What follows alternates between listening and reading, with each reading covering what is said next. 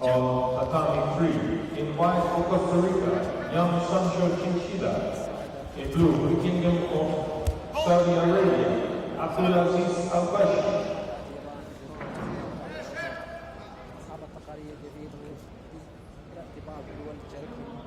وجود القاعدة في الصحوي دائما ترجع كما كنا تو في الدول الأخيرة في اليابان فرنسا. Tatami 1, in white for Russia, Alessia Kuznetsova. In blue for the People's Republic of China, Li Yanan. مجموعة لاعبين متميزين تم فيهم فترة طويلة وإنجاز، لكن الدول الكبرى تتكلم عن اليابان وفرنسا كوريا روسيا البرازيل، هاي الدول عندها قاعدة كبيرة. يعني فرنسا حوالي 500,000 جودو، فرقم قوي جدا. يعني مهما مر عليهم كبوات فدائما في قواعد في أجيال في بناء جديدة رح تطلع وتصنع أبطال. إذا نشيدو لكلا اللاعبين، اللاعب السلوفيني واللاعب الفرنسي.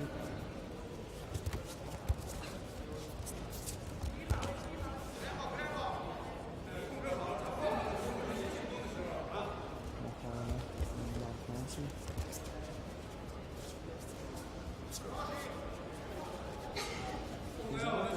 دائما تتميز بالسرعة والثقة الخفيفة.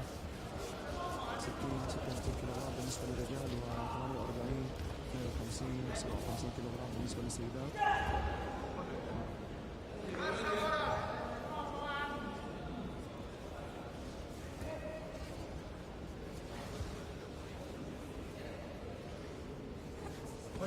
نشاهد أيضا اليسار مثل من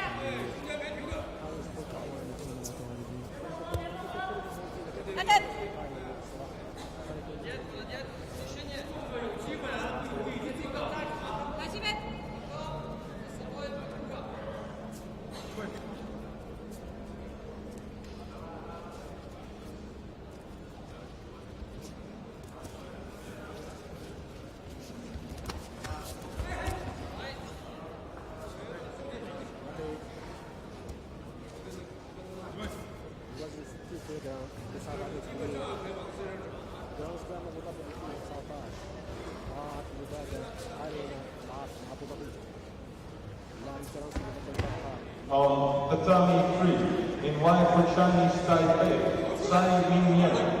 In blue for Poland, Patrick Barber-Zicek.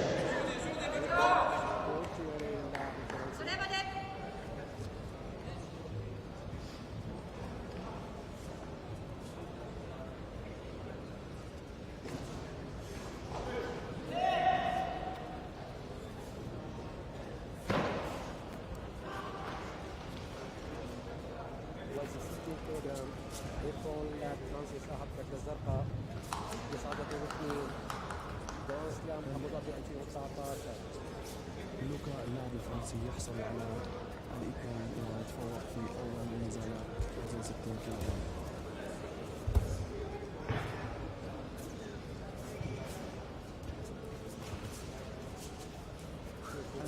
النزال الثاني من العربي مواجهة لاعب تشاد اللاعب عيسى إبراهيم.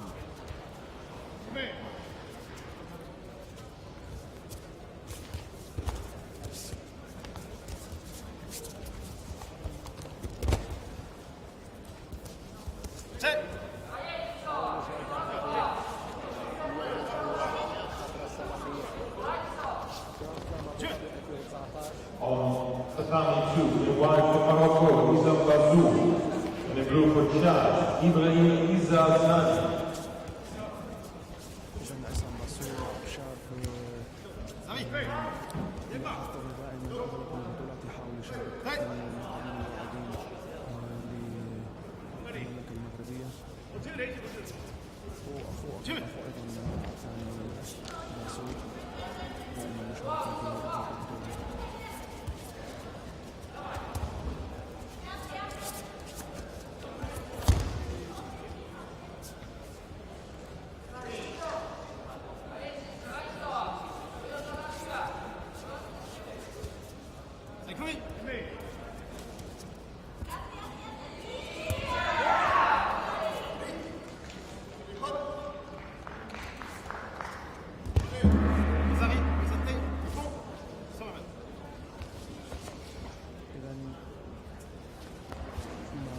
تفوق اللاعب المغربي باسوبي انذار على لاعب تشاد. لاعب مغربي شاب 21 سنة في منافسين عالمي. موقعه 1310 On tatami 1, in white for Slovenia, Maruša Standa.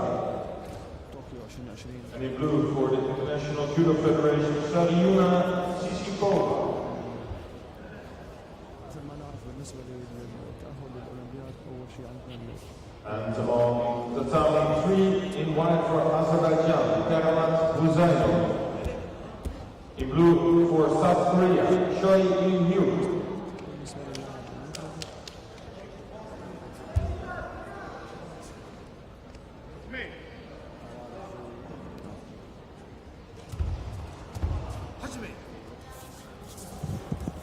Yeah, yes, can you hear me? Hello, hello. 1, 2, 3, 4. 1, 2, 3, 4, 5. Can you hear me now? Yes? Yes, you can hear me, right?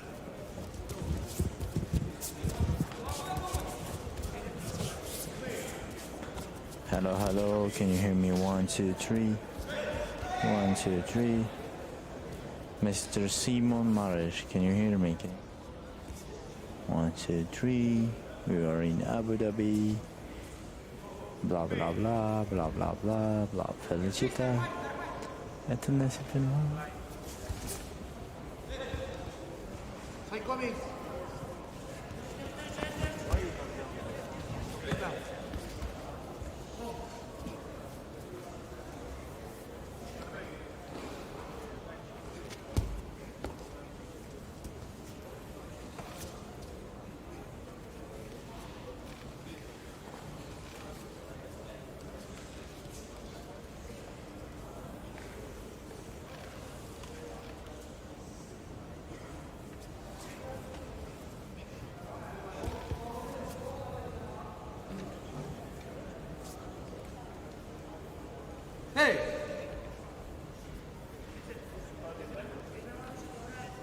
On tatami 2, in white for Portugal, Rodrigo Costa Lopez.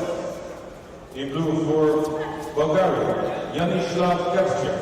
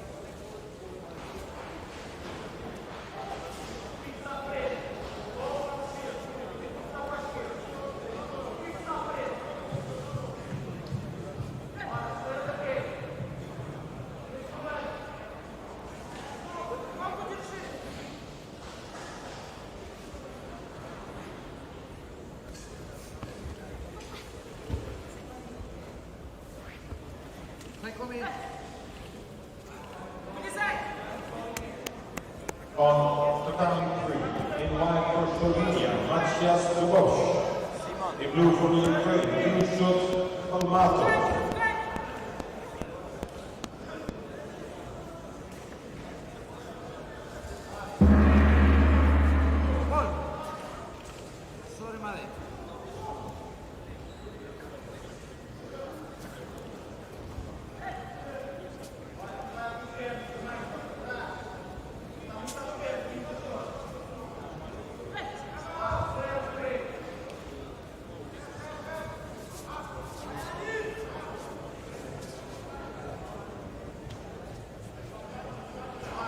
The Tommy Long, in line for Turkey, Kulkar Sentu.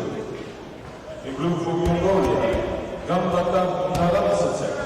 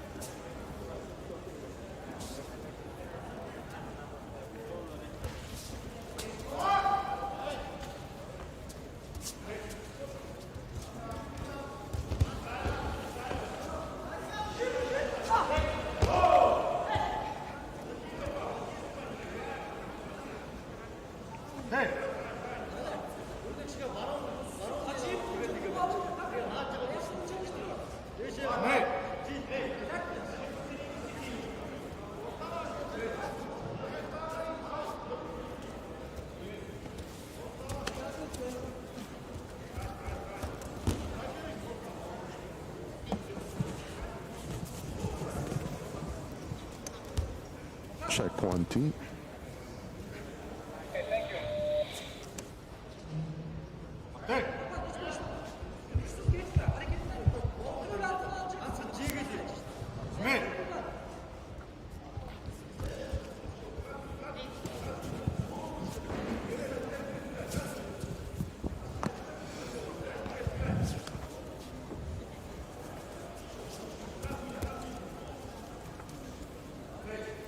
Now we're back on tatami number 1 at under 48 kilo category, and I do apologise for the late start on this live streaming, and everybody's sort of celebrating at this moment, but there was a few technical problems that arose right at the beginning of the day, hence the reason we weren't live.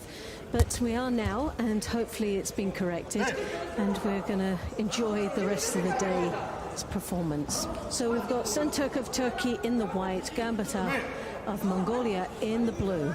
Now we've still got 1 minute and 46 seconds remaining. There's no score, but one Shido from Senturk. So slightly under pressure here at the moment, slightly out-gripped in the opening exchanges of this contest. Gambata showing, flexing a little bit of maturity and gripping skills there that's causing just 1 or 2 problems here for Senturk as she tries to exchange, but comes in there for the Tomonagi, just there on the edge of the contest area. She's been backed off. Problem is when she starts to work the edge of the contest area, attempting techniques, and a desperate ploy could end up picking up further Shido. So she's got to be very careful in how she maneuvers herself around, leaving herself very little opportunities as she works the edge there. Comes in for a forward attack there, a little bit of an attempt to back her from it, but as you can see, it's really unsteady. seconds in this contest.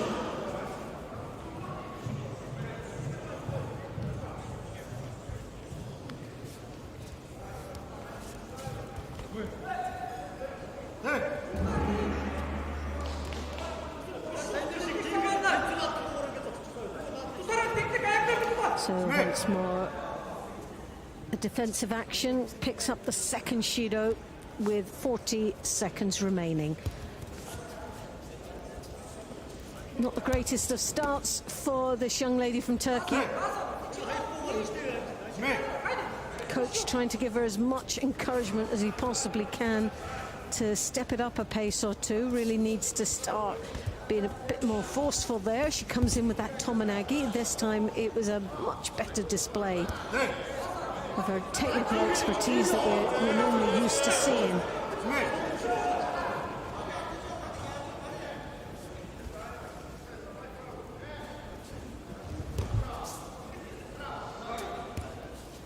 Şentürk trying to dig in very deep now to pile a bit more pressure on and more onus in this contest. Once more, right at the end of the contest, comes in for the Sutemi-waza. Tominagi, and obviously favours that technique quite well. Seen 3 attempts there, very strong attacks with the Tominagi. Wonder if she'll attempt that, knowing that she's got a bit of a flow going on there with that technique in this golden score. Gambetta, heavy gripping style, as you can see, draws the head down of Şentürk. Şentürk comes again once more with Tominagi, does move her opponent over, but now finds herself in a little bit of bother here. As you can see, Gambetta trying to get past those legs and work her way into the Niwaza.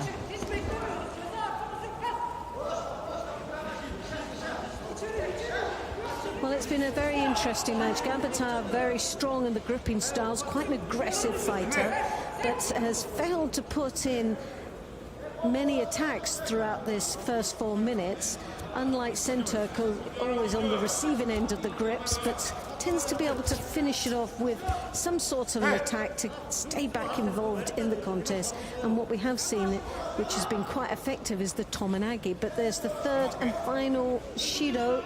Sadly, a poor attempt there, under too much pressure from Gambetta. Gambetta takes the win and goes through to the second round. For Şentürk, it's an early finish for the competition today for her. She'll be desperately disappointed, but she's one of these athletes that we will see and will bounce back very quickly.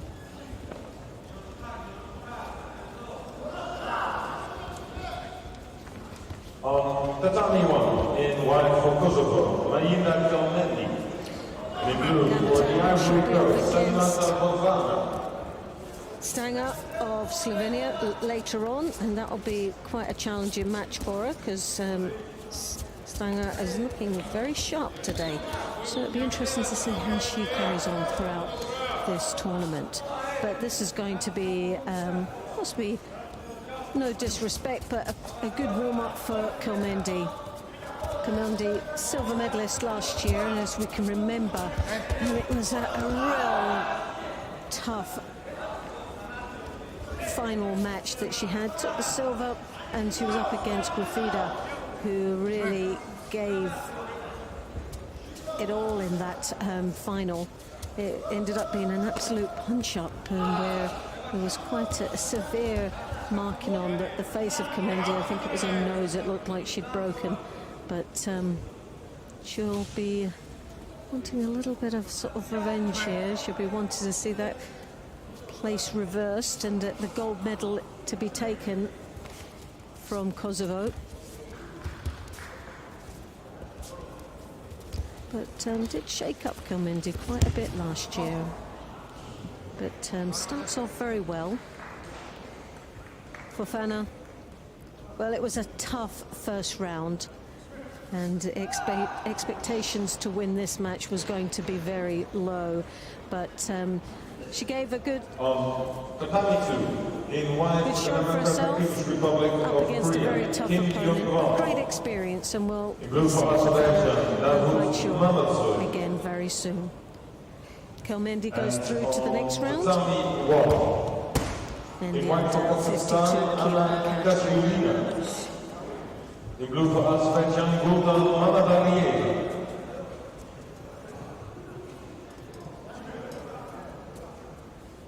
Well, Kelmendi will be up against the winner of this next match. Vasilina of Kazakhstan in the white. Mamadalieva of Azerbaijan, very strong athlete, is her opposition. As you can see, both looking for the, well, in fact, Azerbaijan is looking at those double sleeve for the Democratic People's Republic down. of We've seen Korea, that Kim being quite popular over this year. And in blue for Azerbaijan, It's Ramon starting Mamadalieva. to look quite dangerous for a lot of athletes that's executing their techniques from the double sleeve grip, because it looks more now an infringement of the grips. The sleeves go down, pistol type grip where they're tightening up on the wrist, and it's starting to look very negative. So the athletes have really got to start, they've got to be careful. We will only allow that for so long.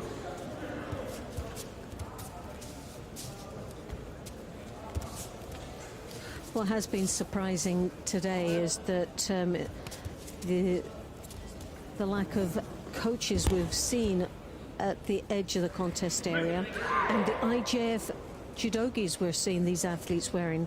Now this is quite an unsettling time for an athlete as they're preparing for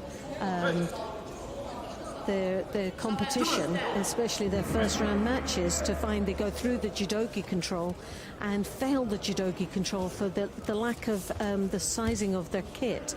Now they're being very strict here, because really the past few competitions, World Championships included, is that there's been so much time spent on fixing the gi, and it's tedious, and it breaks up the motions of a contest, and it's quite frustrating, not only for spectators but for their opponents as well, are waiting for athletes to fix their gis. And it's because of the sizing of those judogis. So now what they're saying, when the belt is tied, the skirt of the judogi has got to get past at the bottom of the hips, so to allow, to make sure that the gi stays in place. So hence the reason we're not seeing as many mat side coaching and a lot of IJF kits at this moment. Well, it seems to be working, because we're not seeing so many minutes spent in this opening hour or so on fixing gis. So hopefully it's a valuable lesson for Tatami 3, in white for Ecuador, Lenny Preciado. In blue for Australia, Joshua Katz. a gi that's off the rack.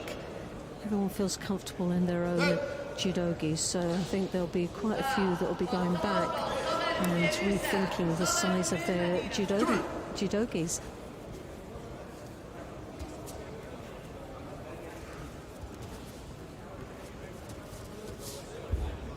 Catalina takes the lead at this moment. She's a Wazari up, and 1 minute and 20 seconds remaining in this contest. Good position to be in. Bit of a head-to-head crunching here as she throws the arm over the top, traps just above the elbow, but as you can see, down into the knee waza, and has very little room there for further manoeuvring. In white for the Democratic People's Republic. There's nothing coming from that, so she picks up a Shido for that attack, false attack, as the referee would feel.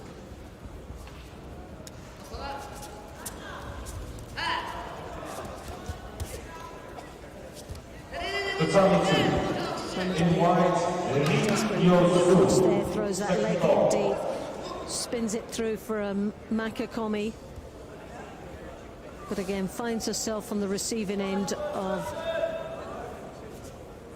Kazakhstan, working her way now into the Niwaza. She digs in with the legs under the core there, through the back, now piles the pressure onto the top of the shoulders, trying to raise that head up so that she can maneuver under the chin. But as you can see, it's quite tight defenses there from the Azerbaijan. 22 seconds remaining. Gasolina still maintaining a very strong lead. Just doing enough in front of her opponent, but the Azerbaijan straight into the knee was. I felt that there was an opportunity there, but sadly it wasn't to be. And it's looking more and more unlikely that the Azerbaijan will go through to the next round. Gasolina just roughing her up a last couple of seconds there and takes the win through to the third round of this under 52 kilos, where she'll be up against a very tough opponent, and this will be most probably the biggest challenge she's had this year. Kilmendi, the #1 seed.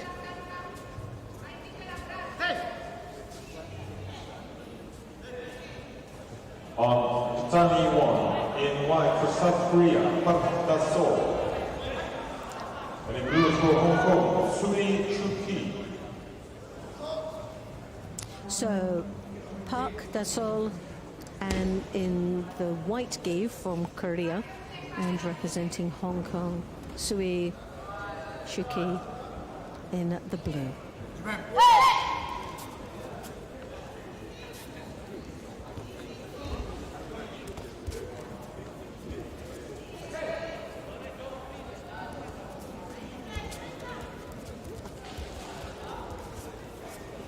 Well, Park taking a very dominant grip there on that sleeve, using the sleeve to rotate her opponent over, now follows through into the Niwaza, looking for an opportunity. Looks like she was attempting the Sangaku. Tsui defended nicely down there, but has to be very sharp, very quick to react if she goes into the Niwaza. Defenses is not the best option when you're going into Niwaza with Park, who comes in again now with a lovely Hochigari. Shiguruma at the end, as she just wraps that up very, very nicely and digs in deep into the Osakomi. The Kezagatami, very traditional grip there, and a very popular, successful hold. Well, Park, without any problem at all, takes herself into the third round of this Grand Slam tournament in Abu Dhabi. She'll be delighted to get that one under her belt. And a good start for the Korean. Next round on tatami 1. Well, I say a good start because, yes, both those athletes had a bye in the first round, which put them nicely into the second round. The majority of the athletes, 35 competing in the under 52 kilos. Republic of China, Zhang Zhengqi. And now representing China, Zhang in the blue, the Gentile in the white.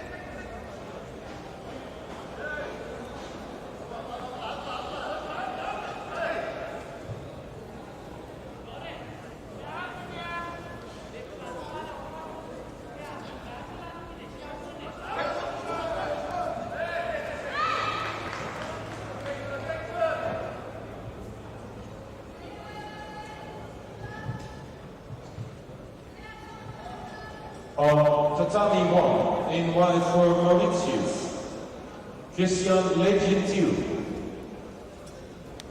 So Lee Gentil from Mauritius there, as you can see. We're still waiting for Zhang, patiently waiting by the edge of the contest area. Well, it wouldn't surprise me if the problem is in that judogi control, trying to get a gi that is fitting for the athlete. And like I said, so many athletes had to change their gi, so there must be a real problem in the judogi control for finding a replacement after so many athletes have failed that judogi control. They'll be depleted of the smaller judo suits, and hence the reason. But she's only got seconds to get there, and this is the the risk that an athlete takes if they don't go to the judogi control quick enough.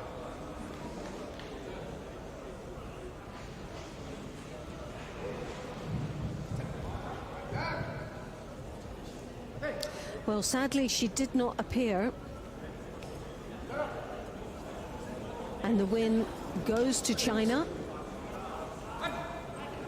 And again, another bite through. Tatami 1, in white for Spain, Ana Perez-Box. In blue for Turkmenistan, Gulbadan Babamuratova.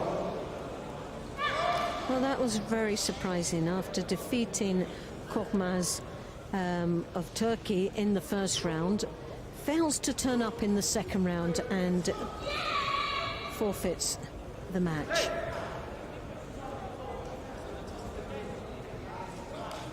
Now we have Perez-Box.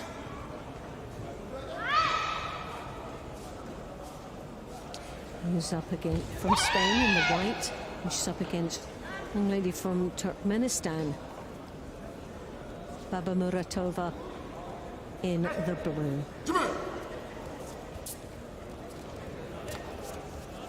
Now Babamuratova is a very strong athlete from Turkmenistan, and we've seen on the World Tour quite a few times, and has always given a few problems to some of the higher world-ranked athletes in this field.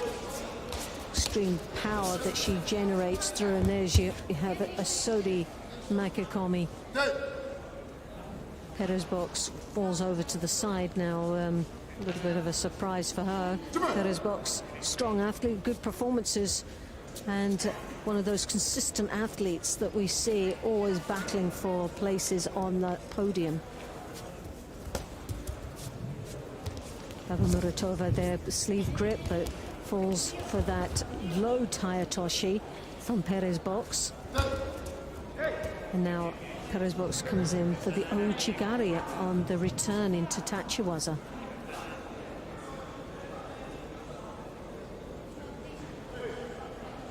So 3 minutes and 14 seconds. We're even past the first minute, and it's been an interesting battle so far between both these athletes, both having a bit of a crack at taking the lead here in this second round.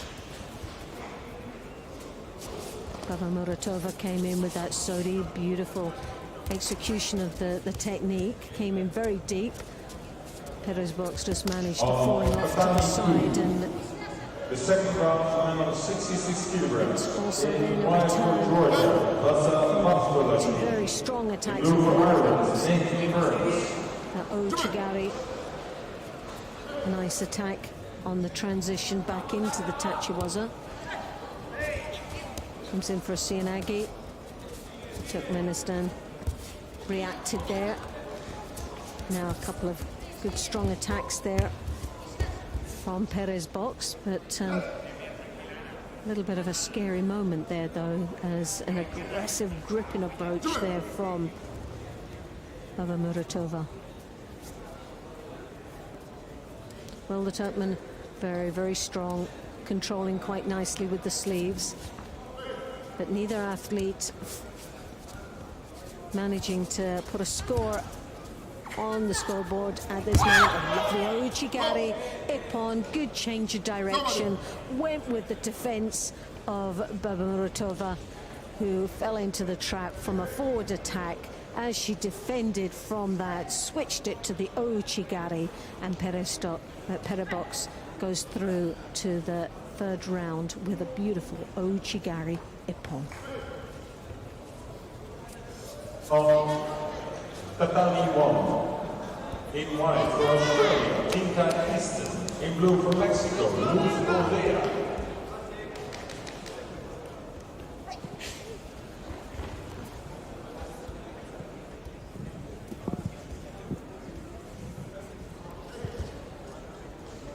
So now we have representing Australia, Easton, Tinka in the white, and she's up against the Mexican, Olvera Luz.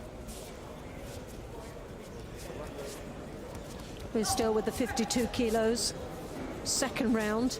Like I said, majority of the athletes had a bye in that first round. Quite a good turnout for this competition, 35 athletes in total. Over 500 participants throughout the 3 days, representing 95 countries, so it's a great turnout. Everybody looking for those valuable Olympic qualification points, which is just round the corner now.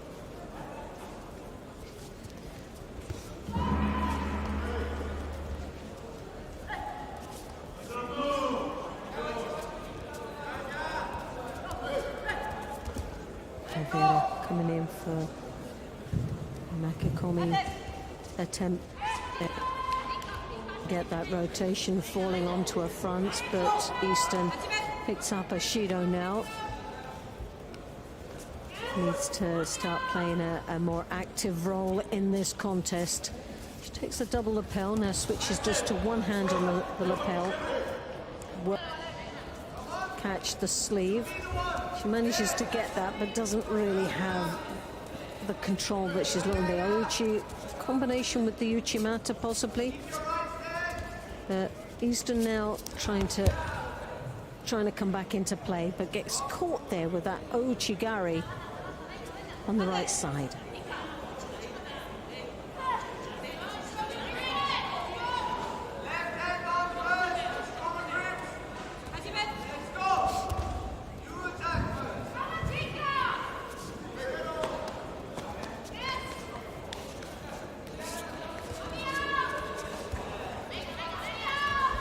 On tatami 2, in white for South Korea, Kim In-won. In blue for Cuba, Orlando Palacio.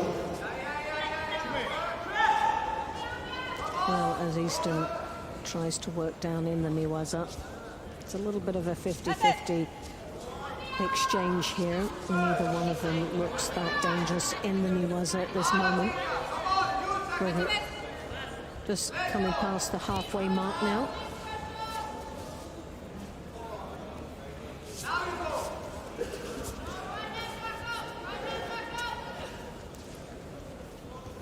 Looked to be an attempt of a Taitoshi into one. Makikomi was very loose, a little bit untidy there from Easton, and for that exchange picks up a Shido for that effort.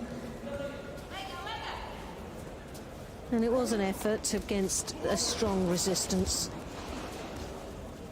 Oliveira coming in for the Uchimata, as you can see, working on the edge, but doesn't have the power to generate a throw from there, and attempts a Sumigeshi attack there. So 2 Shidos to 1.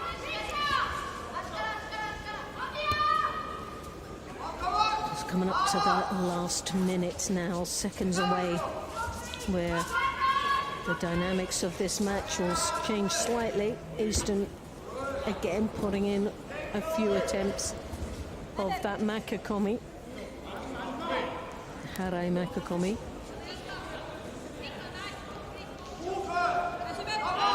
Needs to generate a little bit more movement and power as she comes through for the attack. It's a little bit soft and gives too much of a warning of what she's attempting to execute against her opponent. Oliveira is able to anticipate every move from Easton at this moment, but when I'm saying anticipate, she's just defending and working on the same side grip without using it. She picks up this first Shido. Now Easton has been busier in this whole contest, although she hasn't anything on the board other than the 2 Shidos to show for it. A couple of errors that she made in the earlier stage of the contest. What we are seeing is very clear is Oliveira just playing a bit of a waiting game, and there was a defense there, and sadly for Easton, another exchange that wasn't strong enough, and she takes the third and final Shido for a Hansokumaki And Southeastern goes out of the competition. Alvera goes through, though, to the third round. The family wall in one for Great Britain, Chelsea Giles. Now we have Chelsea Giles of Great Britain. And she's On the family three in one for Israel, Babu Schneider. Chelsea Giles is one of these athletes who just seems to be getting stronger the more we see her on this world tour. Her confidence is starting to boost. She has that sort of height that becomes so frustrating for a lot of athletes in this weight category, those long limbs that she uses so well On the family two in one for defeat her Kazakhstan, opponents. Yellows Zumakov. With the Ashiwas as the Blue for the Ukraine, Bogdan Yabo. quality techniques that she can display. 7th in the World Championships, but she falls over the side there of the Uzbek. So she needs to have her wits about her there. It was a little bit of a wake-up call for her. So close to scoring for the Uzbek.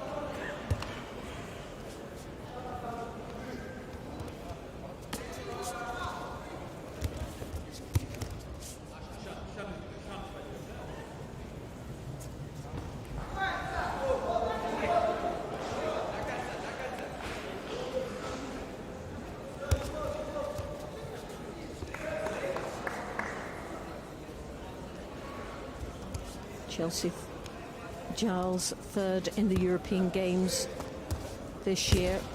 Good result for this athlete.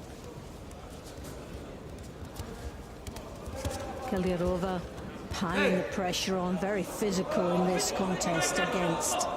On the family two in one for Spain, Alberto He's finding it very Martino. difficult Blue to for Uzbekistan, Sheffield Ahmed. control her opponent, and needs to do that. Has picked up the first Shido for being more or less backed onto the edge of the contest area, and that's the danger when you work the edge of the contest area. There's very little room for you to maneuver, and hence the reason you tend to go back rather than forward to avoid being thrown. Now, there was a Morotti Sianagi there from Kalarova. Nice exchange there, and she draws Giles into the Niwaza, but Giles is strong in the ground, and she'll try to play down there, but as you can see, Kalarova very quick to get back up onto her feet. Felt the pressure there, but the second Shido, which is bringing more pressure on to Giles. And we're only coming up to the halfway mark. 2 minutes remaining. Giles, 2 Shidos on the board, and we know one more would result in the hand Sokomaki, a disqualification in the second round, and I'm quite sure she didn't come all this way to be disqualified in the second round.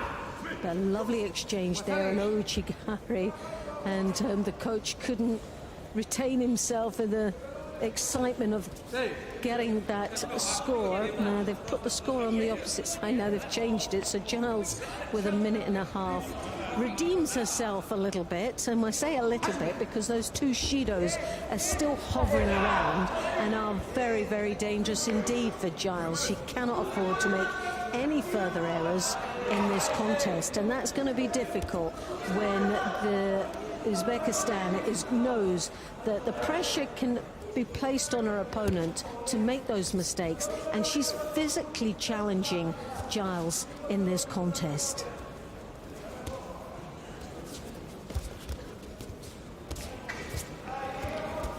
Giles defends the Sianagi. Now this is where Giles likes to be, and as you can see, desperately trying to get onto her feet. She comes in for that Sangaku. She's looking for the opportunity, and sadly wasn't able to sort of keep her down in the Niwas or control her enough. Use that too well, that she shouldn't really be playing around or find herself on the receiving end of the Niwaza. And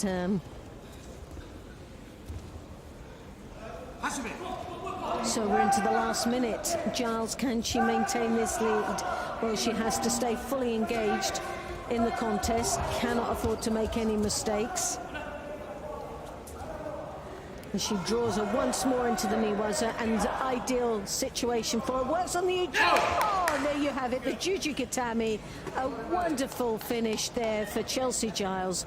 She'll be delighted to get that one finished, as that was quite challenging in the first opening to the contest. Kadyrova really came out to win this contest against her opponent, but she always knew that there was a major threat in the Niwaza, and there was quite a few times that she had to quickly get back up into the Tachiwaza to defend against Giles. But as she became tired, that defence became weaker, and Giles eventually capitalised on it.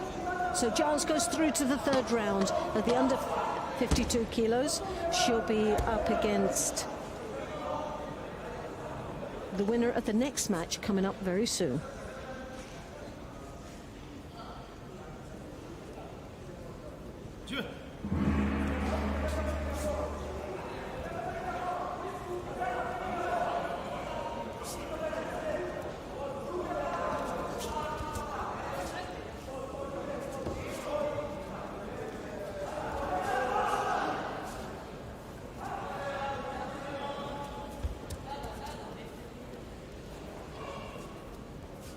And this is against the Algerian in the blue, Aisahin in, and she'll be up against Mokbat of Mongolia.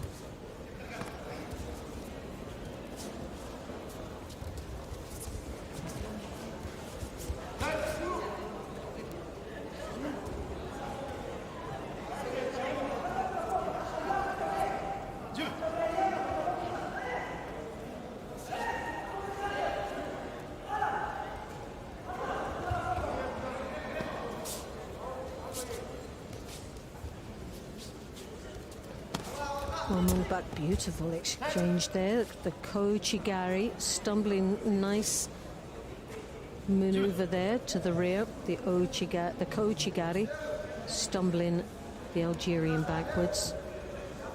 Algerian just managing to rescue herself and no more in that. Looking a little bit apprehensive against the Mongolian as she plays dangerously on the edge of the contest area, backing herself away from her opponent, but running out of space. Mongbat forces towards that edge.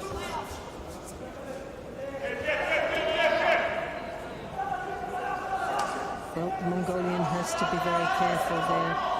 They'll pick up, both of them have picked up a Judo apiece, which I'm surprised, because Mongbat did have that Kochigari in the opening seconds, and I suppose there was some time from the Kochigari to now that she hasn't put an attack in, but she looked very dominant out there, and the Algerian definitely is looking quite defensive. A little bit worried out there. She's not confident. There's no doubt about that, as she really is backing away from Mongbat.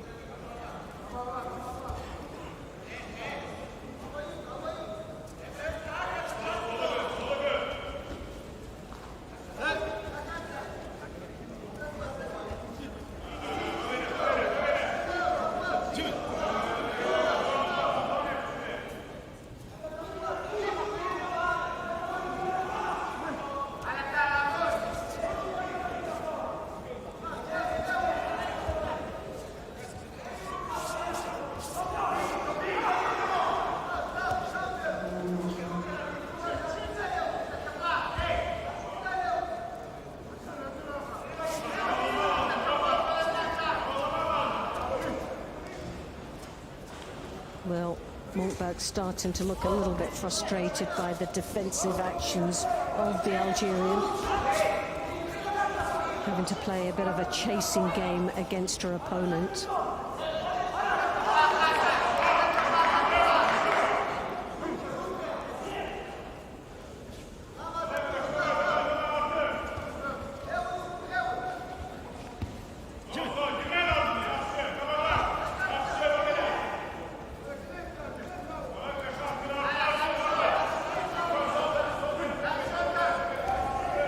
Into the last minute now, a Judo apiece. Montbach, right from the beginning, has had full control of this contest. Frustratingly enough for her, a good Ashiwaza exchange, Koichigari, Kosoto. Nice combination, but again, very little commitment to finishing the technique.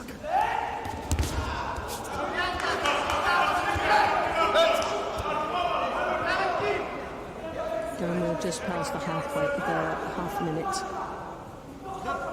And June picks up their second Shido now.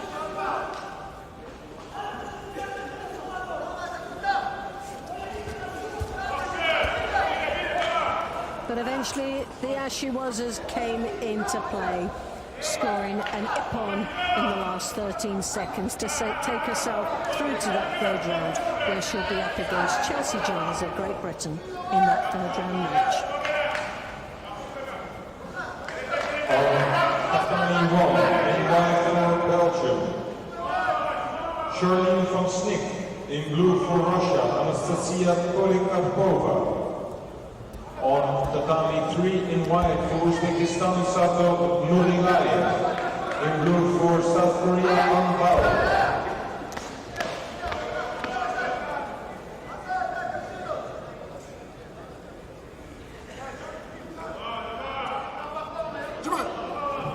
So now we have Van Snick representing Belgium in the white and representing Russia in blue. Karpova.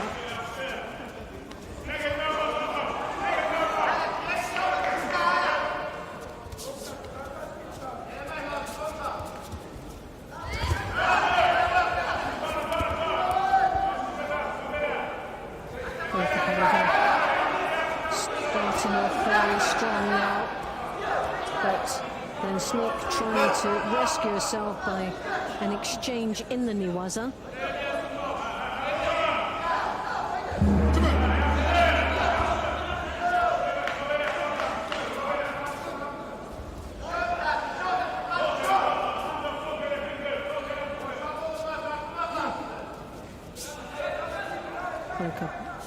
Karpova slightly stronger than and taller than her opponent.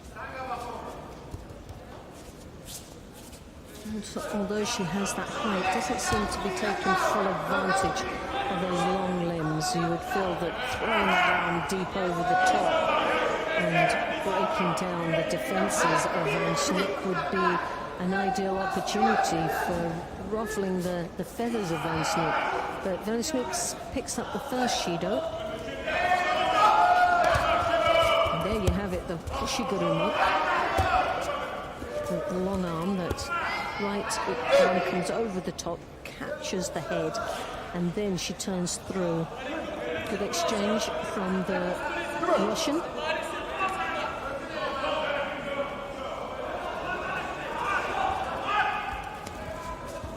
Polikopova there, Kochi left herself a little bit weak as she entered. Vashnik waited for the counter. Now they've given the Wazari. Now I don't know whether it's the Wazari for the Russian or was it the exchange in that counter. And I thought it was the counter, which would have been Van Schnick's result. So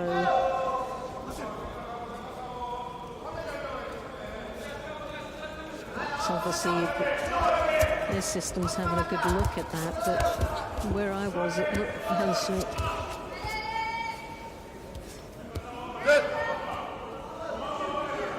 Well, the Russian having to dig in deep, but stay in control here. She has a Rosario on the board and we come to the halfway mark.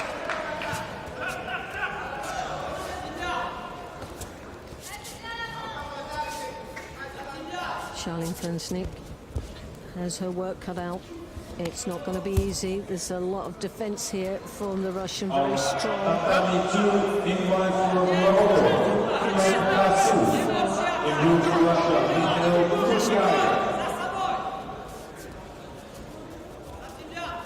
She's going to get past those long limbs, the defensive action that comes through Siotoshi. Now follows it through into the Niwaza. She has hold of that arm. Just rotate her opponent over a little bit more, and I think she'll come up for looking towards the Osakomi. She's got the legs tied up around the head, controlling the upper body, and that's the most important thing.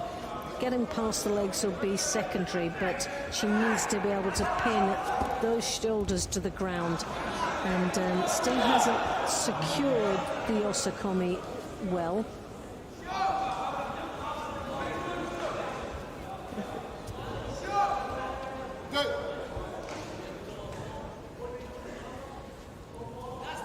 And 54 seconds remaining. Sadly, an opportunity lost for Van Schnick to come back and come back strong. Sadly, it was those legs that didn't tie up the shoulder and head.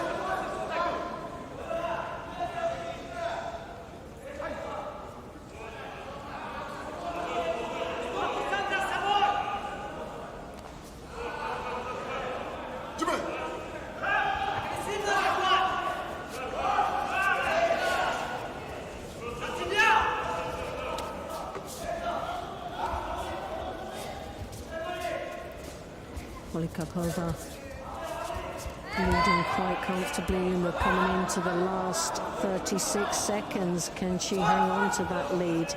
Well, Van Schnick digging in deep in the Niwaza and trying to get past work.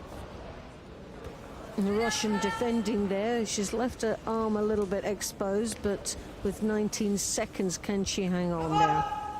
Well, I think she can.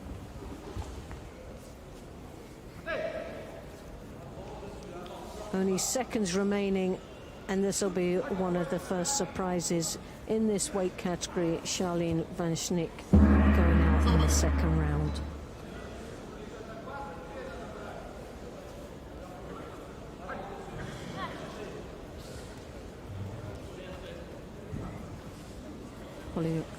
Polikapova of Russia goes through to the next round. In white, representing Mongolia, Yonton Perelini-Maksky. Representing Tajikistan in blue, Bokir Yokubzor.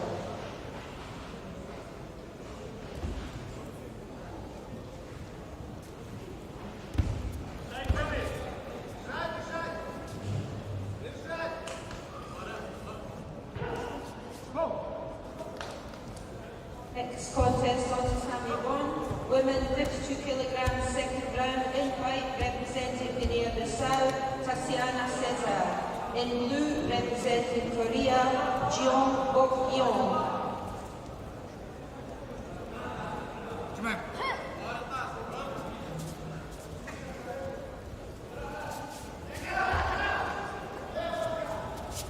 And now we have in the white Cesar. Tattoo, men 66 kilograms, in white, in the blue, Kazakhstan, Sergzanov Yerlan, and in blue, representing Belarus, Shershan Dmitry. well, Cesar a little bit unsettled with that grip. Tried to make sure that she broke free of the strong gripping style of the Korean. Young. Bit of a pitter-patter going on here, a lot more of defence. One trying to get the grip and the other one trying to break the grip. So 50-50, neither one of them were able to have much control in the opening minute of this contest. They've picked up a Shido apiece. It's dangerous to start accumulating these Shidos so early on in a contest.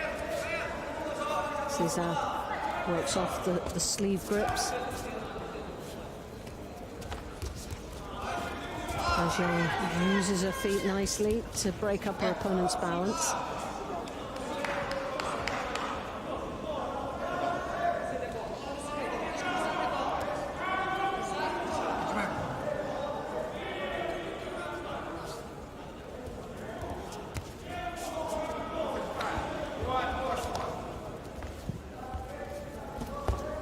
Nice Taitoshi there.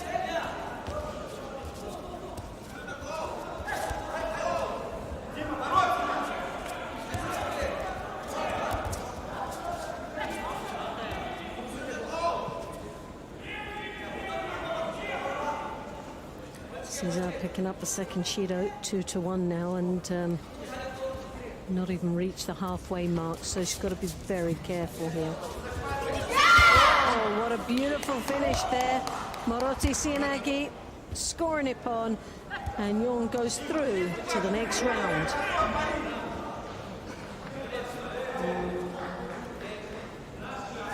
And she'll be up against the Russian in that next round match. Women 52 kilograms in white representing Hungary, Hook Reka. In blue representing Switzerland, Fabienne Krusher. So now we have Reka Pop in the white, in representing Hungary, and Fabienne Koch of Switzerland in the blue.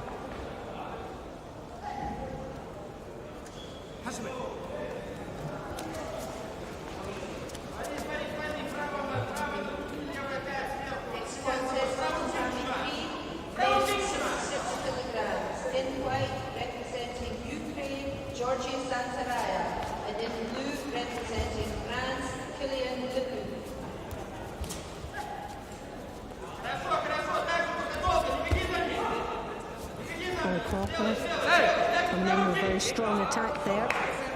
Good start. Looking very positive.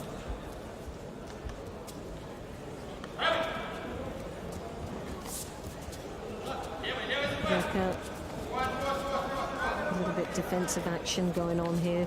Obviously worried about that left hand, which now comes in the inside controlling, but it's the left hand that comes over the top of Puck that controls quite nicely, and that's where Reka Puck has got to be careful, is that left hand exchange.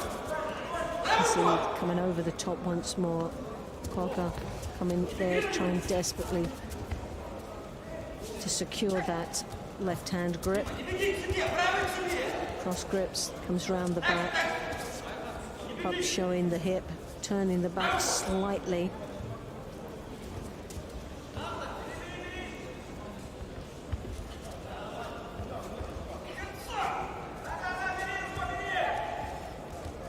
Puck coming in for the Uchimata, right on the edge of the contest area. So 2.5 minutes remaining. Well, so far, Blue looking to dominate the opening minute and a half of this contest.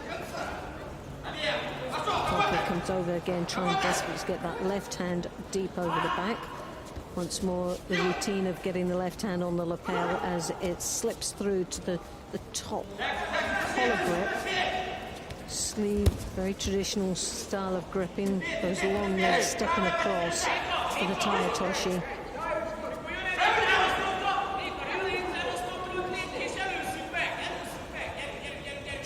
Reka Pup picks up the first Shido. Well, there's no surprise there. There's been a lot of defensive action from Reka Pup. She's really finding it difficult to overcome that left hand and control it, and that's what she really needs to do, is control the left sleeve, work from there. Now, she has an opportunity in Niwaza to dig in deep. She's got the Wazari on the board, and that will take the pressure off slightly of Reka Pup. A very soft Wazari for me, but still, it gives her that edge, but still a minute and a half remaining. And Shido on the board. She can't be too defensive, and she has been for quite a bit in this contest. And the pressure is only going to get harder now as Koka comes in a lot more aggressive, a change of pace, physically challenging Reka Pup, who picks up for a defensive action. She dropped their outer side and picks up a Shido. So that's the second Shido, and as we thought that was going to be a danger. A nice Ashiwaza and pressure on even more.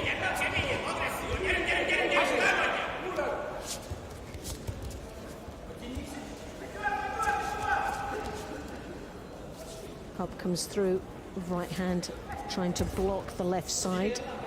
A left to right challenge for both these athletes, but it's more of a challenge for Pup than it is for Koka. Oichigari, good change of direction from Reka Pup. Again, just trying to control her opponent.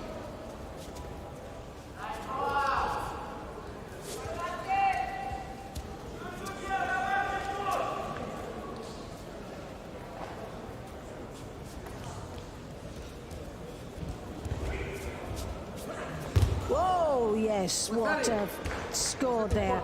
Wazari and then finishing Uchimata. She came in with the right side, she blocked that left hand from coming deeper back.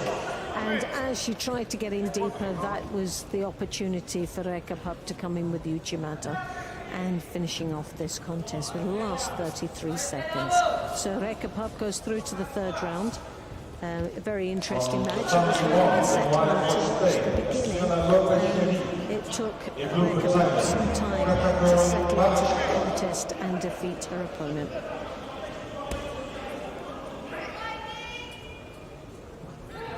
Yeah, she'll be up against the winner of the next match coming up here. So Lopez Sherif of Spain in the white, Horishina of Thailand in blue. Again, another athlete displaying the IGF Judo gi. Somebody that knows pretty third Judo gi control. Seen quite a lot of that throughout the day. Quite a challenging time for the Judo gi control with handing out the amount of gis they have done so far.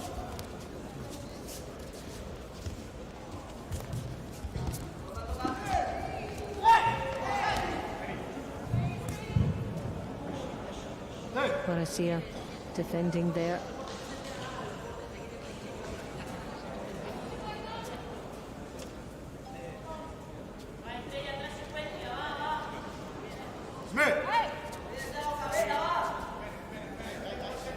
Marasia taking the second Shido, and we're only into the first, not even into the first minute. So that's very dangerous. In blue for Russia, Jakub Shamilov.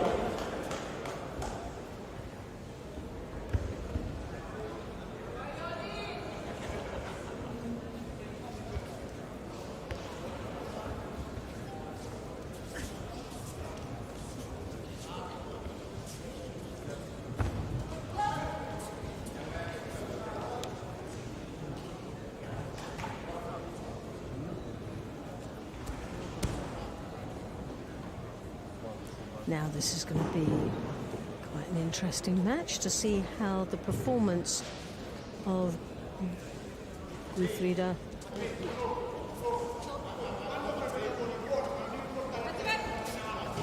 on tatami 1 in white for Italy, Odette Drifty. In blue for Morocco, Sumia Irayu.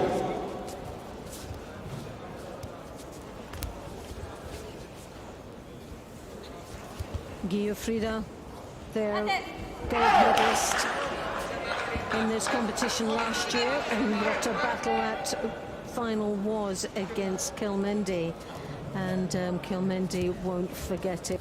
Quite a very aggressive contest, not surprising from Guifrida.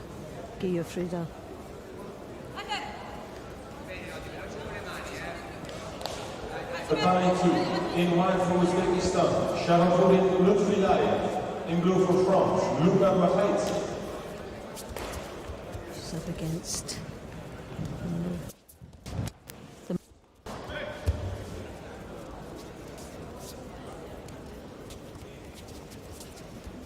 Iraqi.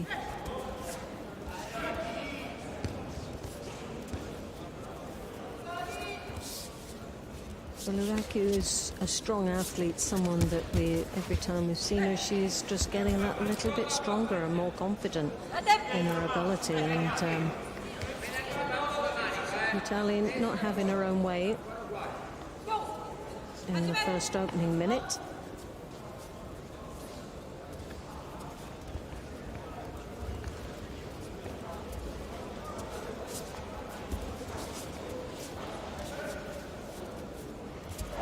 Frida strong though, as you can see the left hand on the left lapel and sleeve grip comes in for Sutemiwaza with the Tomonagi.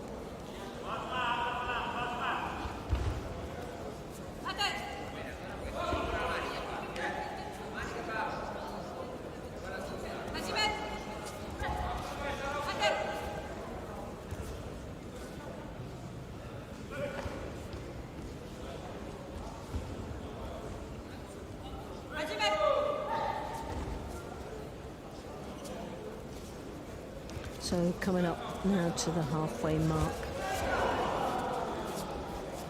No score as yet.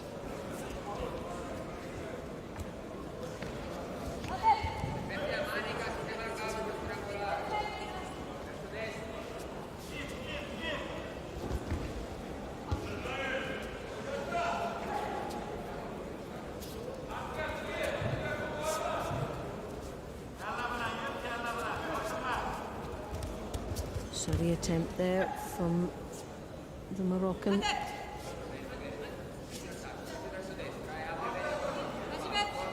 The Italian defending nicely though, but still needs to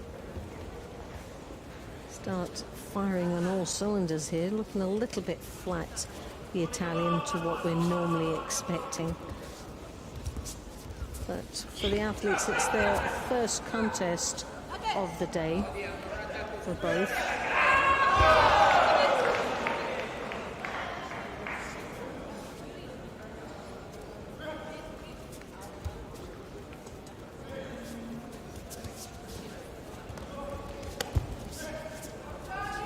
Italian coming in with the Sianagi, working with the Kuriashi Barai attempt. Nice footwork. Tatami 2, in white for Russia, Iago Gabrielazzi. In blue for the Czech Republic, David Bukabe. Odette really needs to start stepping up the pace now and putting some of these techniques together.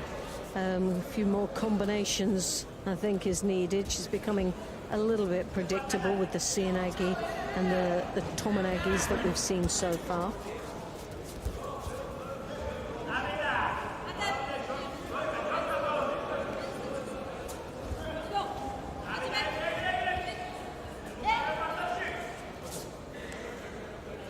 Moroccan picking up the second Judo, so that's 2, and the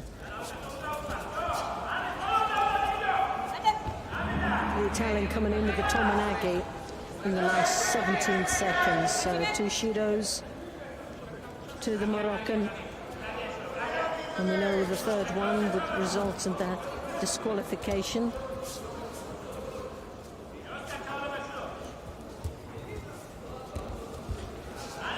And there you have Sianagi continuing to move.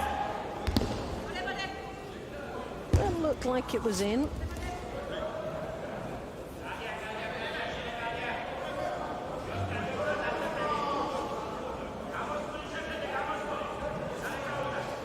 And yet they finally give the score on the board just on the last seconds. But for the Moroccan, she gave a good account of herself. This wasn't an easy match for the Italian. She had to work for that place in the third round, and but a good start, good warm-up, and the Italian will be setting her sights now closer to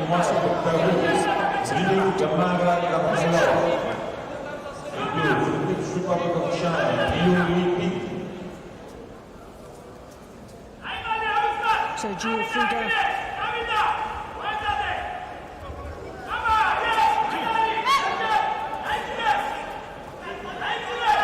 goes through to the third round. She'll be up against the winner of this match coming up now.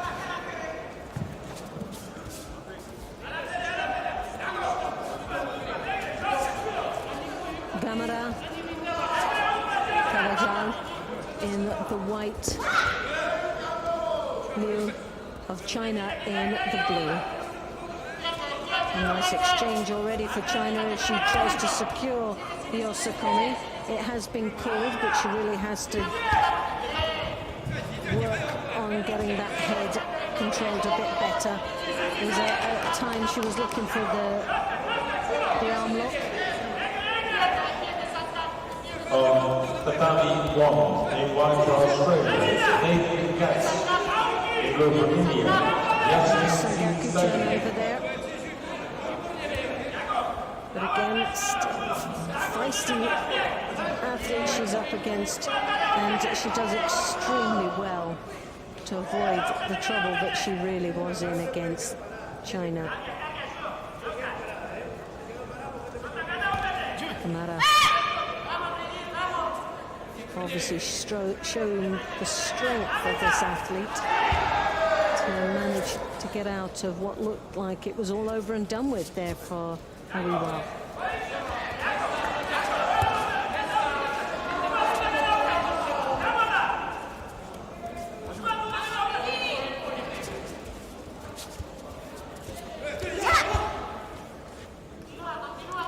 Coming in for the Sodi attempt. Defense now in the Niwaza. Gets rotated over there, Liu.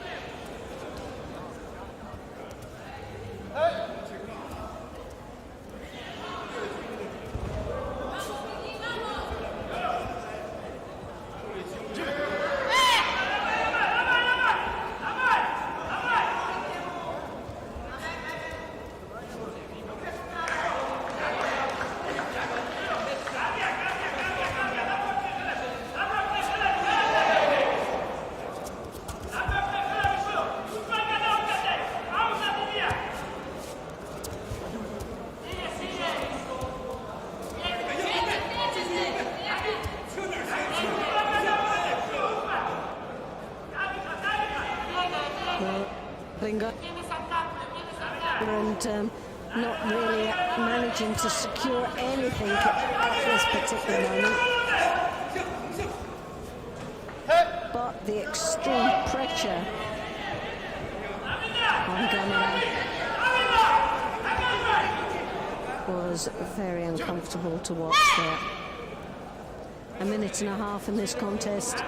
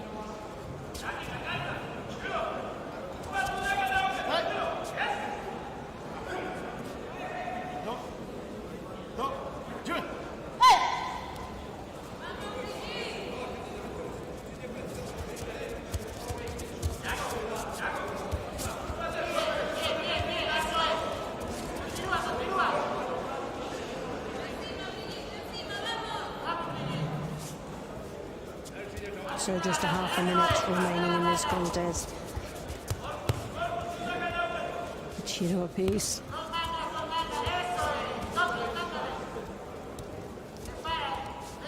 Little sweeps there.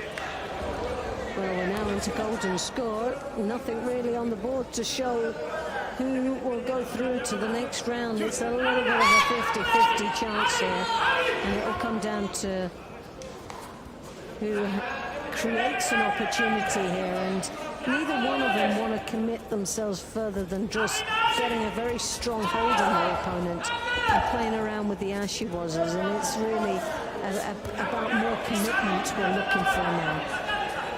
You're working with the Sianagi and the ashiwaza. Gamera working with her Sianagis.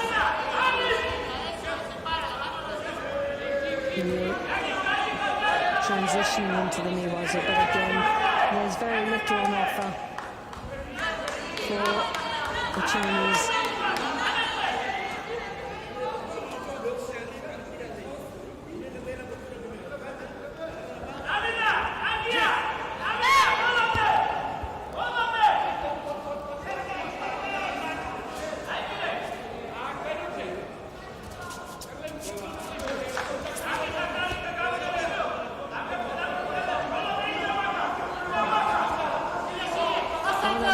Turnover there, but again didn't manage to secure it. But there she starts to pile a bit more pressure in.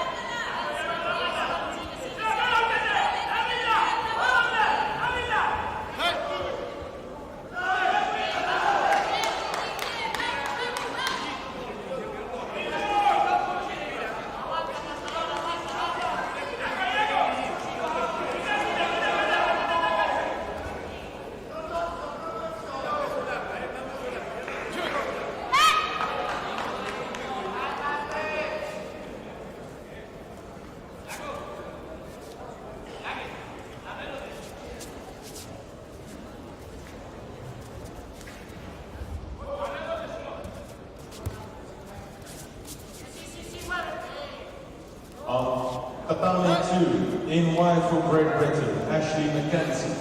In blue for Morocco, Izam Lassou. So 2 Shidos apiece now. We're just accumulating these Shidos. A very even fought match. Neither managing to really shine over the other one. In blue for Chinese Taipei, Tsai Yin-Yen.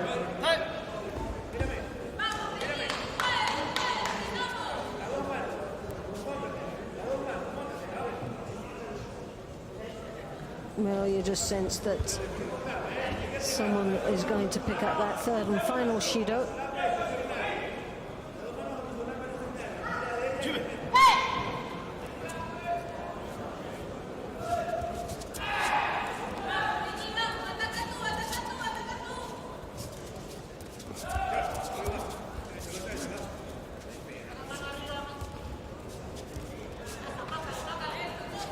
Again, a flurry of the Ashiwara. So Tagari this time a little bit deeper on the attack, but with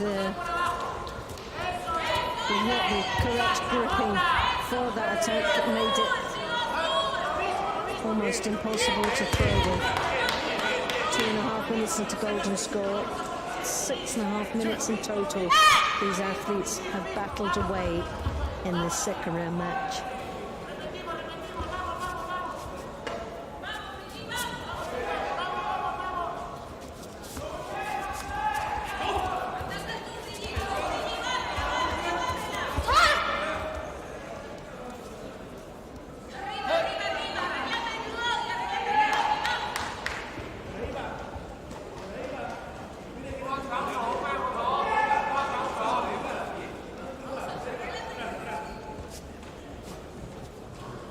So will this be the time where they'll just get them to tidy up their gi?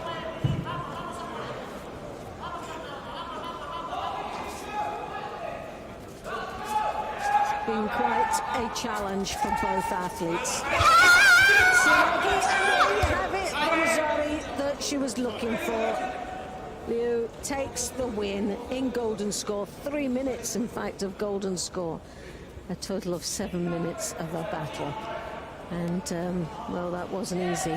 And it'll take a lot out of her as she then goes through into the third round and preparing herself for that next match.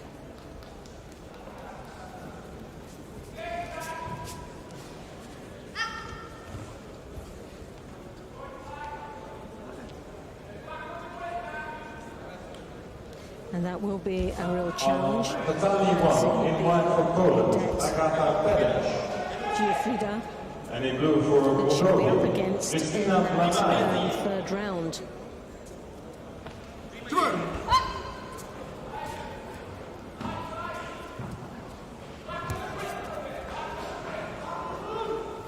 And now we have Korenic in representing Poland in the white. On tatami 3, in white for Kazakhstan, Janos Shmetov. In blue for Brazil, Filip Kitadaj. Nanaru in the blue. It's got that high collar grip, drawing the opponent's head down. Just off the edge of the contest area there, just working away. Moldovan looking very strong at this moment.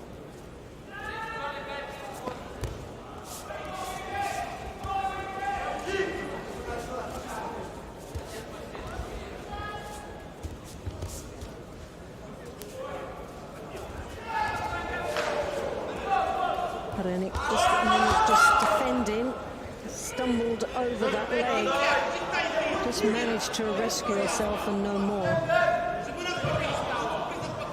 As we just passed the as Korenic picks up the first Judo.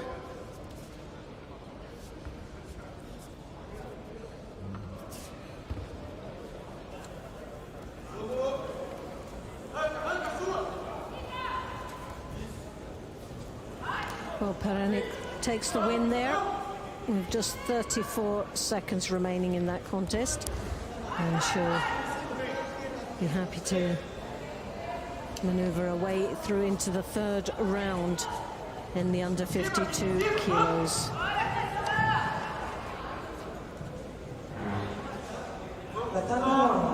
In white from Georgia, Leviska Shekwani Tetiana, and in blue from Vietnam, in Nguyen Thuy.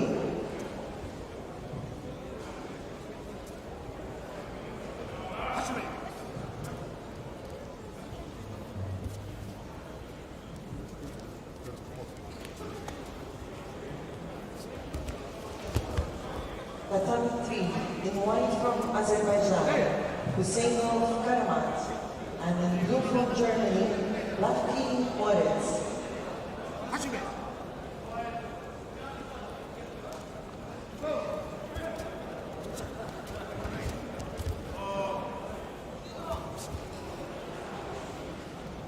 So now we have Georgia in the white and Vietnam in blue. And representing those countries, Leviska Shekwani in the white and Nguyen in the blue.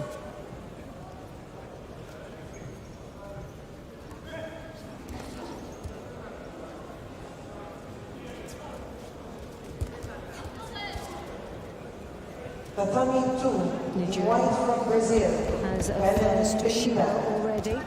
and in blue from Portugal, Lopez Rodrigo Costa. The dynamics slightly, but as you can see, the Georgian not messing around, wants to really secure this win as she draws her opponent down into the Niwaza and works on that arm for the Jujigatami, taking herself into that third round with very little effort.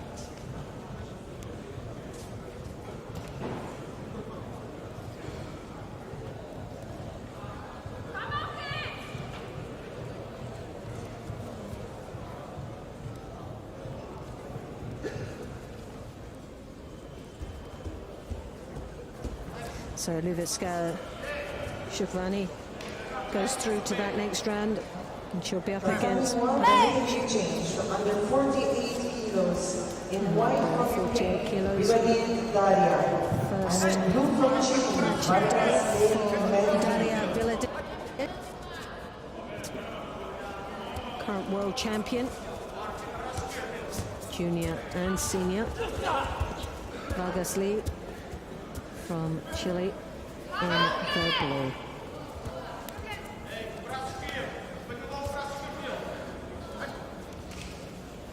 And straight away, without any messing around, Daria Villadid straight into action. She tries now to maneuver her way around in the Niwaza, and for the Sangaku turnover.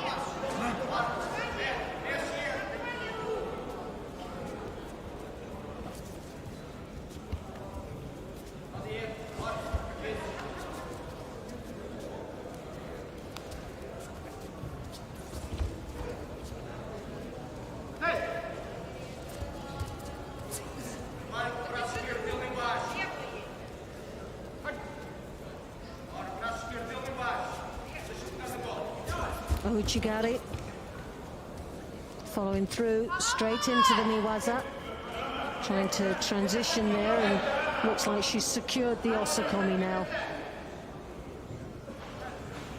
Vargas Lee finding it difficult to maneuver around underneath Villadid, and we've got the Wazari on the board, and it's just a matter of time. We've got the opponent. And Daria Villadid from the Ukraine goes through quite nicely into the third round of the under 48s.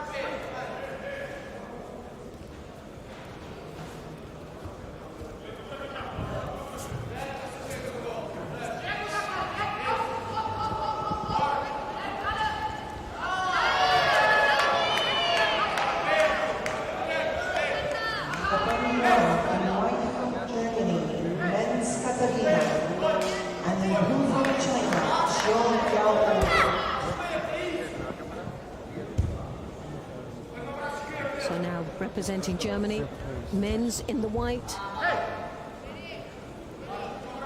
Zhong of China in the blue.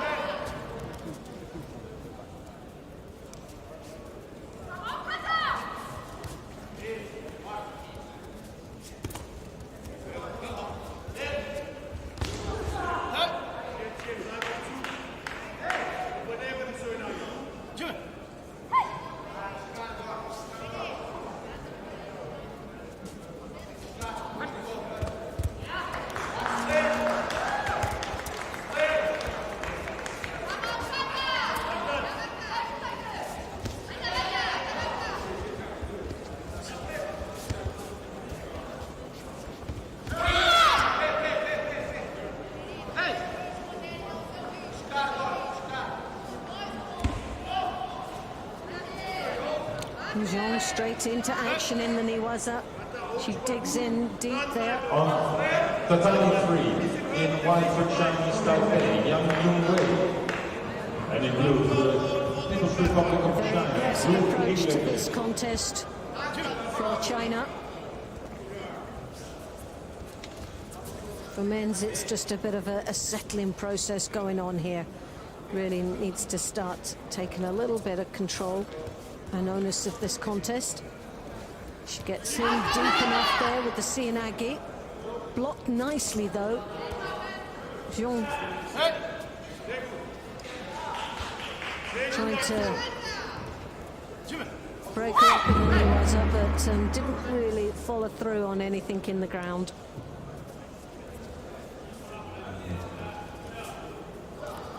Very intense looking athlete. Katharina Menz.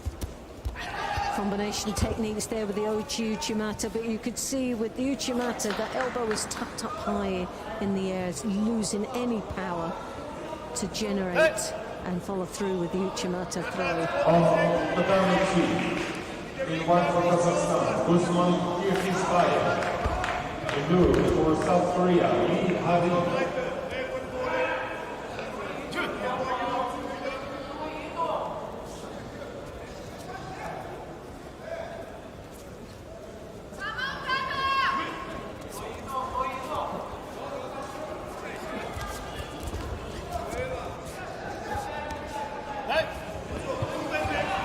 Well, 2 minutes remaining in this contest, and Katharina Menz slow to start, but starting to now accelerate a little bit here and take a little bit more onus in the contest. That's a tough draw that she's got against Xiong Yao. Yeah. The Chinese could be a bit of a handful. The longer the contest goes on, the more difficult it will get, because Xiong's the kind of fighter that learns as the contest is going on. Well, she started, Zhong was very good at the beginning and looked like she was piling the pressure on. And it was Men's that was, she took second best in the first opening 2 minutes. But as the contest has progressed, Men's is starting to look a little bit stronger. She's now worked it out. She's worked out the problems that has faced her in the first 2 minutes of the contest, and has started to look a little bit more comfortable here. But at the beginning, it was she really was unsettled. Right, I'm going to let Loretta have someone else to come in, sit alongside her. We'll just watch the remaining minute of this contest, and then Loretta will be joined by Kachakon. It's a young fighter who's training in Japan. She goes to Scuba University. She's 25 years old now. She had an unfortunate first round exit. Yes. However, with the experience that Loretta Kusat-Doyle has had, having been a world champion herself and a high-level coach, maybe it'll be nice for Kajikon to come and sit in. Loretta will give her that pleasure. So the next voice you'll hear alongside Loretta's will be Kachakon Warasia. Oh, Thanks, that'll Loretta. It'll be interesting to catch up with her a little bit later, hopefully very soon. But the job at hand is to see how this match is progressing, and we haven't seen too much since the last time we spoke about them, and one shooter on the board. Tatami 2 in white for Italy, Elios Lanci. And in blue for Azerbaijan, Dhabi Malaso.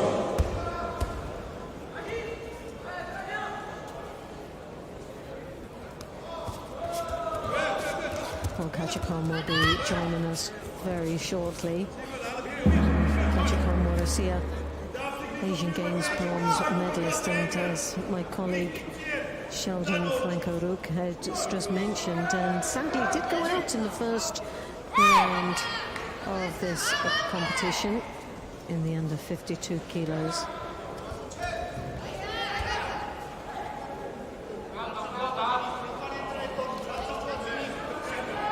And lost to the Spaniard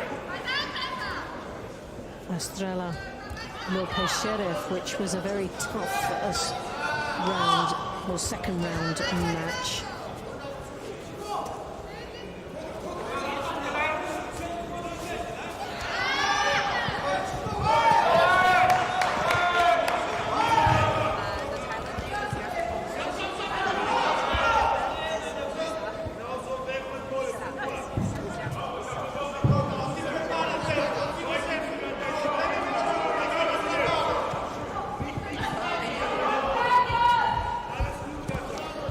Delighted to say joining me is Kachikon Warasia representing Thailand here today, and Risa is the name that your nickname, as they would call it. Yes, it's my nickname in Thailand, but my Japanese name is Lisako, so everyone call me Lisa. Lisa. Yes.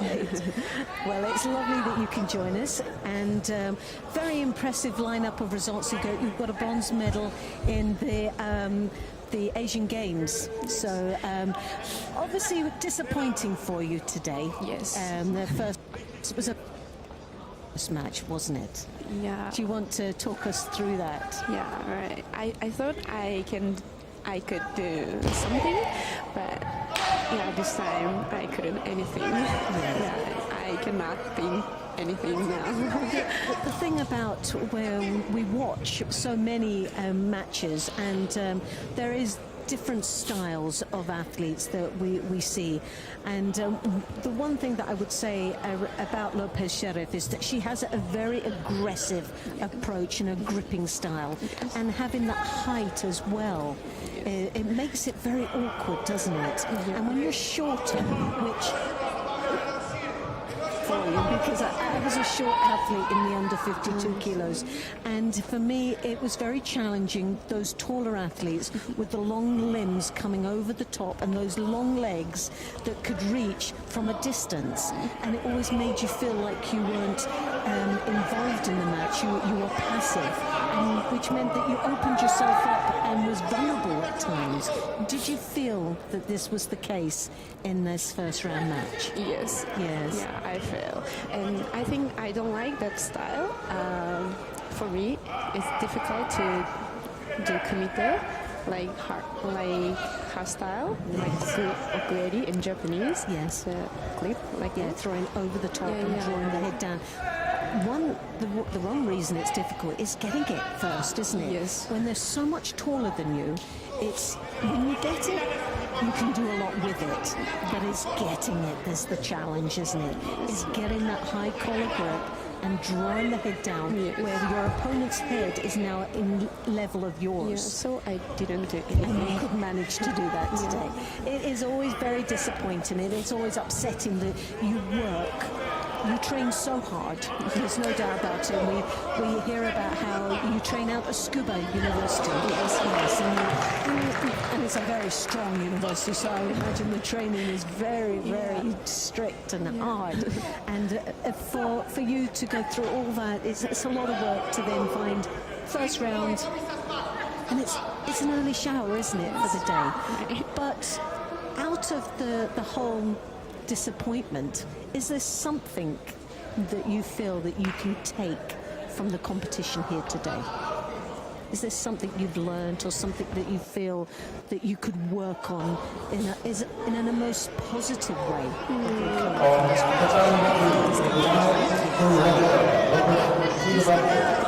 In blue for Mongolia, Unovo For my judo, Latko. I couldn't show my judo, but I could know what should I do for the next training or practice. So, and I could know which committee I will go to. So, from now on, I'm taking the committee, more the committee, and how to throw punches.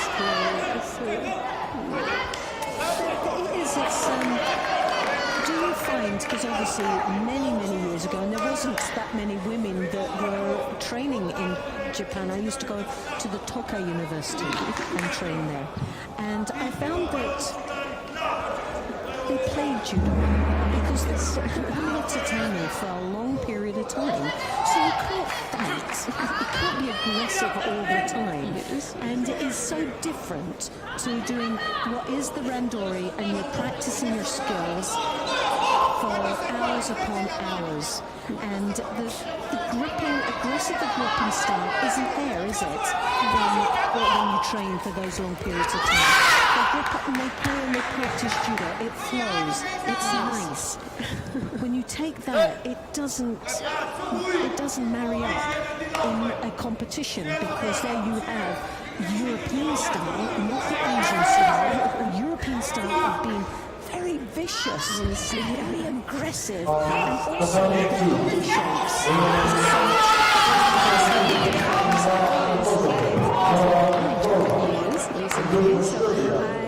I know the Japanese committee, so this time I didn't do anything to European player, a judoka.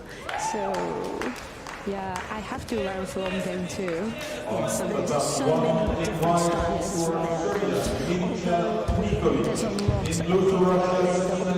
a lot. Japan is where judo started. Japan is the place. And yes, it's a great place to train for numbers. They have so many judokas on a tatami in a training venue for long periods of time. So you'll always get high quality judo practice. But we have what you see here. On many occasions, there's so many different styles, isn't there?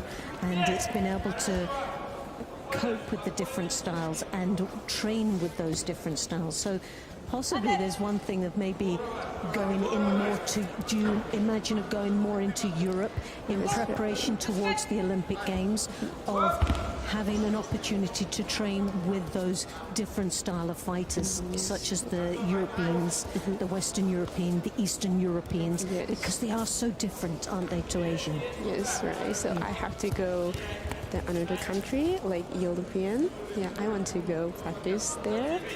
Yeah. Well, you're always welcome in the UK. So anytime you want to come to the UK, we can help you out there. So I do hope you'll join us one time, because there is quite a lot of strong young ladies in Great Britain that have that they have the height, and also they have that very aggressive European style mastered. The French are very the same as well.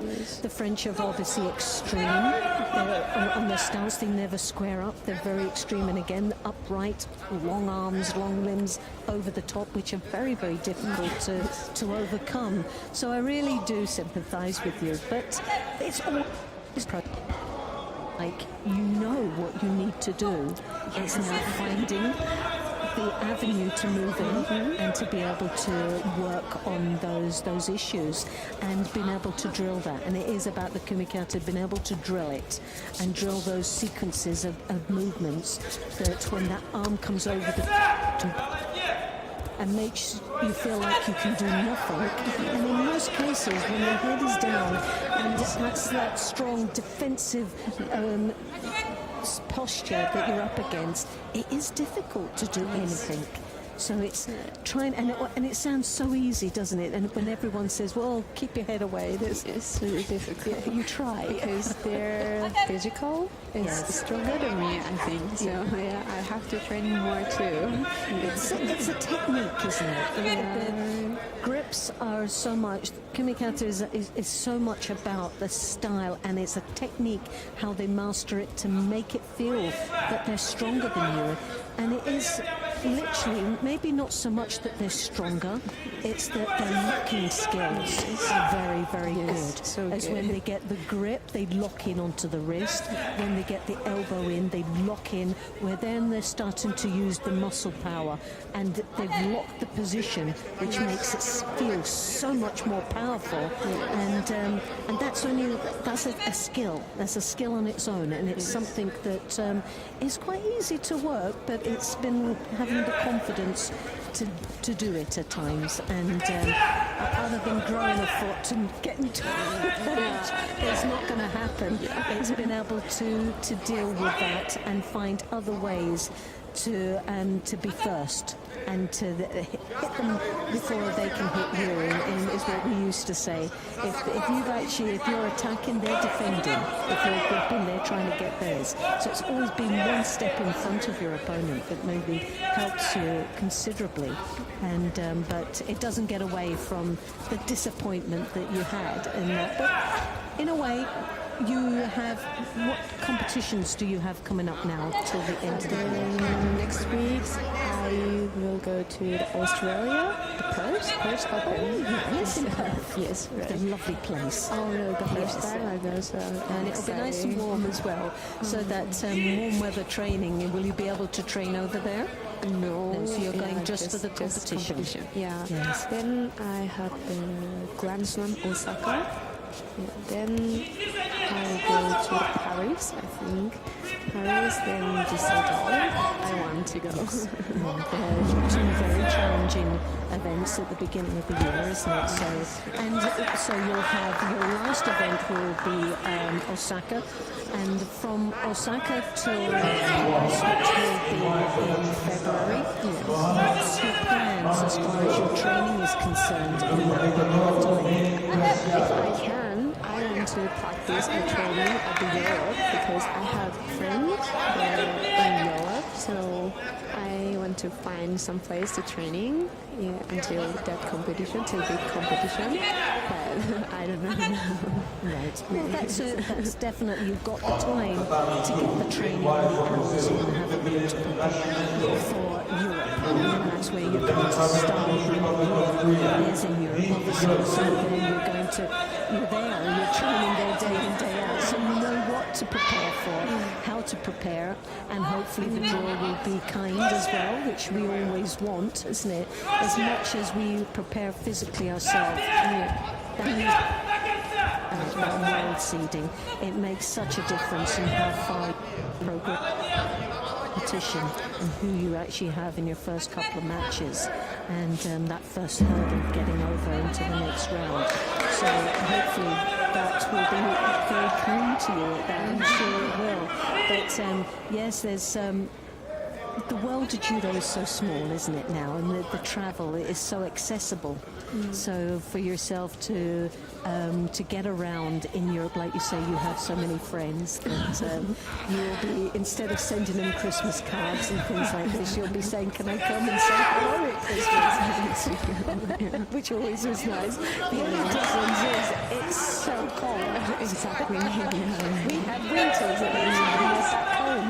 It's but saying that you train out of Japan, so are you living there full time, or do you go back home at any stage? No, I stay all time in Japan. You're all time. Yes. So that's it. All right. And you're half Thai and half Japanese. Yes. And what side is that? Is your mother or your father? My mother is from Japan and my father is from Thailand, but my father has job in Japan, so I do. So you get the best of both worlds. You get an opportunity to compete on the world tour, and then from there you compete for Thailand, which gives you, because the depth of Japanese judo is very hard. Yes, so hard. It is. It's because when you look at the lineup, so you've got a great opportunity to compete for Thailand and also train in Japan. So you've got the best training venues in the world in Japan, and fighting for your country in Thailand gives you that opportunity to travel the rest of the world and compete at a world tour. And it's because of the depth of Japanese, it would be very difficult to get as many tournaments in, and that opportunity to get to the Olympic Games, which this is your main objective, I would have thought. So I decided Thai nationality and I fight as from Thailand. So I have a lot of chance more than Japanese people. Yes. Well, it's a wise decision because it gives you an opportunity to experience, or get that opportunity to experience an Olympic Games, and where only so many athletes can dream of. So you can maybe, hopefully next year, be living the dream and get that opportunity to represent Thailand, which would be wonderful. So, how do you think about this tournament in general today? Was when you looked at the lineup at the draw at 52 kilos, we had obviously 35 athletes. When did you see this draw? Was it straight away? Are you one of these athletes that are superstitious and don't want to see anything until you've warmed up, and then you ask your coach and say, who am I fighting first? Because there is athletes that do that. I find that crazy because I don't think I could sleep without knowing who I'm fighting. But some don't like this. So you're someone that when the draw is done, you want to know. Yes, I want to know because I want to know the style. Let's say in English, I don't know, but the hard style. I want to know hard judo. Yes, I have to prepare because you need to I want that. to know. Do you go through video analysis? Do you watch videos and things like this? Always video. So you watch other athletes compete. So when you saw this for the first time, what did you think? Video. And your coach gave you this. What was in your mind? How did you think this? Did this favour you? Was you happy with the draw? Happy. Yes. Possibility is you were very confident going into this. But that's what judo's all about, isn't it? You can predict certain people, and the amount of times we sit here and we put our predictions on who we think's going to win. And the next thing, the biggest disasters happen in front of us, where our top seeds are just going like dominoes. They're just falling everywhere, and you just think, what has happened? It happens to the best in the world that they go out first, right? So you're one of the best in the world that just sadly didn't manage to go through into that second round, which was very sad. But there's so many events that you can come back stronger, and I think always when you have that fall, it just makes you dig in deeper and have a bigger heart and want to prove to yourself and to everybody else that it was just one of those bad days. As well. You had a bad day at the office, and you know these days, but it doesn't reflect on you as a person and your strength as a judoka. And that's one thing you've got to always remember, and to make sure that you stay very, very strong and very positive. And when we look at this list, who would you predict at this moment? Now, this is, everyone puts me on the spot to say, right, who's going to win? And I look at it, and obviously you see the number one seed, Kelmende. But you see down here, Giuffrida. They were the finalists from last year. Can you remember this match? Yes. Oh, it was tough, wasn't it? Yes. It was a horrible. Yeah. It was very aggressive. Yes. What would you predict right now on who would be in that final? Oh, this is hard. So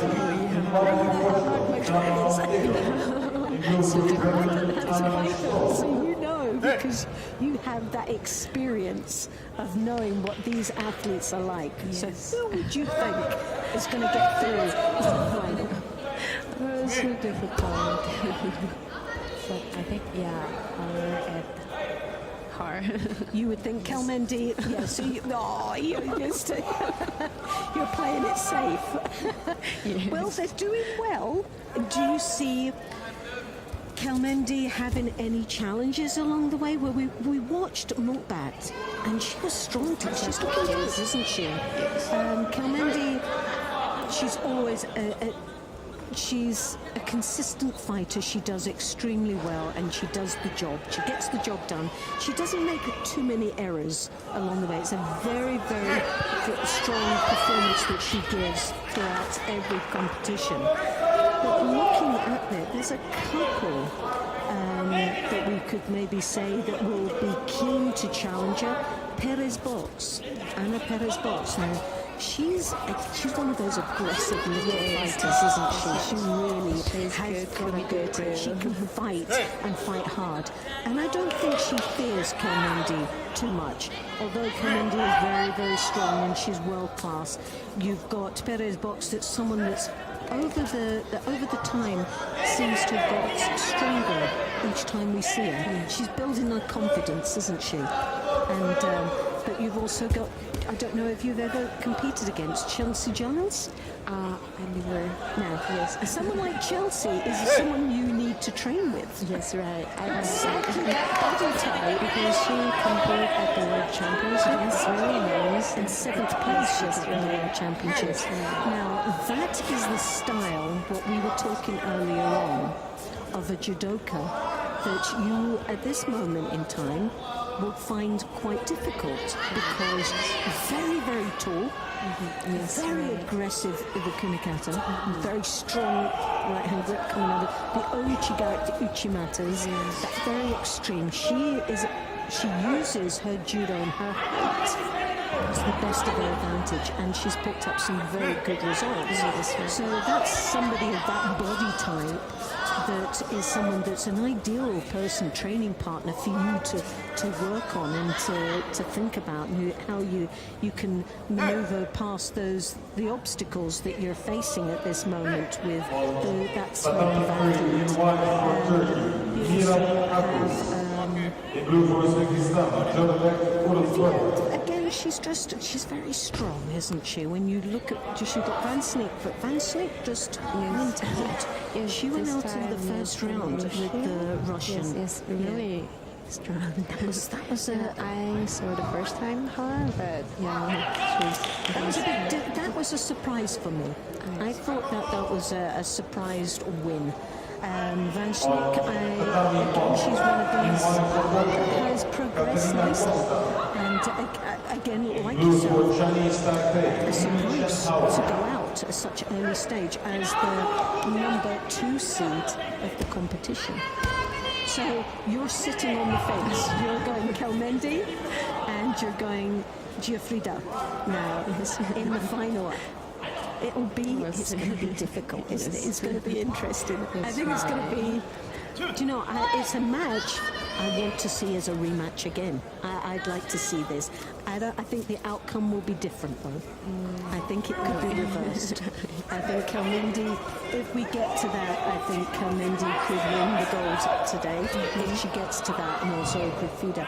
But there's somebody else, I think, the Georgian. And again, when we're talking about styles, like Lopez Sheriff, that height. So we're doing that sort of thing. And but the height again is a difficulty one. And these are the sort of athletes that seem to be dominating within the 52s. You've got Chelsea Giles, you've got Livaskar, Shekharani with Georgia, and Nipul Sharif, you've got Coco as well, who on Saturday has been defeated by Reka Park, but she gave a great performance. Yes, right. So, but there's a lot to learn, isn't there? And there's a lot of interesting judo coming up. Sadly, you're not going to be there, but you will have a great opportunity to be able to watch and learn and to develop and take note. Yes, So it's I have not to. a lost tournament for you. There's so much more you can gain by being here. Yes. And it's that experience. And again, if you ever want to be in the UK and you want to train, we will exchange numbers and we can try and organise that for you. But like viewers, I'm sure it's been an absolute delight to hear a little bit about you and wish you the best of luck and towards the Olympic Games and the up-and-coming competitions that you're going to be participating. And from the rest of the viewers, it's a goodbye from us. Well, we're going to have a little bit of a pause now. We're going to have Sheldon that's coming over, that's trying to drag us off our seats at the moment.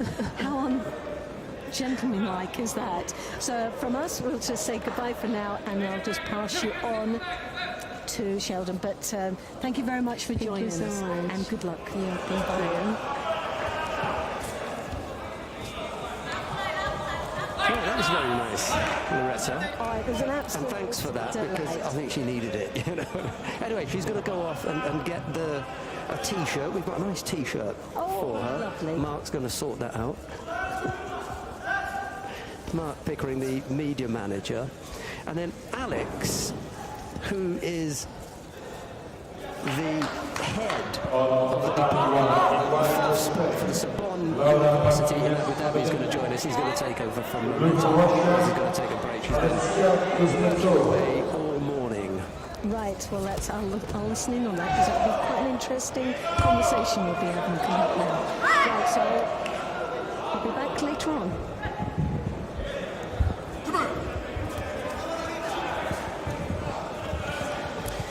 Right, let's just get the contest on map 2 introduced. Laura Martinez of Spain is up against Alessia Kuznetsova of Russia. It's Martinez in the white judogi, Kuznetsova in blue, and I'm sitting alongside Alex Blaze. He's the head of Department for Sport at the Sorbonne University in Abu Dhabi. Good. It's good afternoon, isn't it? Good afternoon, right? Okay, I was going to say good morning. I was just practice my schoolboy French, but I think that would have been wasted.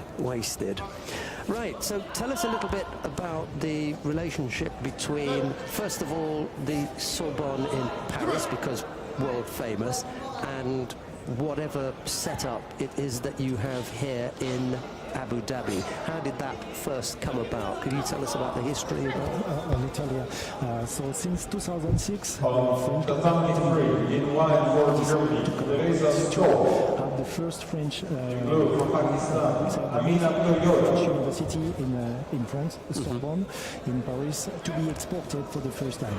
So yes, this exportation was, let's say, more duplication. We are teaching and delivering the same diplomas as in Paris. All of our professors from Paris are flying and coming in UAE for our students living in UAE to deliver the same courses and to have the possibility at the end to deliver the same diploma. So there is no difference. That's the most important. In parallel of that, I arrived in Abu Dhabi 9 years before, and my mission was to duplicate as well the sports department, included the grading inside the bachelor and respecting the French philosophy, but for sure as well to taking care of the let's say philosophy and culture of the UAE nation and our Emirati students. Based on that, we have developed a lot of courses, activities, and one of the most important was for me to have a judo, because when I was young, a judo. A secret judo player. And 2 years before, I had the opportunity to cross the route, the way of our coach now and colleagues, Eleni Tamel. She was inside the French national team a few years before, and she was asking to me to Tatami 3 in white for Austria, Sabina Pilsford. Since In blue for the United States of America, working very closely with the Amelia team Federation of Fulgenich. Judo to try to develop a club, a partnership, and for the first year, this year, we are working very closely with them to show to our students to be participating as volunteers. That's because you can see few of them today and for during the tours day of the Grand Slam here in Abu Dhabi 2019. So just to go back and make sure that we don't miss out too much on your colleague. So your colleague who is coaching on the judo program is here in Abu Dhabi. She was a former French national and international player. And she was the one who came and maybe knocked on your door and said, look, you know, I think this may be a good idea, you know. She was coming to our project in Southern Abu Dhabi just to offer her competencies, sorry, and she have competencies, a lot of yeah, absolutely, knowledge, not only she and is a PE contact teacher, professional qualified. Based on her motivation, huge potential we have to develop because we have an amazing facility here in the campus in Abu Dhabi. She found a way to create and to dynamize the judo. So now we have different kind of, let's say, athletes from the kids areas, 4 years old until students and adults as well, because we open now since 2 years to the community living here in Abu Dhabi. So what the federation like here locally in Abu Dhabi, it's the name of the Sorbonne, the quality of the coaching and teaching offered by my colleagues, and the ideas we have, because we are every time trying to provide them. We are, let's say, as a French, sometimes a little bit too critics, but this is in a good way. This is just to improve and to be more professional for the future and to help, let's say, the Emirati government and the Emirati Federation to be more, to grow and to have more, let's say, international and locals interested in this sports. So there is a good value in that. Let me just ask you one question that some of the viewers or listeners at home may have regarding the ages that we're talking about, because we're talking about Sorbonne University, but you're mentioning ages that are way before university age, so maybe you can explain a little bit about that. Yeah, because previous job is to develop the sports activities for the students, but based on that we have found the way and identify some missing parts here locally, and the missing part is to offer to the community living here in Abu Dhabi, let's say, the access of the facilities. When the government built the campus in Southern Abu Dhabi, they built an amazing campus, especially for the sports hall, and we are using, let's say, at 40%, 35%, or let's say 50%. An offer for the community and have the French experience. We build this club and we offered for the kids, based on the different age, the possibility to come in Sorbonne with their parents, to do their training, to receive their belts, and to build with them the philosophy of the judo and to enjoy. I hope, I know some of them will come with their parents during the weekend to see the international athlete and to be identified for the future training and so on. The federation was very helpful as well, because they offered to us at the beginning when we started 2 years before a package of Judo. Now we are working with them very closely and we have a lot of ideas, as we said previously. And if they would like to host any, let's say, local events, Sorbonne is anytime the good and appropriate area to host this kind of event. And the relationship between you and the local population, to attract them and bring them in, how is that working out? since 2 years as well, we are lucky. So there's a lot of luck in this project and development and growing very fast for us since 2 years. Since 2 years, the access to the university for the locals, the Emirati, is free. So we are growing. We have seen the numbers of our students, locals, growing, and now a lot of ladies are interested on that. And the good way is when we communicate with them, most of the time they arrive in my office and say, "Hey, do you have jiu-jitsu? Because we know we have jiu-jitsu."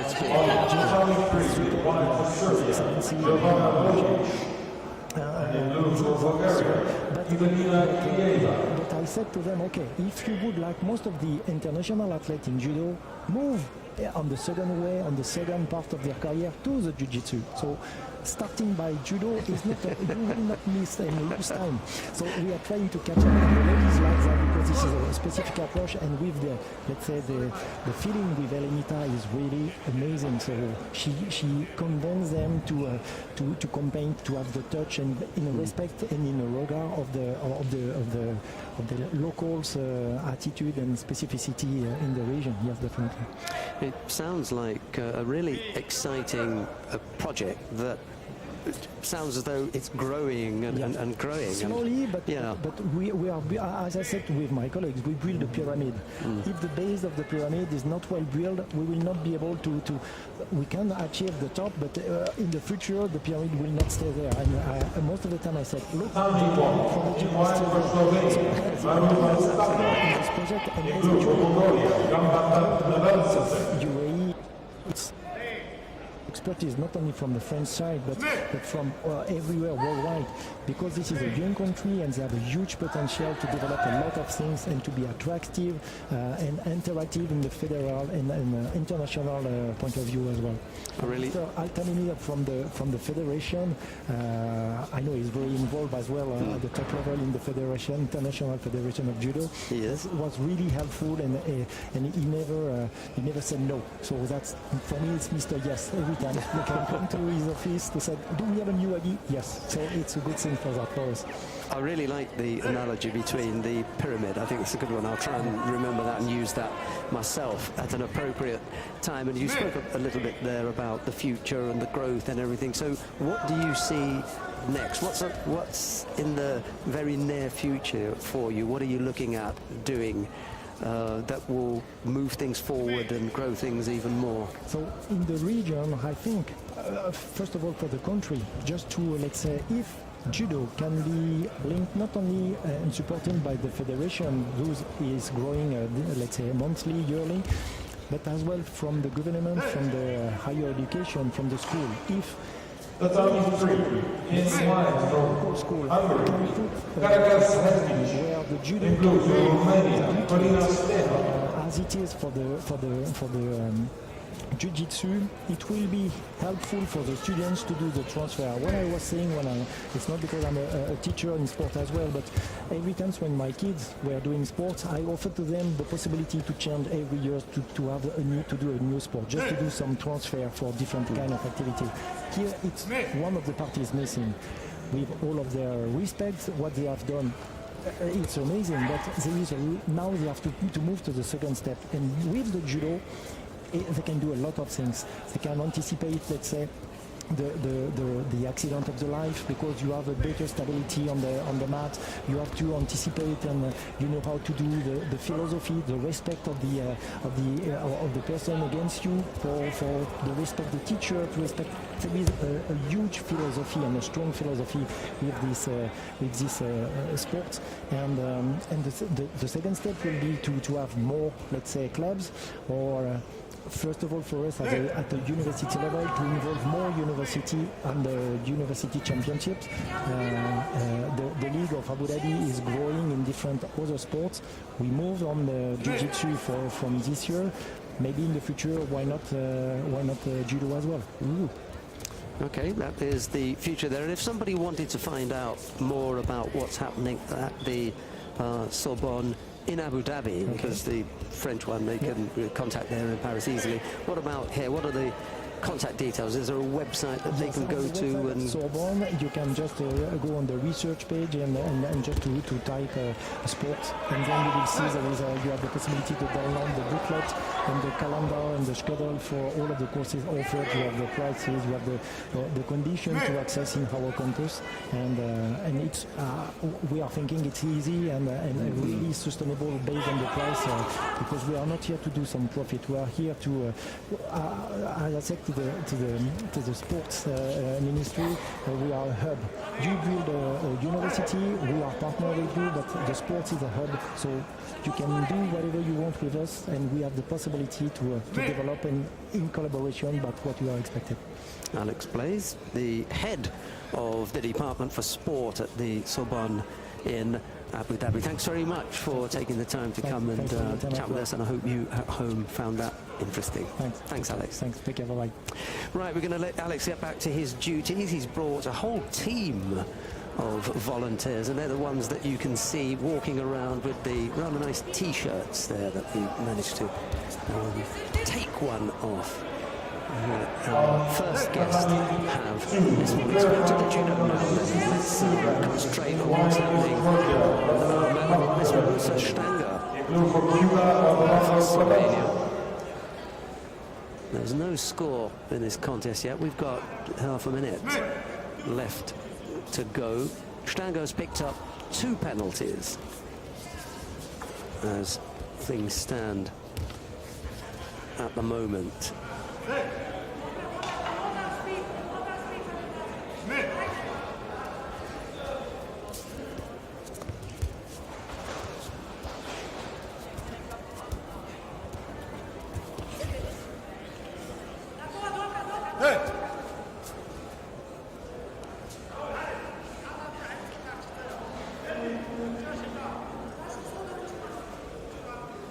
Stanger and Ganbata Narantsetseg, and this looks as though it's going to go into golden score. Okay.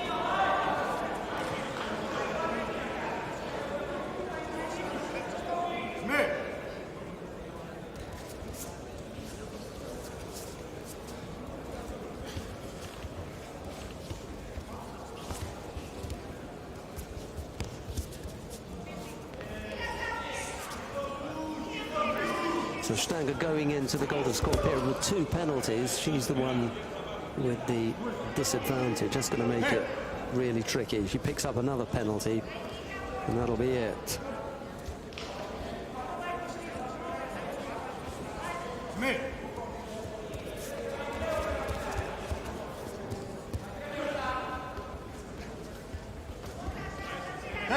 Penalty, and that'll be it. Penalty, and that'll be it.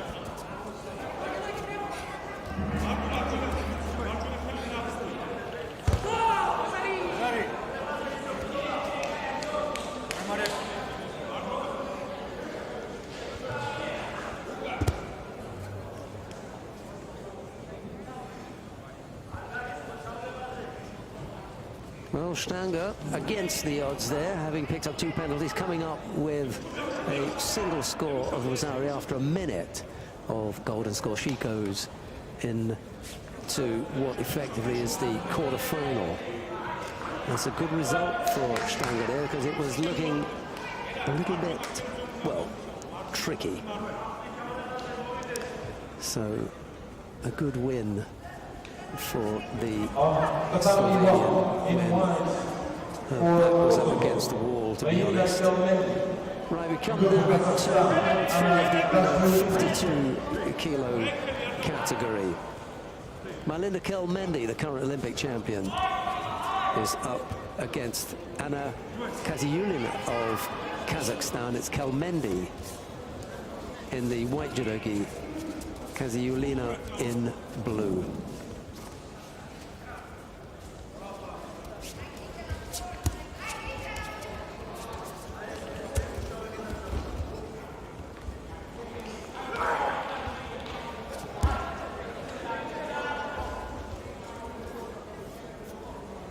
Mendy having to defend on the ground now.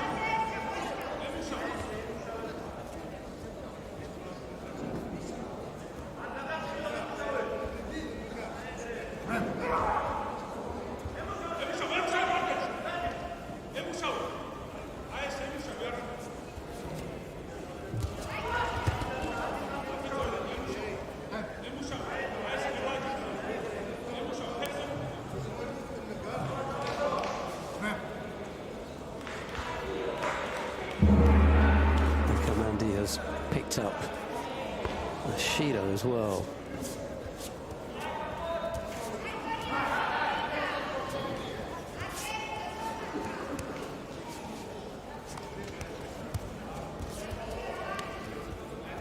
Kaziulina looking to grip around the waist there, but got caught with that Ojigari. That must have been pretty close to a score as well. Maybe the elbow was just out and saved her from giving up a score.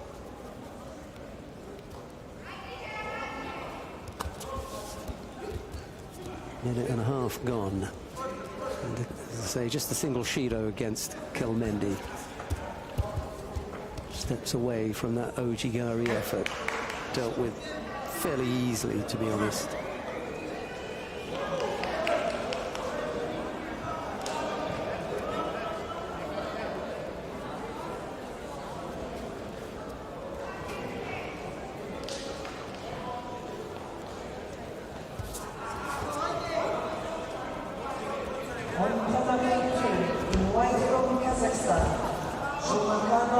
Nice left-sided effort there from Kelmendi, throwing Kaziulina for Ippon.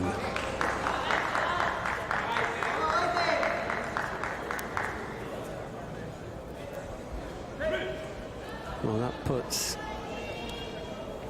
Kelmendi into the quarter-final. White from Hong Kong, the old North and in blue from Netherlands, Verhagen Sana.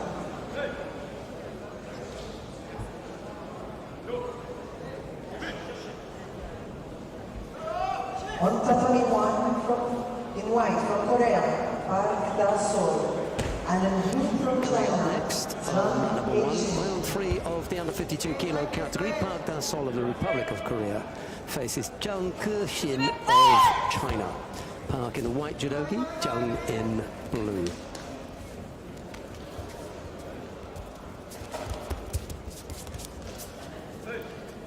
Under 52 kilo categories going along nicely now. I haven't got the quarter-final lineup quite yet. There's still a way to go, but when I have, or when we have, then I'll come back to you. Volkan Safarov and Mikhail Punyaev will be up on mat number 2 shortly. That's round 3 of the under 66 kilo category. It might be well worth a look. And then in a couple of fights' time, Chelsea Giles of Great Britain and Mukbat Oransetse of Mongolia. That'll be the third contest up on mat number 1.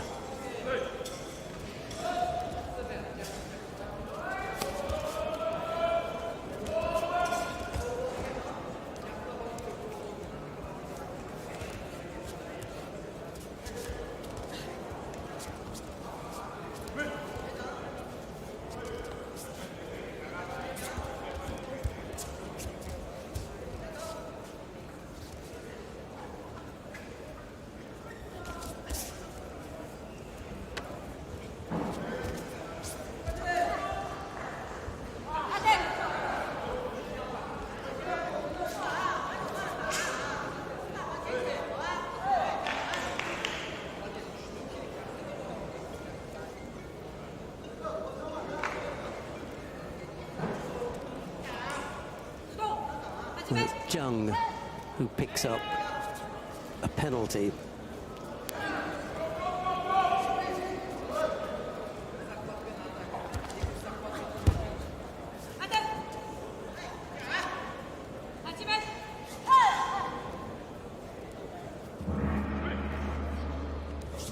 It's the single penalty against Jung at the moment. Sanne Verhagen has won her contest down on mat number 3. Also Komi against Young Lam of Hong Kong. That one's done and dusted down there. Now coming on to mat number 3 is Kwon Yu-jong of the Republic of Korea. She'll be up against Alexandra Larissa Florian of Azerbaijan. We're going to continue downhill. One with Park Hussein and Chung Koo-Shin, round 3 of the under 52 kilo category. We're looking forward to see how this one pans out, given that we've got a potential matchup if things go the way that they should on paper anyway, with Malinda Kelmendi of Kosovo, the current Olympic champion. She could very well be up against Odette Giuffrida of Italy, which would be a rematch of not just last year's final, but the Olympic final in Rio. Alongside Robin Whelan. Good afternoon, Robin. How are you doing? Good afternoon. It's a nice little introduction for you, wasn't it? Short and sweet. Short and sweet. Oh, I'm quite loud in my ears. Well, there are a couple of things. You can turn the volume down or you move the mic. I don't know, that might be a little bit easier. No, because I'm not sure which one of the knobs it is. You know. Right, good afternoon, Robin. For those of you who don't know, Robin is heavily involved with Fighting Films, and I'm sure you all know who Fighting Films, or what Fighting Films is and who they are. But Robin, tell us a little bit about the relationship between Fighting Films and the International Judo Federation, and you can go back into the history because it's well worth doing that, you know. Long before I was born, well, not long before I was born, but just before I was born. So the company was founded in 1988 by my uncle, Simon Hicks, and a number of other people, Neil Adams being one of the names you'll recognise. And from, I believe it's the 1989 World Championships was the first event. It might be the 91 World Championships. Well, the 89 World Championships were in Belgrade. At that time, it was Yugoslavia. So then it was 89 in Belgrade. I was there, and I'm going to stop you for a second because we've had. I don't know if you've heard this story before, but I was there, and I remember telling someone, just like I've said to you innocently, that I was there, and me being there, so he went to look up and see who was there in 1989 from Great Britain, and it was Neil Eckersley. And he checked Neil's record, 60 kilo fighter, Olympic bronze medalist, and said, well, that must be Neil Eckersley, because he did stay with the story. So he did this, and because we were in Mongolia at the time, and I was doing the commentary for the Grand Prix, and he told people, we've got the Olympic bronze medalist here, and we've got this club opening, we should get him to open the club. So he came back to me and said, Mister, do you want open club in Ulaanbaatar, a new club? I thought, well, he's doing it because I'm the commentator for the IGF, so yeah, okay, I'll do that for you, mate. So the TV was there, everything was going on, they were lined up with all the VIPs, the shoes off, on the tatami, and we were standing on the rest of the VIPs, and they said, right, they're going to speak about you now, Olympic bronze medal. I said, what? I said, yeah, you with the Olympic bronze medal. I said, no, I didn't win an Olympic bronze medal. He said, yes, you in Belgrade, you also bronze medal. I said, no, that was Neil Eckersley, He said, oh no, what do we do now? And it's, okay, don't worry, what result do you have? And I said, I don't have any results. And he looked at me, and he said, no result? We don't say. Well, everybody knows it now. But that's my story about the 1989 Belgrade World Championships. And we were there filming it. Yeah, don't ever say that you were there, say what you were doing there. I was a spectator. We started at that tournament. I had quite a few stories from Belgrade. There was, ones I won't go into now, but lots of. It was an interesting, obviously, time in that country. Everything was changing. I became a millionaire in Belgrade for the first time. I've been a millionaire on a couple of occasions, but it was the first time that I became a millionaire. I changed 300 quid and I got $1 million, whatever it was at the time. It was hyperinflation, it was going crazy. And there have been a couple of times when I've been a millionaire. I think we were in Zimbabwe one time and I became a millionaire, and I live in Tobago, so stone's throw from Venezuela, and I think I may be a billionaire there, but that's another story. Have a bath in it. Right, so 1989, that's the start of fighting films, but Changed a lot over the years. just a little bit, because you mentioned your late uncle, Yeah. and I can't not spend some time on talking about just how influential he was with fighting films without kind of introducing his background in judo and what made him so special, because he didn't just come there as a filmographer. He had a massive background in judo, and also as a provider of equipment in judo. He had this. He had an existing relationship before he branched off to do what was probably his biggest love, which was filming. Tell us a little bit about that as well. Filming was his profession. Yeah. And judo was. I suppose you'd say it was his hobby, but it was more than a hobby. No, he was. It was like lived it. Yeah, exactly. But he hadn't. He was a downgrade, and obviously he'd done a bit. He'd done a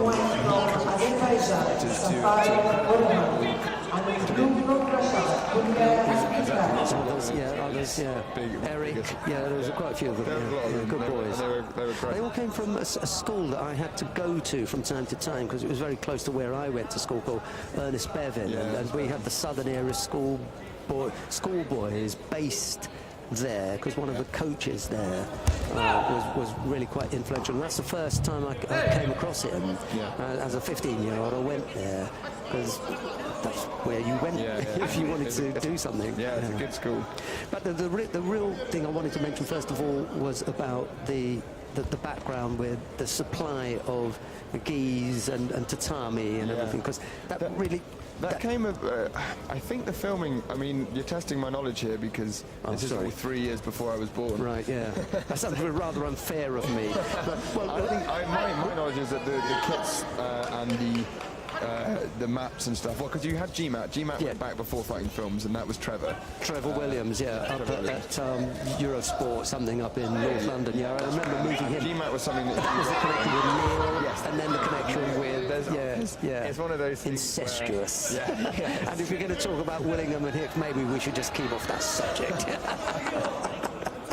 But yeah, so they filmed the 1989 Worlds and created a VHS from it, I believe, at the time. I don't think it was quite DVDs by then. No, it was. I've got it, the VHS. I've got one from Essen as well, which was 2 years before. But I've also got the Belgrade one. That's right. Well, that I was not in, by the way. That Simon worked on was with Neil Adams, and it was in 81, I think. Thanks for that. Championships. It was Neil's World Championships with the famous arm lock winning thing. He had Neil commentating on his own World Championships, and that was the first production that they made, and it was called Ippon. And then it was 1988. That was what I was trying to get right. He was on the comeback towards the Olympics. He went to the British Open, and Simon went there, and we filmed that, and people in the product he made from it, the BJA were like, "This is fantastic, can you do this again?" And then it just one thing after the other came for the World Championships, and then they filmed every Championships since then, really. And then it slightly changed about 10 years ago when the IGF changed, really, when the World Tour. Right, so we'll jump then to its current state. But I just want to finish off on talking about the son, because he was an award-winning filmographer outside of judo. I mean, he did a lot of stuff. He worked on Leon the Pig Farmer. He was the production manager on that, and yeah, he did a lot of stuff. But yeah, filming was. He trained in set design. He trained in theatre design. Moved into, and he would make actors show reels. He would film for the show reels. He had a whole other business which was just the filming side of things, and then he had so many ideas about how you could improve judo, how you could bring judo to more people, how you could make it a more aesthetically pleasing, the way that it was displayed in terms of the rules and stuff, but in the way that you filmed it as well. He changed all the camera angles. Amazing ideas. Always buzzing with ideas. Yeah, absolutely. I remember. So I was only a teenager still when he passed away, and I can always still remember, like, whenever you did anything with him, it was such such an amazing intensity. It was just so fantastic. But you come from an incredibly artistic family background, you know, mum and dad, really creative. You know, didn't you? Yeah, there's a lot. Yes, you've got, well, my mum is the 7th generation in a row of our family to be a professional actor. 7 generations has just been theatre, and then I mean, I trained as an actor, and so I am the 8th generation, but then I actually and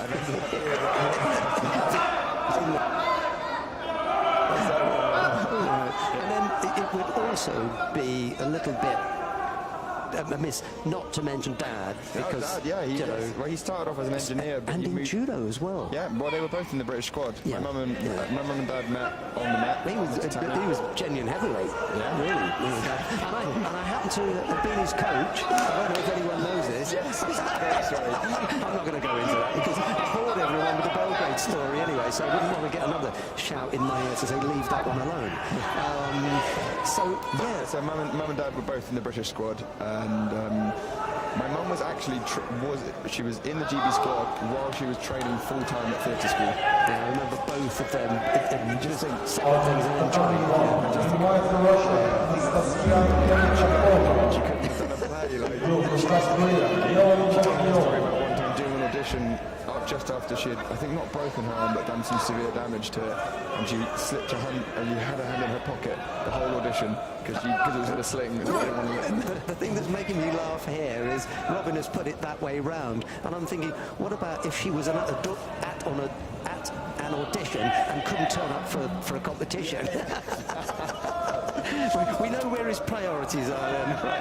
Like I said, bring us up to date with the way that fighting films has revolutionised, you're not saying it, they have revolutionised the way that judo has been presented. You can, I mean, it starts with Simon, and it goes through his son Danny, and we spent the last 10 years on every single IGF tournament, IGF World Tour tournament. My brother Jack is the TV director, and we come to each tournament and teaches is the wrong word, but he advises each, and sometimes it is teachers, but he advises each cameraman exactly what they have to shoot, and he's got the whole picture in his head. He knows what camera's got to be doing exactly what angle it's, whether it's filming the feet, whether it's filming, so that as a judoka, when you're watching, you see, you know, when you're going in for a strangle, you're not wide. You know, the only thing that matters at that point really is, you know, how deep the hand is on the collar, or whether you're going for an arm lock, or when there's a particular dominant grip. The moments that matter are when you understand judo and when you've done as many tournaments as we have. You know what you need to see, and so you show the right thing so that people who are watching at home. But then the other thing is, it's not just about showing it; it's about the beauty of it, and it's an incredibly beautiful sport, especially at the moments of when it's at its moments of dynamism, when it's extreme. And we bring particular cameras that allow us to do things in incredibly slow motion, but sometimes Yeah, it's about the way you can have a person sat on an amazing camera, and if they don't know what they're filming, it just doesn't quite capture the moment. There was a slow motion angle from Brazil last couple of weeks ago of René when he threw Kageura, and honestly, it was like we all watched it and we were very happy. Yeah, we were like, that is a hell of a shot. Just as a quick aside, during the World Championships in Tokyo, there were several times when I was a member of the commentary team and other members of the commentary team were pointing out, oh, that is an amazing shot. You know the one I'm talking about, this 360. Were you guys involved in that?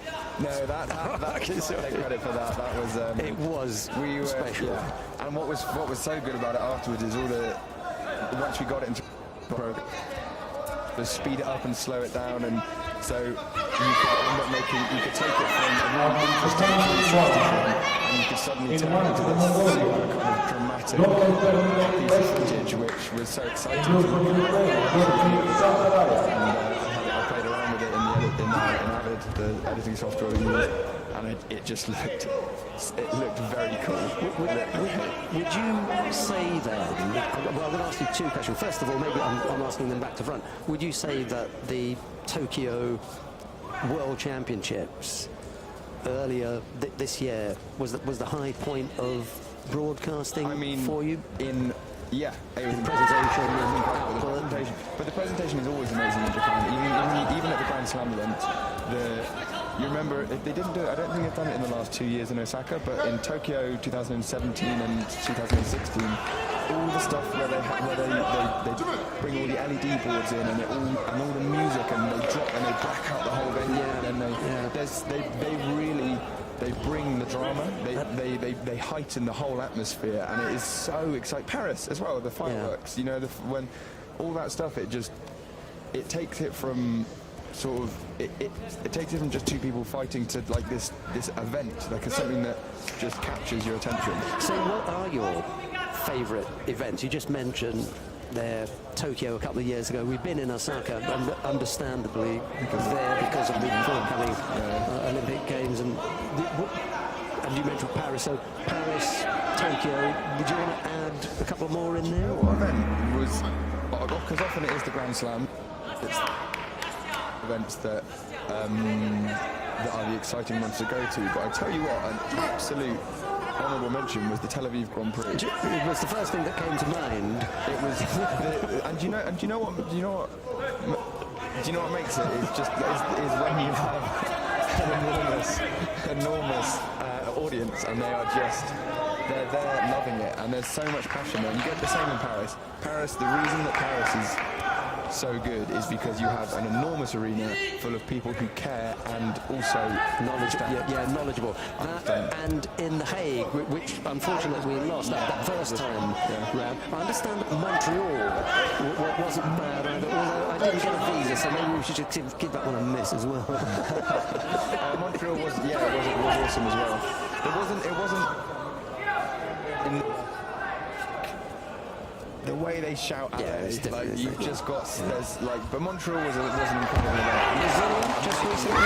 We just come back from Brazil. That wasn't that long ago. Brazil was great. It was a especially for the first time. Yeah, it was a smaller space. I was expecting something slightly bigger with it being a Grand Slam. This kind of setup, to be honest, it was it's not a purpose-built sports hall. Yeah. But I tell you what, when on the first day I went, oh, it's small, we're not going to have that much atmosphere. I was almost slightly disappointed, and then it kicked off. It really did, yeah. Kicked off in a big way. Knowledgeable. I think that's probably 1,000 people who know when to cheer and what to cheer about. It really gets it going. Yeah, absolutely. And they were even the lead up to the event. You know, the half an hour before the judo started. Oh yeah, that was off with the mascots. Now that was what I was going to mention. We were not on camera, but you do have a story about a mascot, don't you? Tell me quickly about that one. I knew you were going to find a way to drop that in somehow. There's a magazine in the UK called Coca Kids, which Fighting Films now produce, originally Nicola Fairbrother, but now is Fighting Films now make this On magazine. tatami 1, in white for Hungary. Monkey is Uchi Banani. Blue for Spain, Stella Lopez. Managing director, pillar character, and she thought that the kids would like to kind of. On tatami 2, in white for Uzbekistan, She blue for Russia, Yago Abaladze. little you know, like what's what I mean, the stuffed teddy bears. There's a little judo monkey in a judo suit, and he now travels the world. He travels the world more than probably anyone else, because he goes to every single event, and he's been traveling all around Abu Dhabi the last couple of days, and he has the best time, and he has his own Instagram account, and that, you know, makes him official, doesn't it? Now, if I wanted to see what one of these stuffed toys or teddy bears, or what's the name? Uchi Banani. Uchi Banani, right. This is, you can blame, you can... His name is Uchi Banani because he likes Uchikomi and he likes bananas. Oh dear. Uchi Banani. Okay. It's a combination Good of one. words. And if I wanted to see Uchi Banani, how could I get to see him? I mean, There's the Kids magazine. You know, if you're feeling like you like a children's magazine, but if you want the online more, it's Instagram. It's got an Instagram account, and it's simply at Uchi UCHI Banani BANANI. right, at Uchi Banani, if you want to have a look at that. And when are we going to see Uchi Banani next? Because it's not that I don't think it's going to work here, but tomorrow morning, could you bring Uchi Banani along, and we Bring him along, see what and he in has. the preview, preview Uchi Banani. Now I know that you've got duties. In blue for Australia, We've got the IJF, that is, have got this Grand Slam. We've got a Grand Slam coming up in Osaka, and then we've got the Masters in China. Where are you, Qingdao?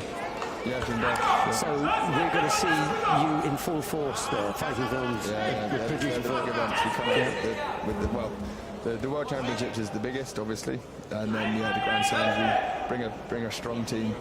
It's great. Yeah, it's a really good end to the year. Exciting end to the year. Okay, we shall look forward to that. I hope very much that I'll be there as a commentator. I hasten to add, I don't want anyone Nice chatting to you. Right, Robbie Whelan, thanks very much, all the best. Okay, so, right, back to the action then. We'll look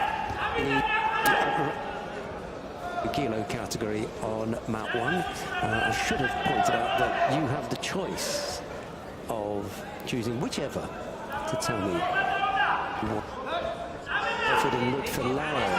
Of Uzbekistan is up against Yago Abuladze of Russia on number 2, and then down on number 3 it's Gambol Kurlan of Mongolia up against Nathan Katz of Australia. We have yet to reach the business end of the day, which would really be the quarterfinals, semi-finals and finals.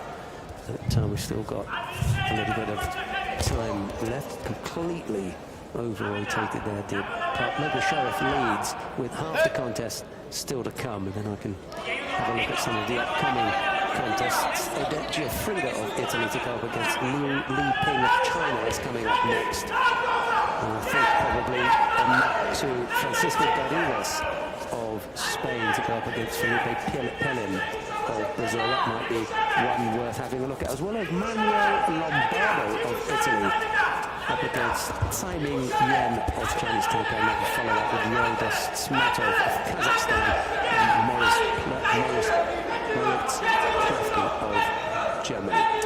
Okay, that's on the tatami, and who's coming up. It may be worth, I think, I'm not sure if Jack can take us to mat number, where we were going to go to mat number 2, but that one's over.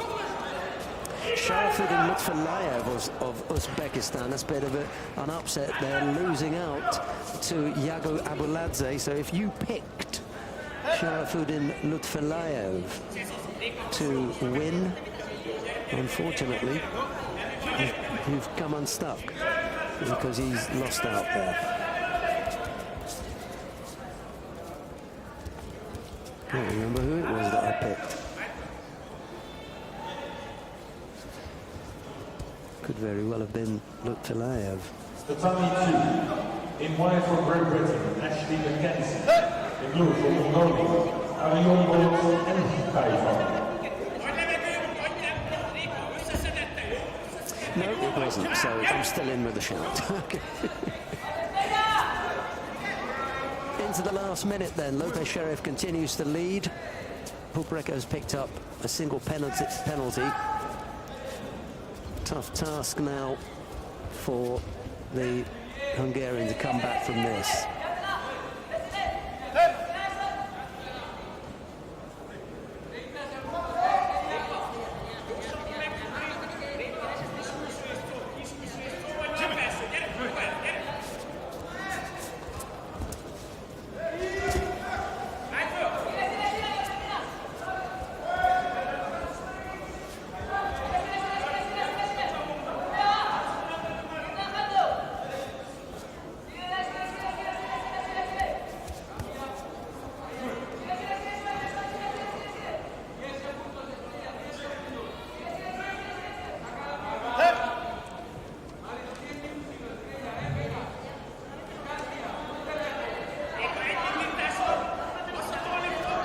Not going to happen, I'm afraid. Too little time left. Lopez Sheriff of Spain it is who is going to win out here. Oh, that was close with the Ashi was right at the end. The very last action by Pupreka almost coming up with a score there. Not quite. He's going to win out here. Oh, that was close with the Ashi was right at the end. He's going to win out here. Oh, I mentioned Adept Giuffrida of Italy. She is up next on in blue for the People's Republic of Giuffrida China. of Italy in the white judogi, Liu of China in blue.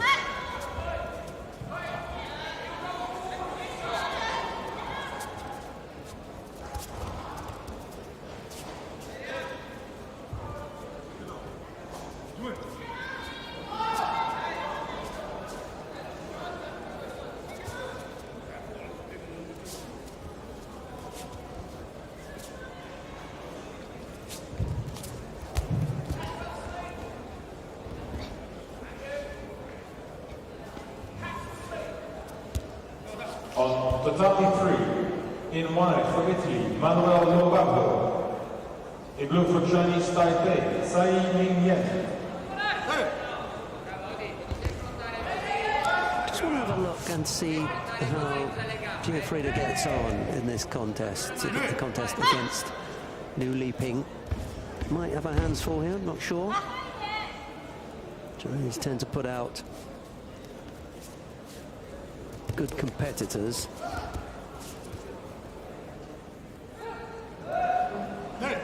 May just be a good little test for Giuffrida, especially at this stage of the 3 rounds, a quarter-final, semi-final, and then final. So it's a good big group. Giuffrida is the number 3 seed here, so down in Pool D. He's avoided having to get involved with any of the bigger guns, and the reason for that is that the number 2 seed, who is in her half of the draw, Charlene Van Snick, she lost out to Anastasia Polikarpova of Russia in round 2, so that's the number 2 seed gone.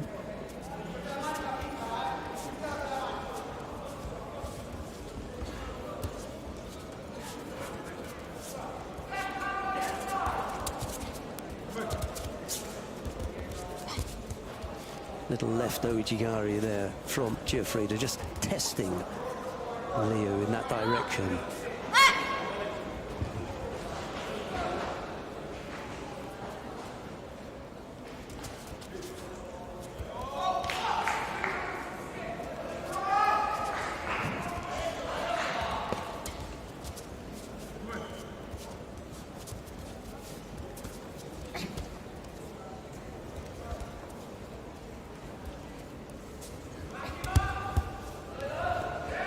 There's good, tidy work from Giuffrida here. Compact, controlled, there's no hint of any nervousness, and I haven't seen a sign yet of any chink in the armour. Very well prepared looking athlete, Adept Giuffrida. There's nothing flashy about her judo. There's a good plan and she sticks to it. Coming 3 in white for Kazakhstan, Yeldos Shmetov. In blue for Germany, Moritz Plafki.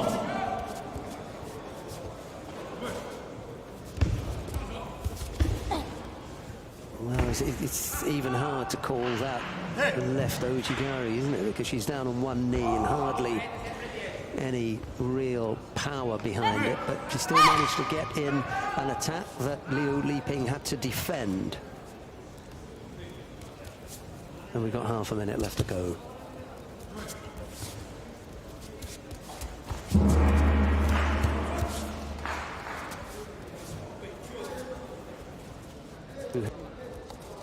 Little headway here. It's been all Giuffrida, and I don't mean all-out attack or all-out pressure.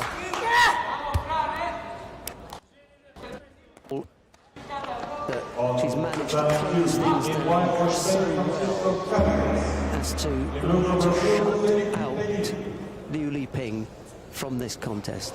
Really has done a terrific job there without ever looking as though it was something that you wanted to sit and watch the rest of.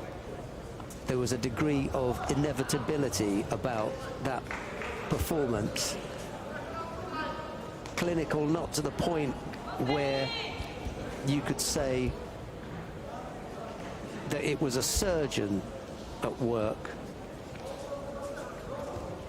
It was more like a gatekeeper who just shut the door. Liu Liping couldn't find a way through. For Georgia, Tatiana Lewicka-Szuchwani. Agata Perenk of Poland is up against Tatiana Lewicka-Szuchwani of Georgia. Perenk in the white judogi, Lewicka-Szuchwani in blue.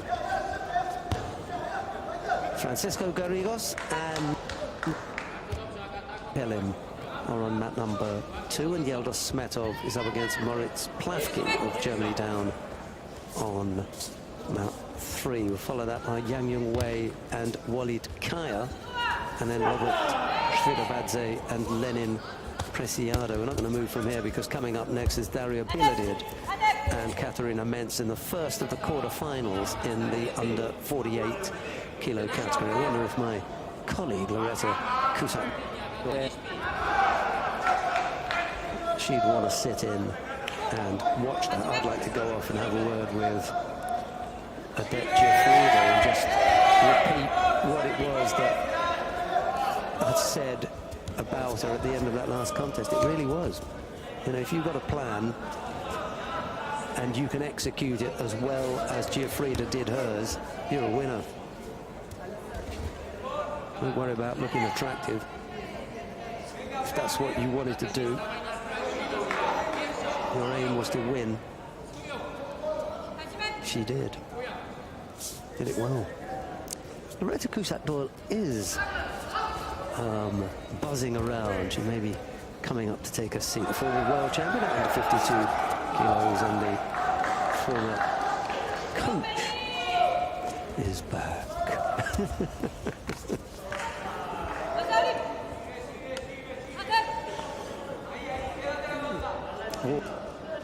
Air conditioning cranked up here. He's come with a really light-looking white blouse. It's very attractive in it, but unfortunately I don't think it's keeping her very warm. She'll have to borrow my jacket, I think. I'll pretend to be the gentleman and let Loretta have my jacket. How's that? I'm just going to get the thermal underwear on tomorrow.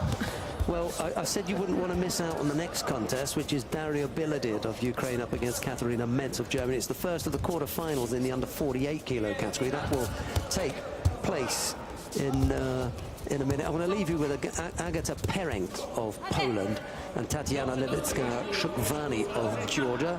Levitskaya-Shukvani leads by Wazari. We've got half the contest still to come. I'm not going to go too far because I'd very much like to sit in and see what happens. Coming up next. Here's Loretta again.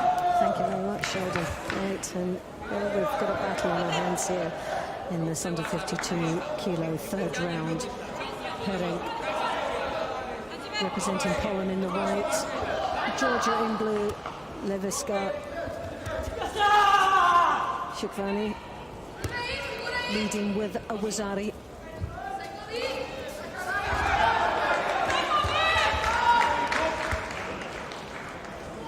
Pereng trying to change direction there, as you could see, rotating into her opponent.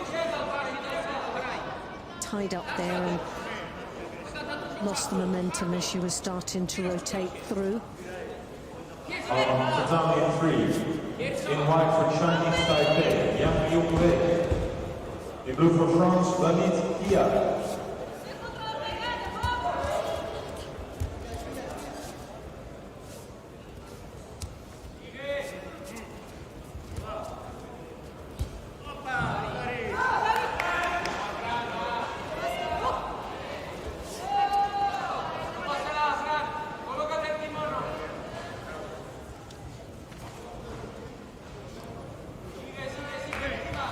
Well, that was a good win for Georgia. And the ladies done extremely well, looking very positive out there. Got nice judo. Levitskaya-Shukvani takes the win and a place in the quarter-final stage. Tatami 1, the quarter-final for women under 48 kilograms. In white for the Ukraine, Daria Pilovic. In blue for Germany, Katarina Metz. So this is the quarter-final stage. Biladed representing Ukraine in white, men's representing Germany in the blue. Now this is a really crucial match for both these athletes. The number 1 seed, Daria champion.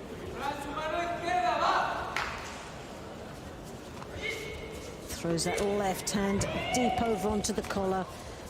Towers over her opponent. Men's struggling to break free of the grasps of her opponent there. As you can see, that elbow bent down, digging in deep, nice and controlled, as she draws her opponent down into the niwaza, into the sangaku, as she turns her over. Now that control, those legs just wrapped around the arm and the head, controlling very, very tightly.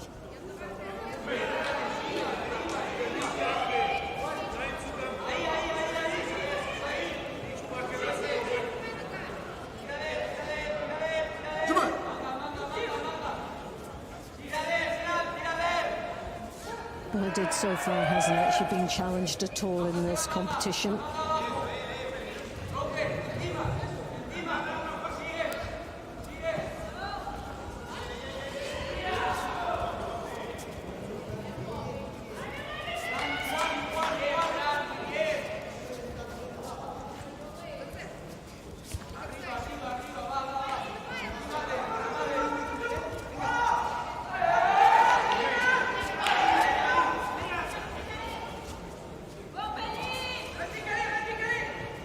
Men's trying to control on that left sleeve, as you can see, but drawing her right down into the niwaza.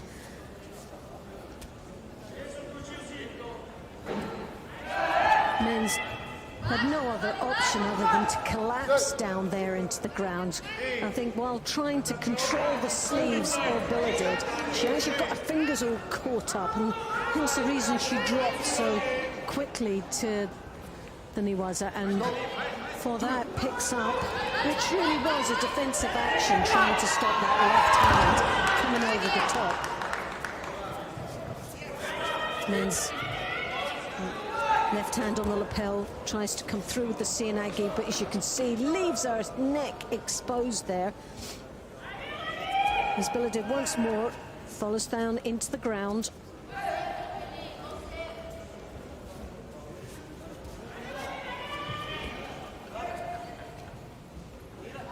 Trying desperately to get the Sangaku, but Opsro is spinning under the arm, pulling her onto her back. Now working, controlling. The most important thing is the upper body control there, and the referee felt that there was very little opportunity for her to gain mileage in the Newaza.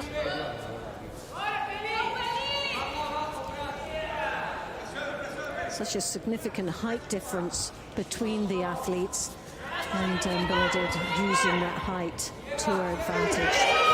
Left hand once more, throws over into the shoulder, draws the head down. Those long legs coming in with the Uchimata, but there you have the Uchigari first, stumbling men's backwards. Digs in deep once again for the Uchigari, and this time spins on the arm there for the Jujigatami. And what a finish. Great transition into the ground.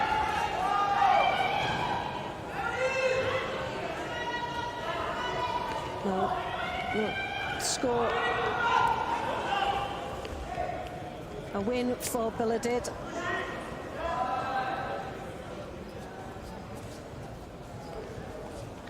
And a place in the semi-final of the under-14s. Blue for Azerbaijan, on tatami 1. Now this is a young lady that I think could have here. Blue for France, Of Russia. A real favourite of mine. Gutsy little fighter, but she's up against Melanie Clement of France. As we come to expect with the French team, they're always well prepared, strong athletes.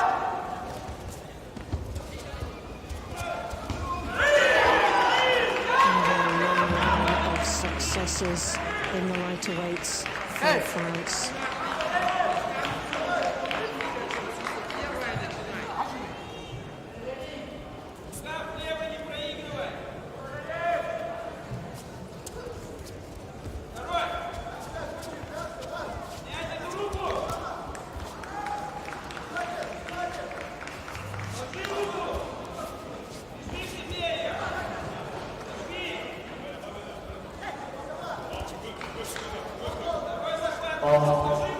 Tatami 3, in white for Russia, Robert Nishvili. In blue for Ecuador, Dani Preciado.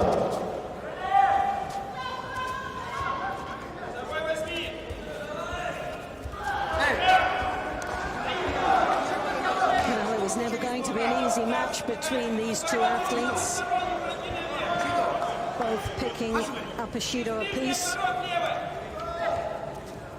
Both playing a very cagey contest. Oh, what a change of direction. Threw that arm over the back. Looked like she was going to throw her forward or leading off to the side there, but switched it back for a Sutemi Waza attempt.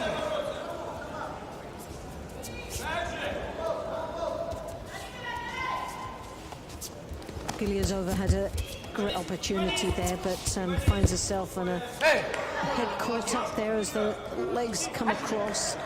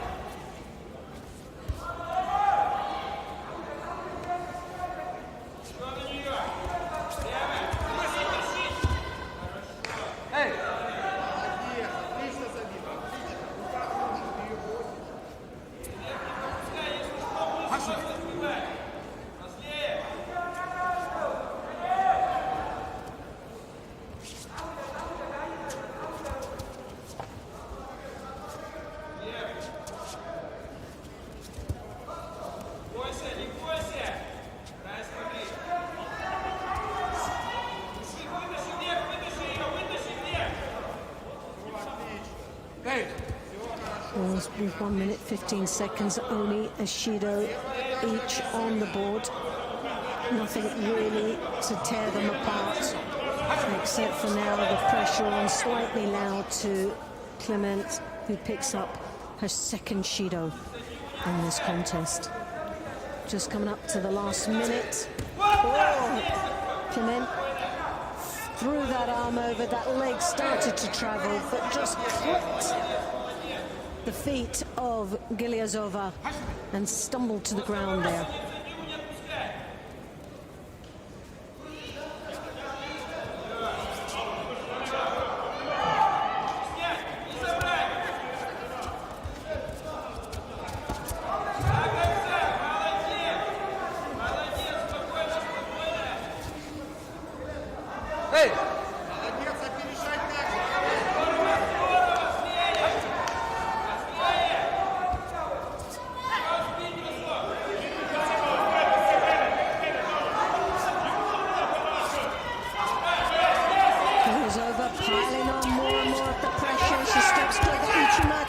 Again and again, and Clement just drops to the ground. And I think really it was so obvious that she was trying to get out of trouble at the edge that I think she'll pick up the third and final Shido.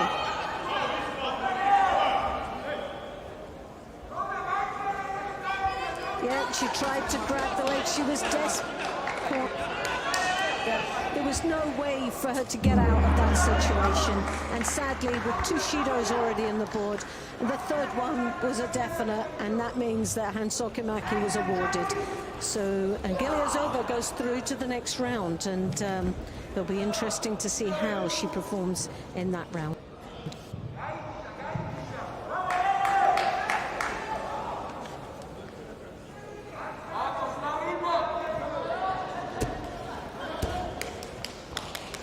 On tatami 2, in white for Kosovo, Nora Yakova.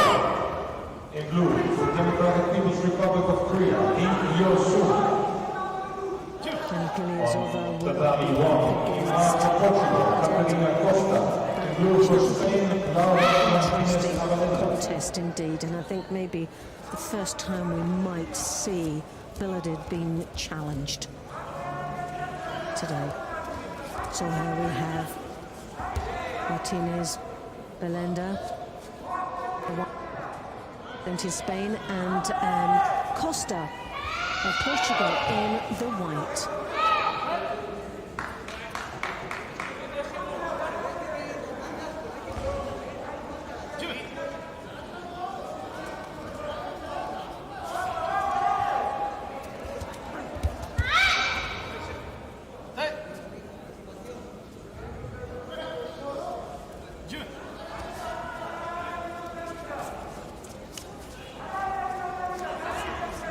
Again, another favourite of mine, Costa. She's a real fiery character. A little, as I always say, the little pocket rocket. She is powerful. She keeps going. Very gutsy performer. And throughout this world, has quite a few of the top world-class athletes along the way.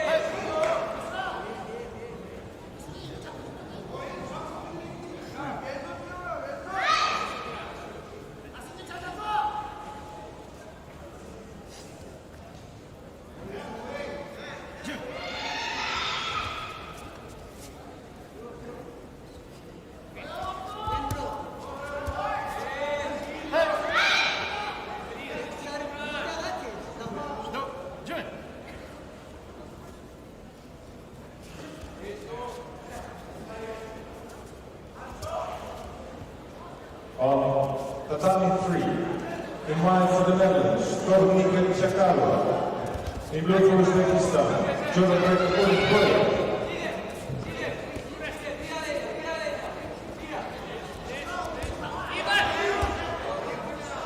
Costa has that first Shido to the halfway mark. Spaniards have fought extremely well today with the women. You have Lopez Sheriff, again in the 52s, another good performer. having a good day here in Abu Dhabi. Martinez piling the pressure on Costa now, creating better opportunity for herself to pile even more, as Costa's got the second Shido. One more would result in the hand sokomaki, and are only just there at the halfway mark. A long way to go. Costa really needs to get a score on the board now and play a more active part in this contest. Martinez, Avelenda.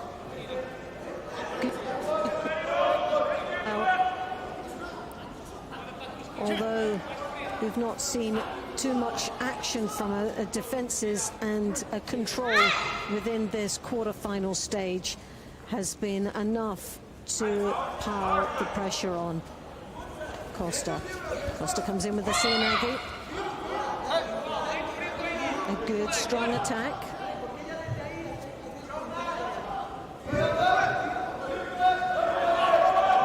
And we'll pick up a Shido now for that.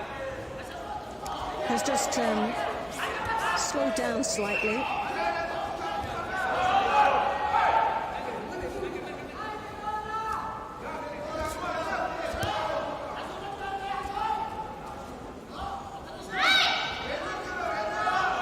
Martinez with the left hand on the lapel, controlling very nicely as Costa attempts the Sutemi-Waza attack there. Didn't get the leverage that she was hoping for. It was blocked very well by the Spaniard.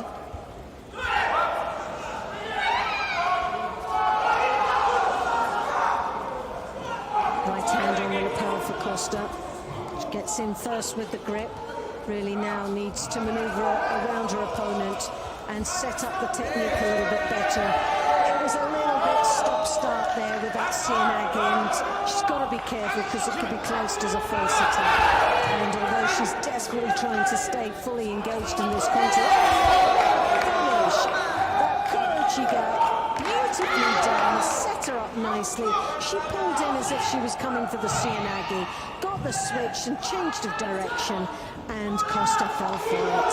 So Martinez Avelenda goes through to the next round, the semi-final of the under-48s.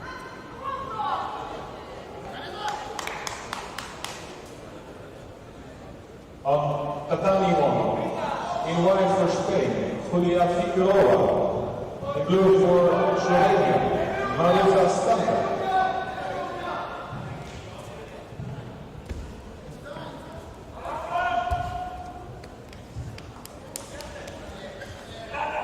On tatami 2, in white for Panama, Miriam Roman. In blue for Russia, Diana Tsigaros.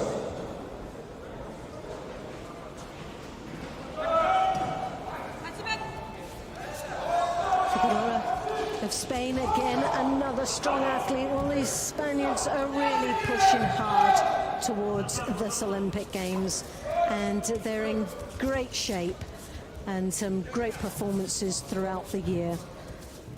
That'll be a test for Julia Figueroa, though. Marosa Stanga of Slovenia, someone that has progressed nicely throughout the past couple of years.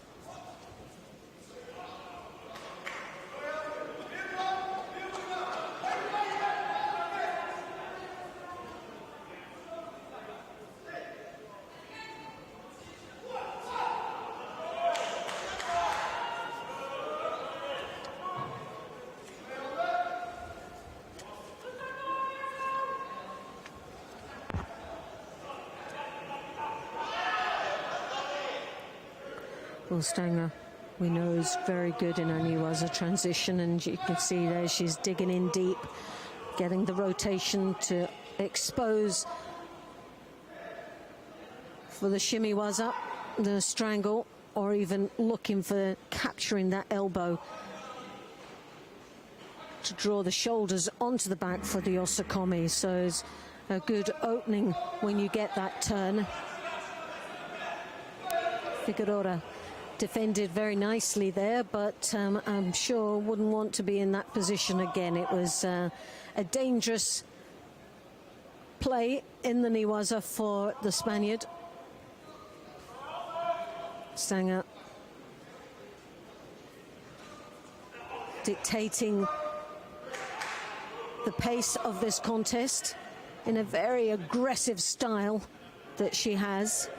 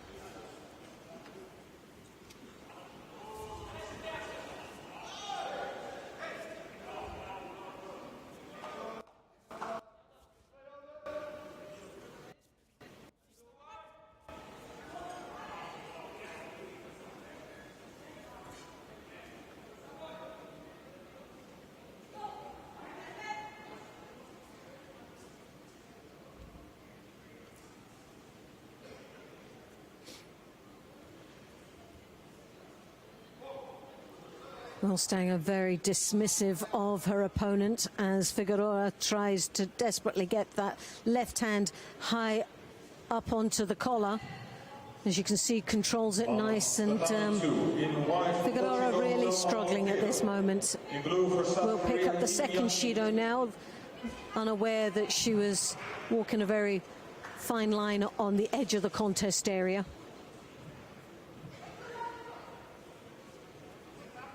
Stanger controlling on that lapel.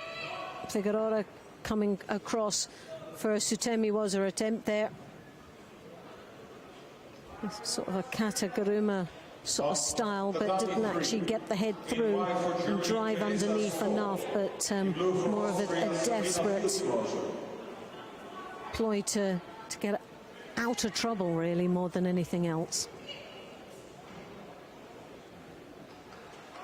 Well, the pace of Stanger, she's very fit, very lively out there, and it's quite daunting for her opponent to comprehend what to do next. She really is. She has now the opportunity to close her down and slow the pace, because it obviously hasn't been to the benefit of Figueroa. As you can see her trying desperately to get out of the contest area as Stanger tries to draw her back in to finish her off.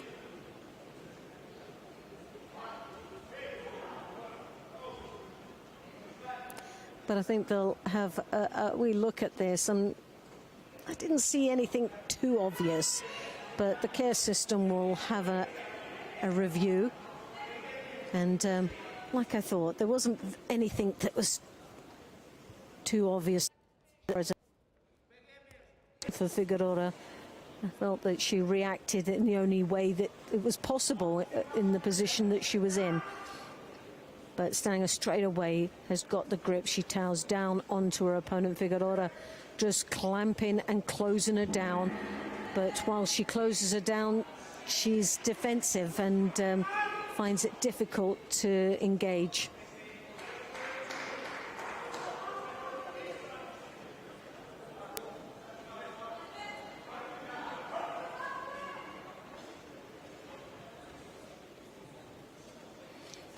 Stanger's energy is quite wearing as well for Figueroa. The pace is becoming a little bit hard for Figueroa to keep up with. The energy is wearing her down. Although she's not looked too dangerous in her attacks, it's just the amount of work that she puts in. Although there's no finish to it, she's looking busy all the time, which is making Figueroa look quite passive. Golden score, and we're into the 40th second now. And Stanger, where she wants to be, is in the Niwaza, and she's very strong down there. And digging in on the legs, trying to get the leg out, secures, but does she have the upper body control? Well, she doesn't have the Osakomi, but I feel that she's got that arm. Well, she did, but she didn't manage to lever onto that arm and pull it out for the arm lock. Figueroa did well to defend as well as she did and control that arm that was getting levered out. Figueroa throws that arm. She tries to get that left hand over the top. Comes in for a Sutemi-waza, the Tomonagi. Stanger once again engages in the Niwaza, comes round, and this time she secures the Osakomi. But really, she's left that head a little bit loose. But if she can hold her for a few more seconds, it won't make any difference in golden score. And Figueroa, as you can see, has just really given up. The body has gone limp. She's not really... On tatami 3.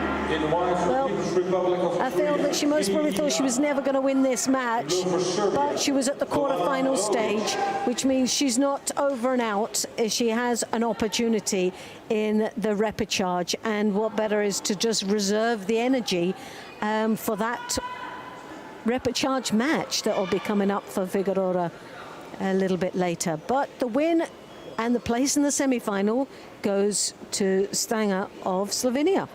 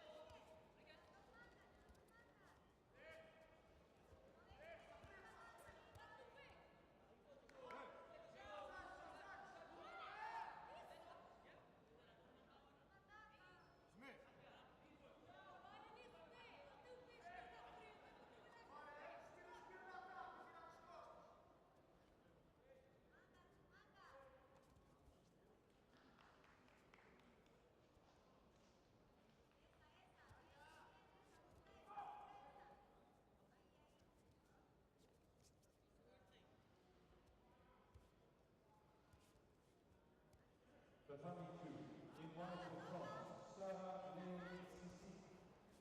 In blue for the United States of America, Lailani Akiyama.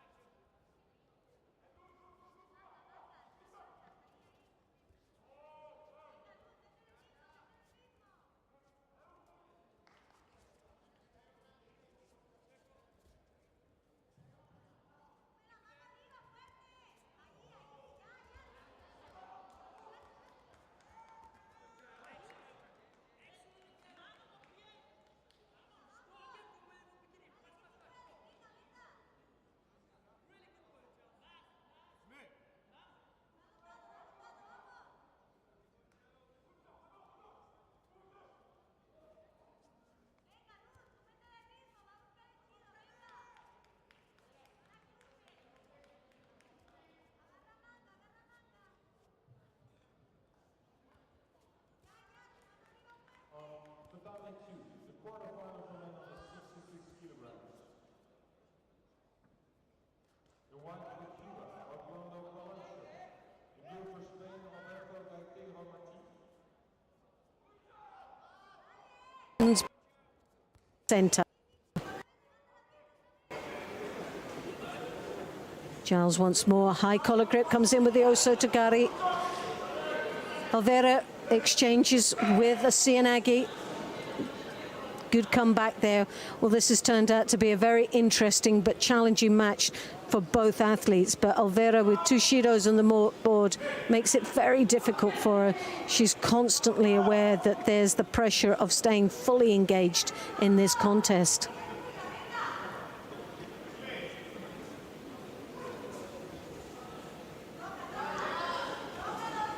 Giles drawing down on that right sleeve. She has the right hand on the lapel, controlling and frustrating Alvera.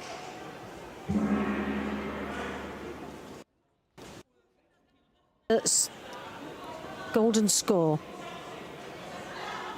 Well, we have seen this turn around quite two Shidos have been on the board for the one that seems to have really nothing to lose and everything to gain by just coming out and right from the opening seconds of the golden score. Alvera with the left hand on the lapel, then switches for a Cianagi attempt against Giles, who now follows through, and this is where Giles is strong and wraps the legs over, digs in deep. She's controlling, and this is a dangerous situation for Alvera, who's defending nicely at this moment.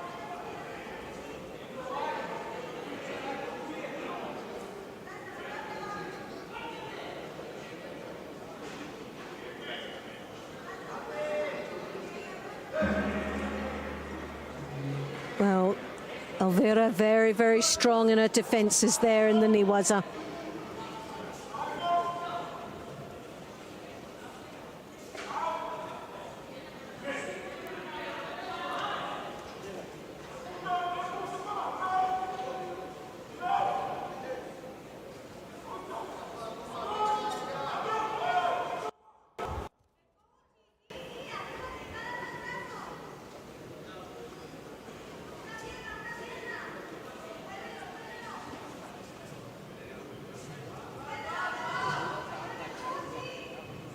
Elvira trying desperately to get past the defenses of her opponent.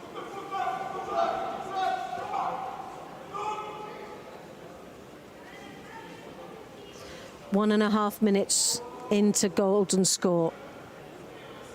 But sadly, the time has run out, and it was always going to be a battle to come back after being 2 shidos down into golden score. But one more resulted in the Hansokumaki, and Giles takes the win and a place in the semi-final.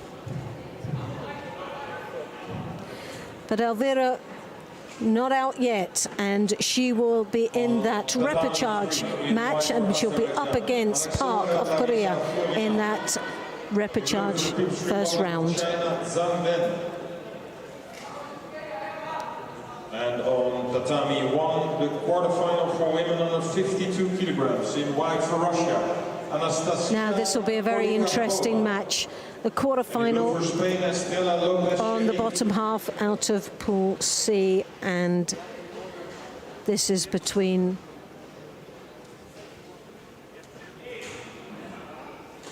Polikarpova of Russia and Lopez Sherif. Now Lopez Sherif has had a great performance here today. Defeated Reka Pup in the previous match. And in the first round, defeated Kashakom Wasari, the young lady that we spoke from Thailand who lives in Japan. Defeated her in the first round. So although she went out in the first match, she can see now that her opponent was quite a tough first round match to be up against. As Lopez Sherif digs in deep there, just at the edge of the contest area. The Sangaku wraps up those legs, draws out that arm, leaving her options wide open.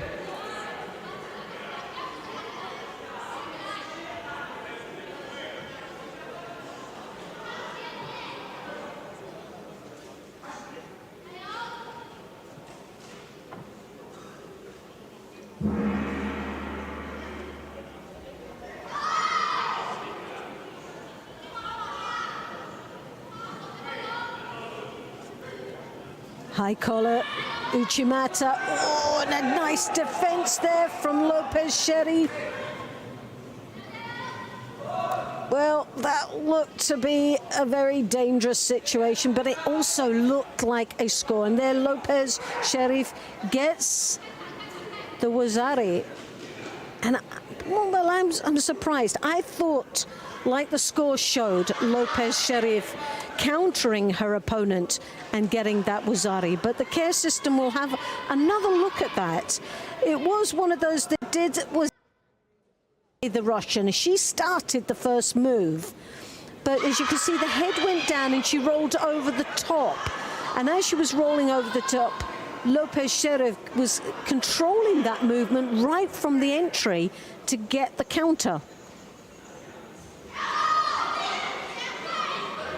It's always a difficult situation to see it the first time, and I don't know if we can see a replay of the action of what the care system is seeing. It may be difficult for us at this moment, but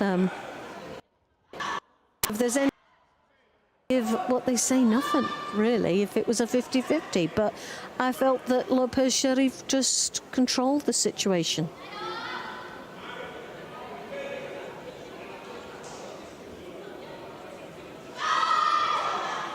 Well, it was a grab in the leg with the first infringement, so it wouldn't have been a Hansokumaki, it would have been a Shido. Yeah, and Russia takes the first Shido now. She grabbed the leg to try and get out of the trouble, and obviously the score wasn't to anyone's advantage. In white for Azerbaijan, Orhan Savalov. In blue for Kazakhstan, Yerlan Sereshsov. Polikarpova looking very strong as the arm comes deep over the back there, and it's Osotogari from Lopez into the Makakomi. That's got to be a score, although she did lose a little bit of control, but yep, it was there. So it was the Osotogari, and she switched it to Komi. Didn't look like she had much control, but it was the Osota that was the main ingredient in that wazari. Sianagi attempt there from Lopez Sherry.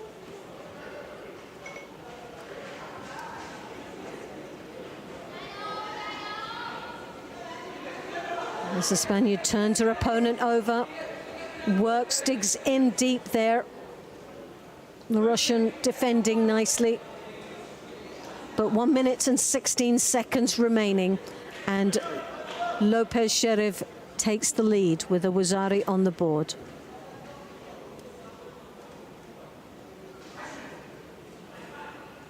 So the Russian has got it all to do now.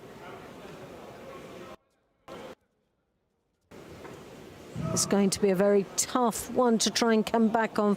As you can see, Lopez Sheriff with the Kochigaris, the Kochigak. She's putting in quite a few attacks there and making her opponent look passive. What a beautiful turnover there. And now secures the Osakomi.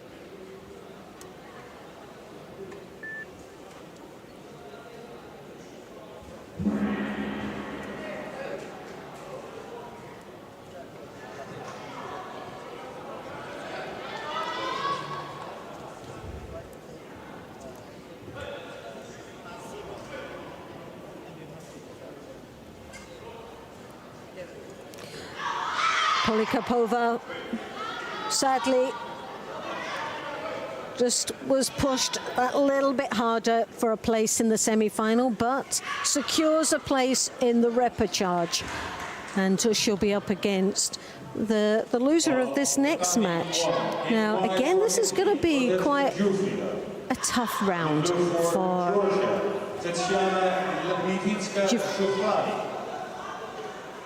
Giuffrida of Italy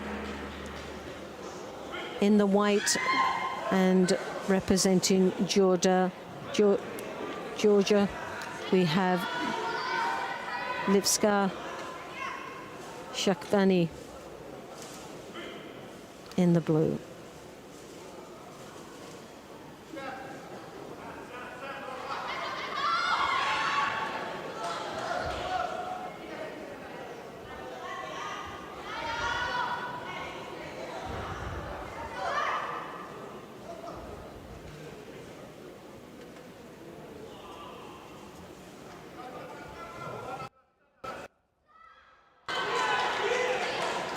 Giuffrida there digging in deep in the niwaza, looking for the shimmy waza, as you can see.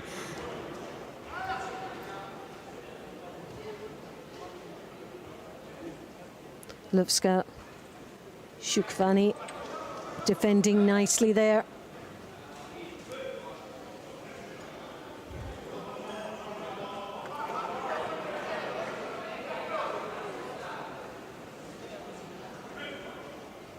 Well, Giuffrida had to dig in deep there, and it looked like it took its toll on the hands. That seemed to be quite heavily strapped, those fingers. It was probably causing a little bit of discomfort.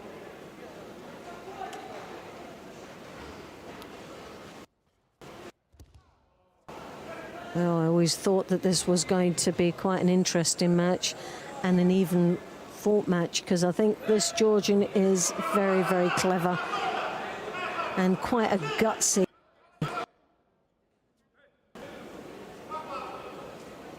He's up list.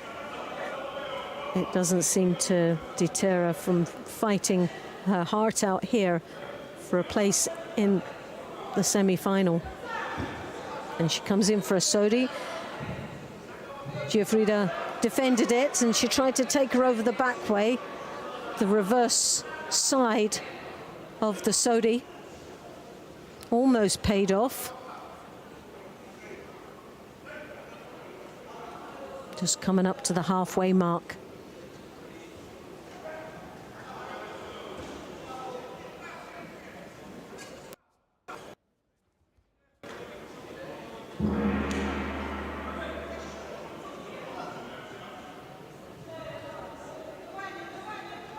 Giuffrida once more finds herself in the more dominant position in the Newaza. As she rolls her opponent over, as you can see, her heavily controlling the head and that shoulder to secure the Osokome. Well, as the clock ticks away, Odette knows that she's got a place in that semi-final against Lopez Sheriff of Spain.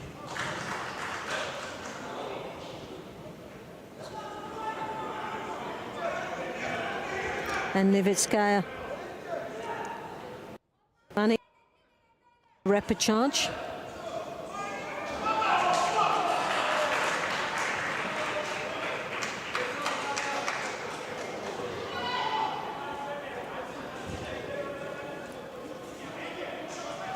On tatami 1, in white for Germany, Katharina Menz. In blue for France, Melanie Clément. And on tatami 2, in white for Russia, Yago Abuladze. Repechage in the 48 kilos.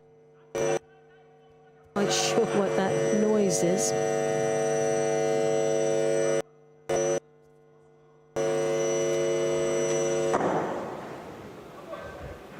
Well, whatever it was, they've disconnected whatever mic it was. So continuing play here is the repechage of the under 48 kilos. And we have Katharina Menz in the white and Melanie Clément of France in the blue. Germany white, France blue. Well, Menz picking up the first Judo, an infringement of the grips. She actually grabbed hold of the fingers, and as we know, that's not allowed in the rules of Judo. And paid with a Judo in the first minute of this contest. Melanie Clément there, getting those long legs in there with the Kochi. In blue for Italy, Manuel Lombardo. Deep enough in for the Kochi gak. Menz throws that left hand, tries to connect, but comes through with the Sienagi to the opposite side. A nice change of direction.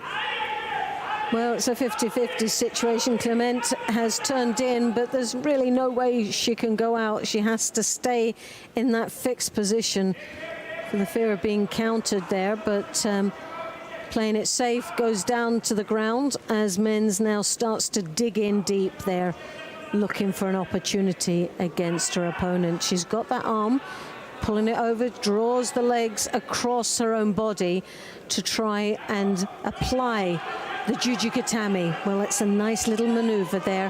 Clément defending nicely there, which needs to dig her heels in, allowed that head to come back up and spin out. So a lost opportunity there for Menz, but some good Newaza action there.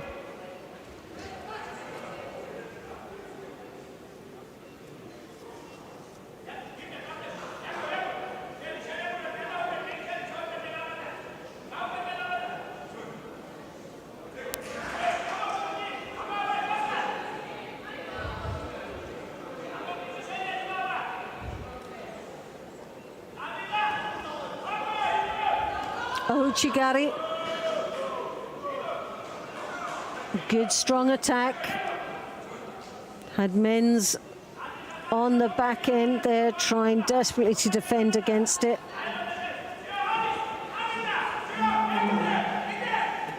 And it's one of those situations when somebody digs in so deep. Oh, what a change of direction there. Came in for the Ouchigari, seen it a couple of times, and switched it there for the Ko-Ouchigari. Just plonking her square down to the ground. No score, but again, another good, strong attacks coming from France. 2 Shidos now for men's. She's got to start fighting back and taking a little bit more control in this contest. Men just been pipped to the post each time she enters.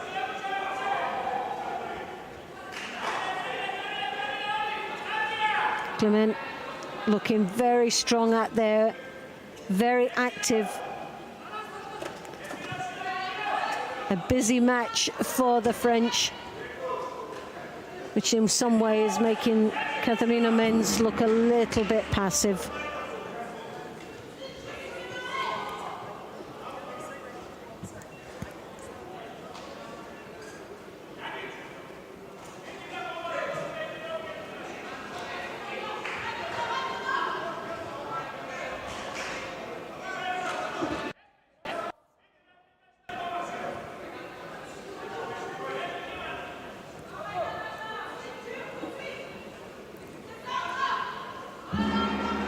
Well, it's been a real battle between both these athletes, and although Men's accumulated the Shidos so quickly on in the contest, she still manages to stay very active throughout the 4 minutes.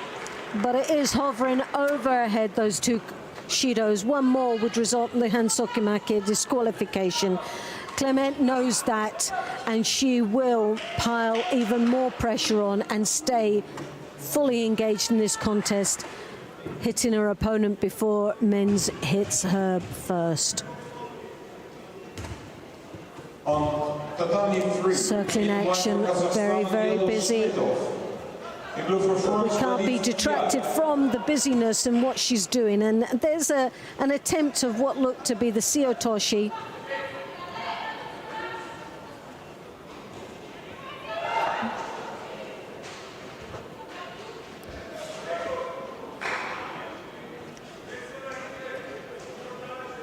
So 2 Shidos, 35 seconds into golden score.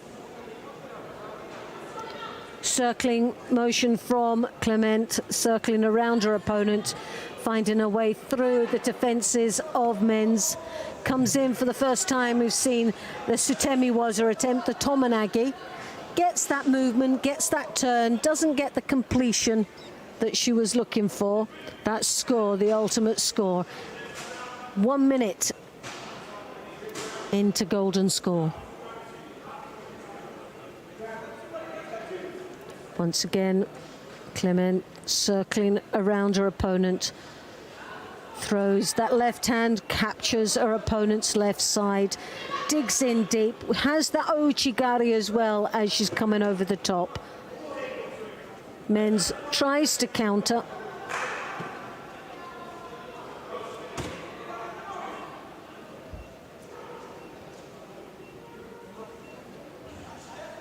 Oh, poorly judged there. I wouldn't class it as a... No, I definitely wouldn't have classed that as a negative drop, but she just timed it poorly there. Again, came in with the Uchimata. Working off the sleeve. Again, the work rate there, to the frustration of Menz, is now starting to take its toll. Emotionally, Menz is starting to get very frustrated with herself more than anything else. And when your head starts to go, that's when it starts to become very difficult to analyze what you're doing and how to focus on doing the right thing at that time. Well, Clement, for a drop, picked up a Shido.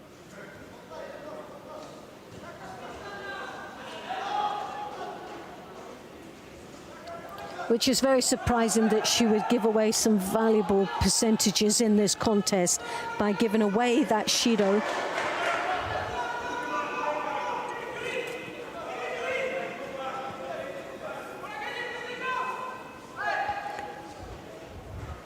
Especially the size that Clement is, she could use her height to an advantage. High collar grip, controlling one sleeve, and then getting those long legs in. But she started to look very tired. She was very active throughout the last 5 minutes, but now it's starting to take its toll on her. She's starting to drop, the head goes down. She's not as powerful as what she was at the beginning, and wearing down men's is now starting to build on confidence. 2 Shidos apiece now. This could go either way. Someone either needs a score. Hopefully that score, a combination there of techniques, but men's pushing towards the edge of the contest area. Now, as you can see, what a change of attitude here. She's found confidence, men's has.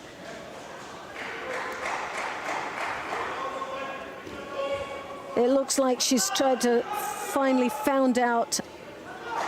And there you have it. The pressure was on, the cross grip over the top, and men steals it at the end. 2 minutes 54 seconds in golden score. A total of nearly 7 minutes out there, and men's comes back. So that was a great win. And men's goes in to the bronze medal match.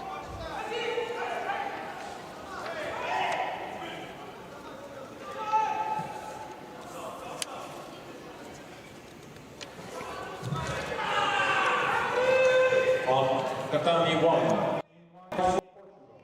Caterina Costa. In blue for Spain. Now we come to the next repechage match, and that's between Costa of Portugal in white, Figueroa of Spain in the blue. Now, if I was to call this match, I would say based on performances here, maybe Costa has the edge.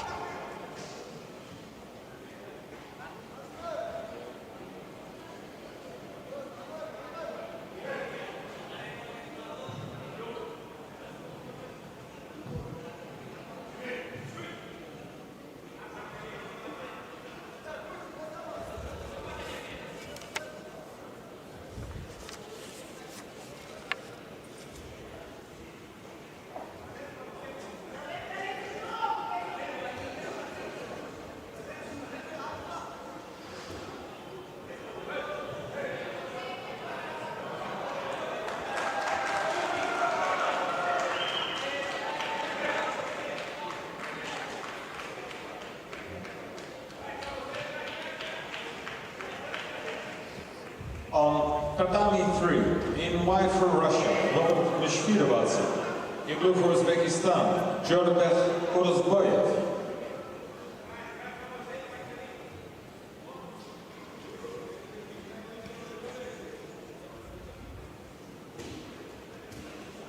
Well, Costa just pipping it to the post each time, looking slightly busier than her opponent.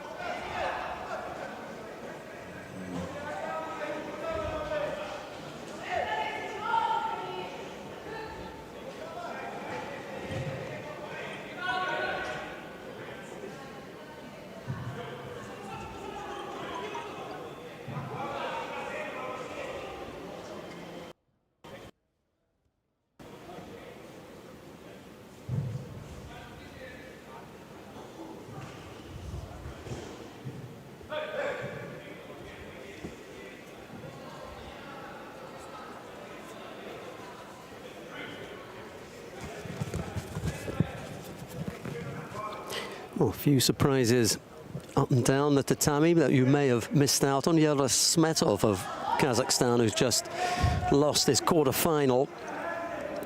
Picked up a third penalty, was dicing with the edge a little bit there, and the force attack picked up a third penalty. I missed that one. Melanie Clement, I think you saw that Yes, one. She lost out. Third penalty for her as well. There'll be no rematch with Biladid. Yeah, that's it. And it was interesting to see that match, wasn't it? Yeah, she turned that around. That was a really good match, because I'd more or less written her off because she was down 2 Shidos and had no way of dominating that match throughout. But then on when it went to golden score, just turned and it Clement all around. picked up 2 penalties to tie. She had the advantage, and then all of a sudden, I think there was so much work that was being done from Clement that throughout that 5 minutes, she totally burnt out. Most unfortunate set of circumstances that led to that. Anyway, he's out of it now. Final lineup for the weight categories that we've got ready.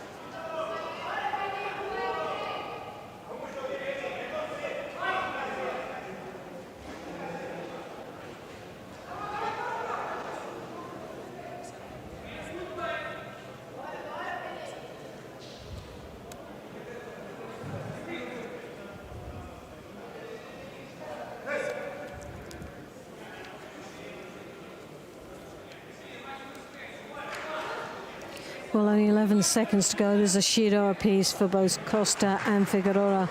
And this, as we expected, was always going to be a real battle between both these athletes. On tatami 2, in white for the People's Republic of Korea. Well, we're going to golden score now. Nothing really to tear them Blue apart. for Russia, Diana Zigaros. Neither one of the athletes have had the edge on this contest.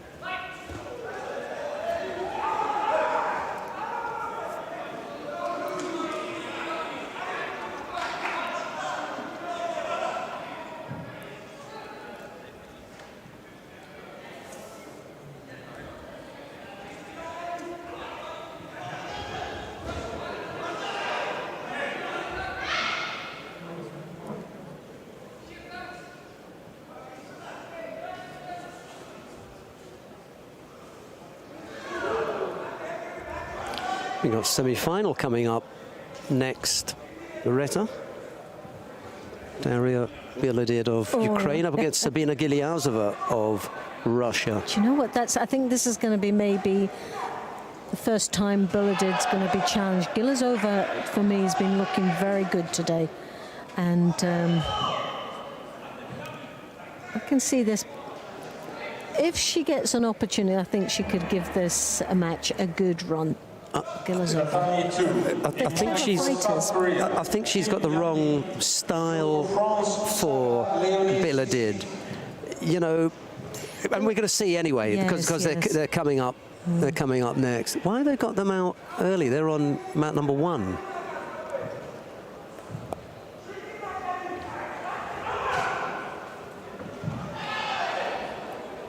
We've had 1:18 of golden score. Costa and Figueroa could go for another 10 minutes. Yeah. We don't know how long they're going to go for, but they've already brought the fighters out. That's unusual. It is unusual, unless there is a blind spot in the tunnel that they can't actually see a crucial match that's either before or after. Because as you can see in the holding, as they're supposed to be leaving the field to play after they fought, they seem to be holding there just to see the next match. So I'm not quite sure if there's visibility of the match before or the match afterwards for the athletes to have the full advantage of knowing what's coming up next or what's in front of them. Just unusual. It is. You don't normally see them. Yeah. Segoy Uriarte, the Spanish coach, on his feet, claiming that Julia Figueroa had her leg grabbed by Catarina Costa. Costa slightly bent over and not really interested in looking up. No, she isn't. It's like she's kind of sheepish, you know. It's like catching your 4-year-old with their hand in a cookie jar and saying, "What have you got behind your back?" And they go, "Nothing." Nothing. It's not me. Yeah, you just sense just the body language is saying, "Oh, I hope they didn't see that." My granddaughter's great at that. She always says, "It wasn't me, Granddad." All my kids were really good at it. It wasn't me. 60 kilos repechage. In white Well, it wasn't her then. It wasn't, or they just didn't see it. Well, she gets to continue. 2 minutes into golden score. On tatami 3, in white from Germany, Stoll Teresa. Well, it's an obvious push there, you can see, from Figueroa. And for me, she's got to be careful there. She's got to try and win this match, not steal it on trying to achieve the last Shido. And there we had it. She was looking to try and get the last penalty with the leg grab.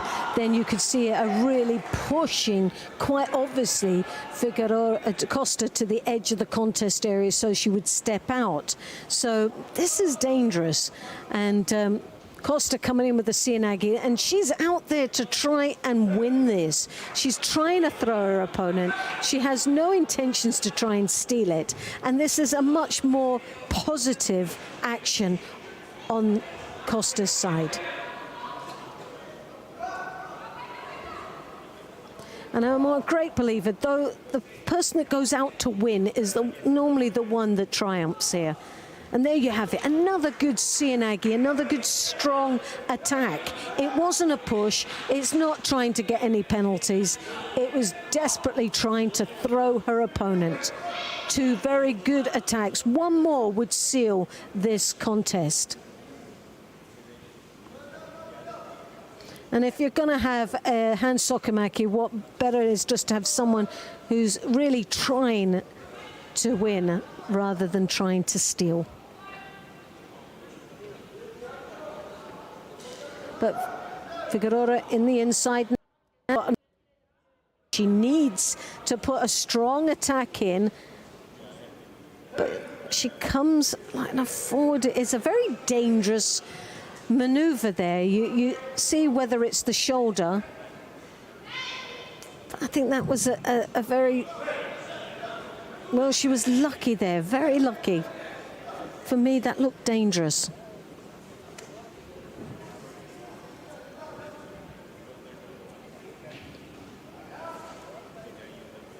Costa coming in with that Cianagi. Well, Costa's got to be careful. Although she's putting the attacks in, she has to make sure that they count, because they're once again Figueroa trying to draw to the attention of the referee that it was a bad attack, and it wasn't. But there's another good strong attack from Costa, and it's literally, how many does this athlete need to do before? Well, there you have it. That is there. It's all answered. Figueroa, and rightly so. I just feel that, sadly, Figueroa went out to steal it rather than to win it in the golden score with those Shidos. It going in a very positive way and eventually takes the place in the bronze medal contest. And in blue from Azerbaijan, now, will this be a challenge for Biladid? Someone who's just literally untouchable at the moment.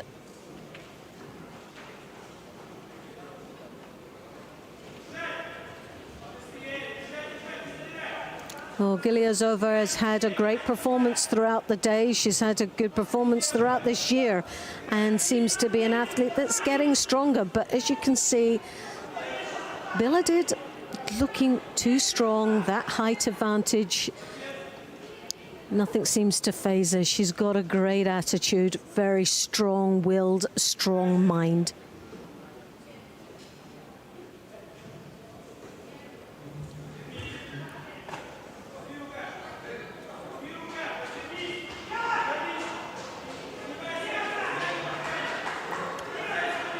That left hand again from Biladid comes over the collar, draws the head down, digs in. She waits for the opportunity. She keeps the pressure down, then allows a little bit of leverage for her opponent's head to come up. And as the head comes up, that's when she makes her move. That uchimata, the ouchigari, is a great combination where she piles the pressure on and then leaves an opportunity. She gets an action and then waits for the reaction from her opponent. Giliazova coming in for the uchimata. Nicely sidestepped there from Biladid, but oh, crikey, that was a bit of a dump truck. And possibly something that was not necessary. It was a real physical thump to the ground there. Biladid shrugs it off, gets back up, more or less saying, well, if you're going to play like that, let's just get this on.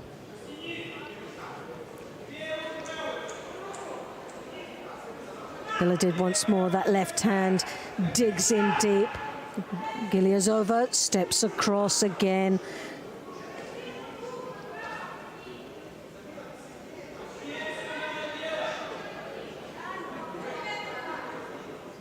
Well, this is turning out to be quite an interesting match.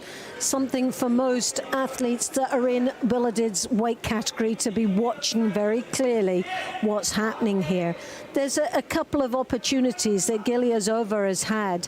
Not so many, because there's always that major threat from Biladid coming over with that left hand. She comes over with the cross, she throws in with the ouchigari, but Giliazova seems to be able to defend quite nicely off that. But she is defending, and that's what we've got to remember. Biladid is opening up, she's creating opportunities, she's putting in the attacks, so she is in control of this contest. It's a bit of a survival out here with Giliazova just reacting from the actions that Biladid has taken.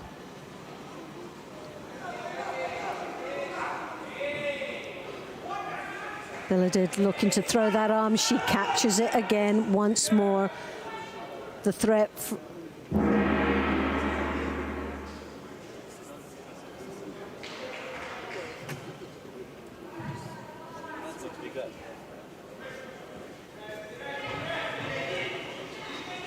Biladid backs her opponent onto the edge of the contest area. Draws down on that sleeve. As you can see, Giliazova trying to control the left side. She comes round the side there to stop the arm coming directly over the top, but only for a short period of time. A good combination of techniques there. The ouchigari, the kosota, stumbling Giliazova to the rear.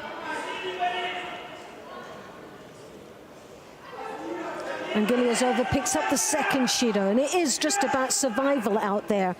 She's played a good match against Biladid, but it really has been survival and reaction. Biladid taken full control of this contest. Just interesting to look at the reaction of the Russian coach there. Absolutely no question from him about the penalty, because as Loretta's just saying, he realizes that she's hanging in there. She's waiting for an opportunity to come up with something. That was a little bit of crushing from Biladid, because she realizes that she's got and that was well worked there, actually. Nice. She forced that from pushing Giliazova into a defensive position from which Giliazova couldn't get up. If she'd looked to get up, she'd have been thrown. So she got into that defensive position, and Biladid's got long enough limbs in order to get in there to execute that ouchigari. Yes, yeah. that was a nice little bit of work there from Biladid.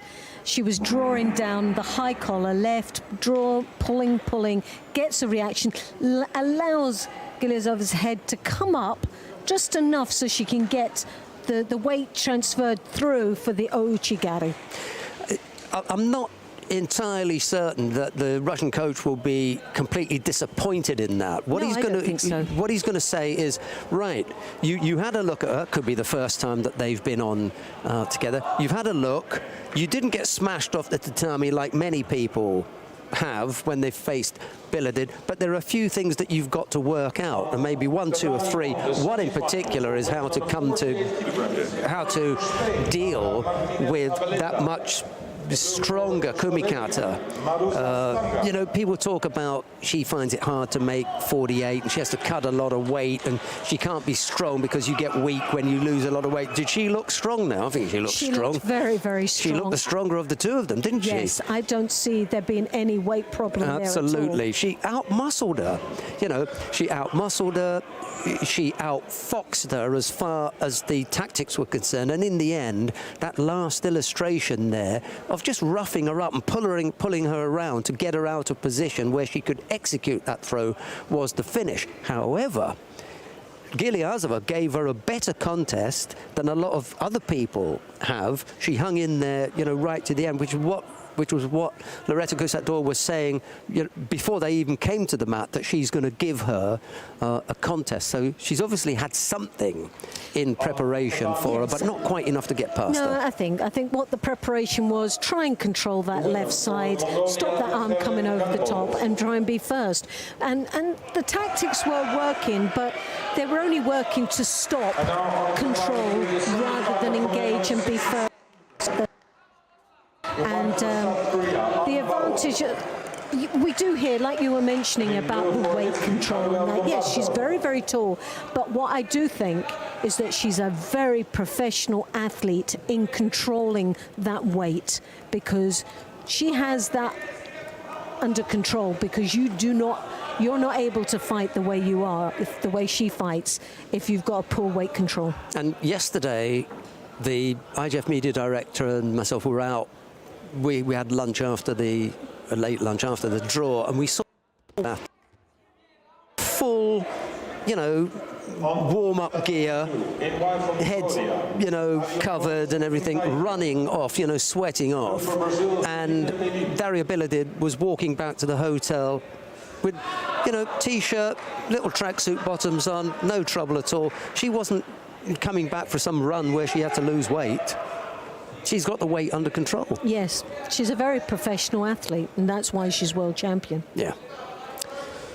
Lombardo down on mat number 3 has defeated Ambal, who holds his left arm as he comes off the mat because he had that painfully pulled at in a previous contest with Yondan Perenli. He's going to walk in the background of our shot in a moment, just shaking his left arm. So, yeah, there you go. And just on cue, he does shake his left arm as he walks past our camera. So he's suffering from the quarter-final encounter with Yondan Perenli of Mongolia, who, as I said, who was given Hansoku Make after Waki Gatami. So Anne goes into the...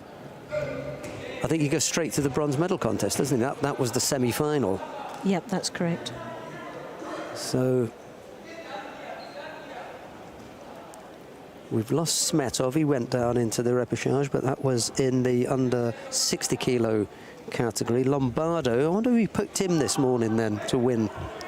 Well, you know, we were looking at our highlights, which we didn't get to do, and there Lombardo is one of my outsiders. But you did have 7 picks, didn't you? Yes, and one of I did. Was Lombardo in there?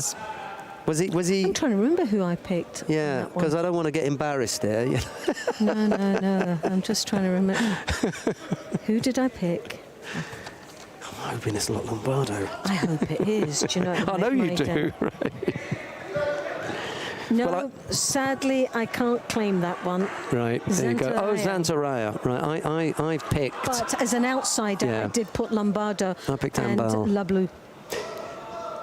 Martinez and Stanger are tied up at Wazaria Peace. Semi-final in the under 48 kilos. You'll have to call Mate here for Martinez to tidy her hair up. It's just come unravelled, and I know they like to keep that a little bit tidier.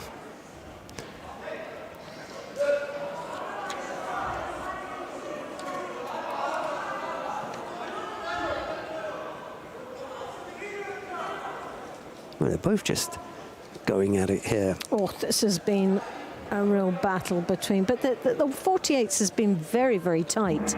There's only one for me that's just stood out of the crowd, and that actually has been billeted, to be honest.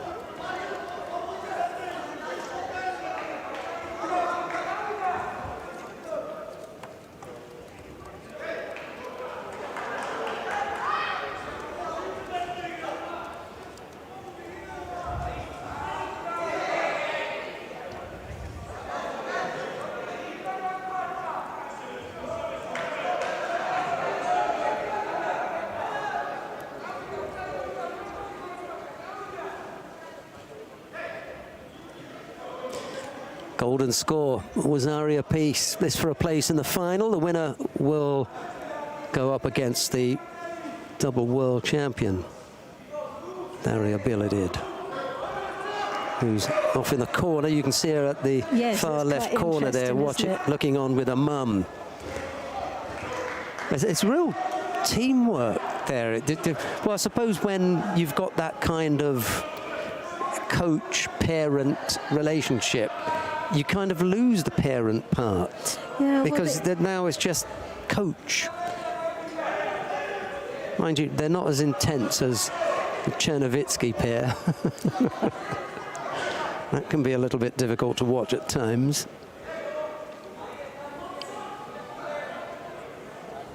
Well, a minute into golden score. It's a Wazaria Peace, one Judo for Stanger.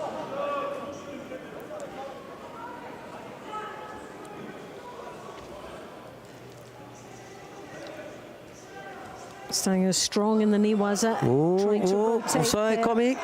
That leg's right underneath. Yep. She's securing, and that's the most important thing. She's going nowhere. Yeah. And I think she may have had the on the Udagarami from the other side. We wouldn't have seen, But the body, because sorry, I hope I'm not going to interrupt you. Because the body was over here and we were around the back, we couldn't see it. But she had the oh, it's this side, isn't it? Yeah. Okay. Sorry, get the elbow bent. Get the technique right, Dick. Okay, yeah. And it was on the wrist. That's the hard one, when they put that hand through there. You actually feel it on the wrist. Yep. You know? It's that little twist. It is a very uncomfortable. Right, who have we got then now, Loretta? Who's coming up? We still, well, they haven't turned that round. Park Dasol of the Republic of Korea goes up against Luz Olvera of Mexico. It's Park in the white judogi, Olvera in blue. However, we're going to stay here because the others are also... It's been great, absolutely great today, and has defeated some really strong opposition. And Martinez and, Biladid. Go on. Yeah. Oh, we got... We may have some semi-finals coming up, because there's another repechage contest after this anyway. We've got Yago Abuladze of Russia to go up against Guzman Kyrgyzbayev of Kazakhstan, semi-final on mat number 2, and then the other semi-final on mat number 3 is Walid Kaya of France to go up against the Yobek Urizboyev. So I'm going to let Loretta choose Abuladze and Kyrgyzbayev on mat number 2, Kaya or Urizboyev on mat number 3. Let's go for mat number 2. Okay, then. Let's go over to mat number 2 then. Because I think this Russian is very special. Yago Abuladze in the white judogi, Kyrgyzbayev in blue. Jack Ongia is so upset that we didn't go to mat number 3, because that would have given us the Yobek Urizboyev. Well, you can't win them all. You at home, however, can choose whichever mat you want. It just means that you won't get commentary on the other contest, that's all. And anyway, Jacko's got all the screens in front of him. He can watch whatever he likes. Well, I think he wanted to watch this one anyway.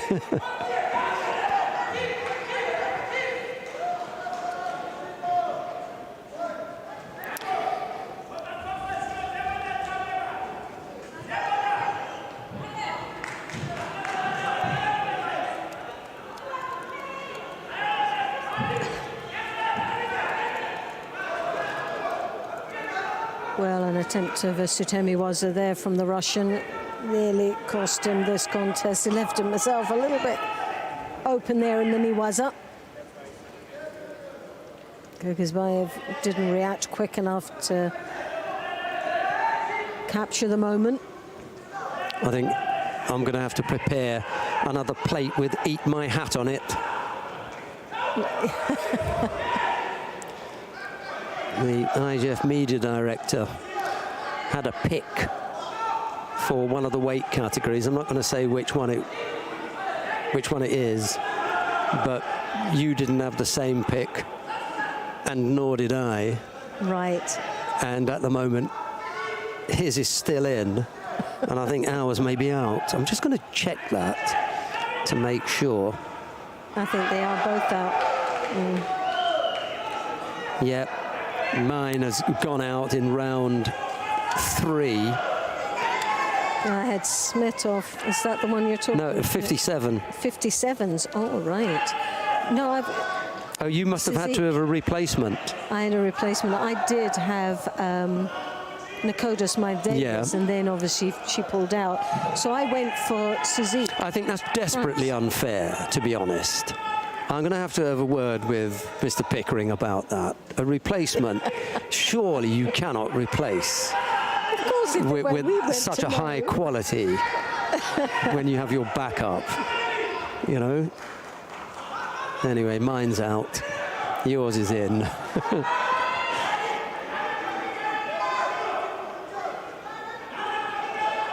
Oh, good little matchup, I think, in the semi-final. Diana Gigaras. For me, he's a very, very strong athlete. He's looking good. He has been all day. He's on form. He took the gold in Tashkent. Yeah, he's a good player. He really is on form now at this moment. Very good player. He was one that I highlighted as an outsider for a place on that podium. And the way things have been going in that weight category, he's got a very good chance of being on the top spot of that podium.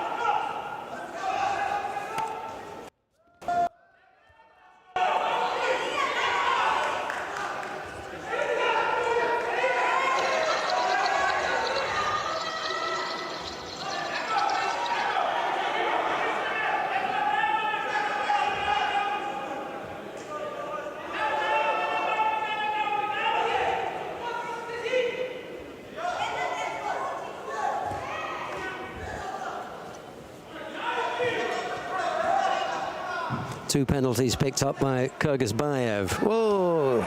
Chance for the Koso Tagaki there, but it didn't come off. Almost broke him in half with that effort.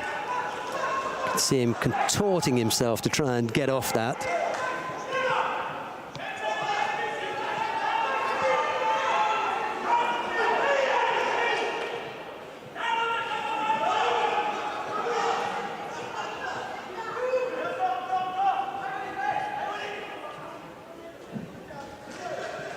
Kyrgyzbayev looking to try and create an opening for himself to get past the defences of the Russian. Throws that arm over the top, comes in for the Uchimata. Again, a very strong attack, though, from the Russian.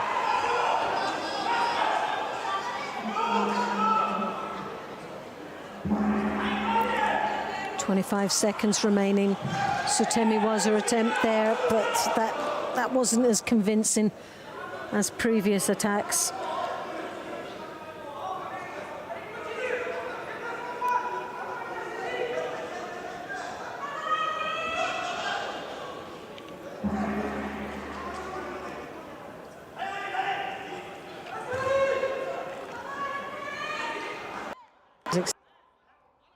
Trying to put anything in, engaged in the contest, but He's struggling a little bit here. And now into golden score.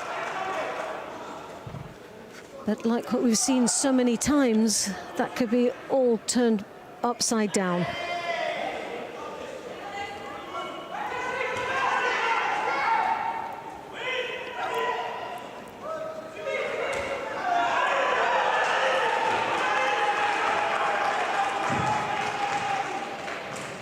On tatami 1, in white for Russia, Anastasia Polikarpova. In blue for Down on mat number 3, Walid Kaya of France has just defeated Diobek Uruzboyev of Uzbekistan. That was in their semi-final. It's Kaya who goes into the final. Uruzboyev we'll see in the bronze medal contest. We've still got this contest going on here. Yago Abuladze and Kyrgyzstan with the 2 penalties. He's got the work to do, and he does come up with the score. Oh, gosh, what a turnaround. Do you know, it seems to be statistically that's what happens. We saw it with Clement and Mins, and it was 2 Shidos down, and Mins turned it around in that golden score. And this is exactly the same. Abdulaziz had it there, and he had him on the edge for a long time before even going into that golden score. But that was a great win there.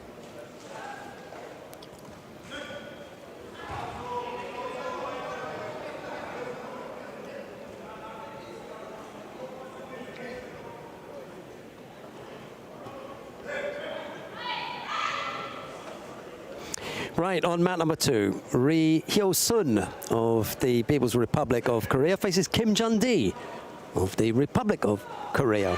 On tatami 2. It is Ri in the white judogi, Kim in blue. And in blue for South Korea, Kim Jun-dee.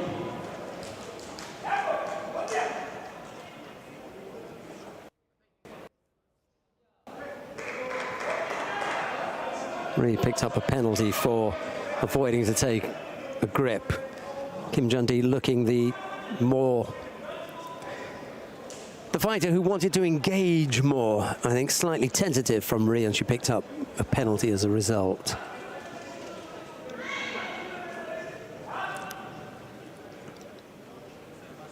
Far more experienced at international level, Kim Jun-dee.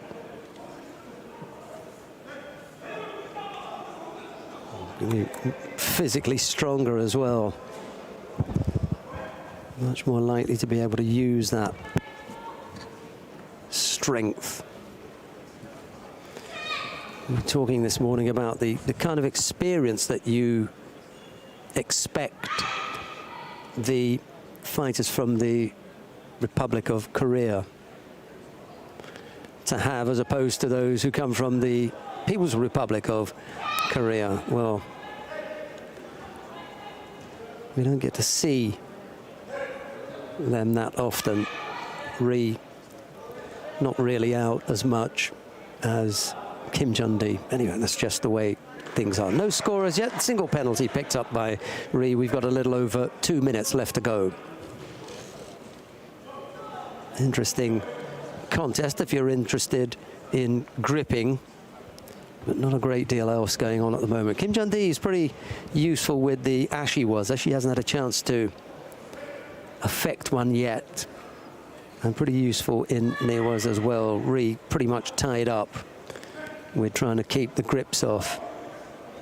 And looking a little bit defensive here. The referee calls mate, and both coaches being asked to keep things a little bit quiet. And both fighters picking up penalties for being that little bit overly defensive. I think that was quite right that they should both be penalised there, because Kim wasn't really interested in engaging. Yes, and that's Wazari from Ri. She catches Kim.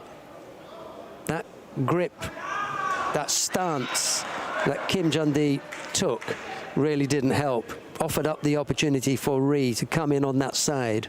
She took that. And Rhee has taken a bit of a whack to the mouth. Just slowed things down for a bit. They have a bit of a hand tap. Kim Jun-dee holding out a hand as if to say, well, sorry about that. And then Rhee eventually sticking out her own hand for a bit of a hand tap.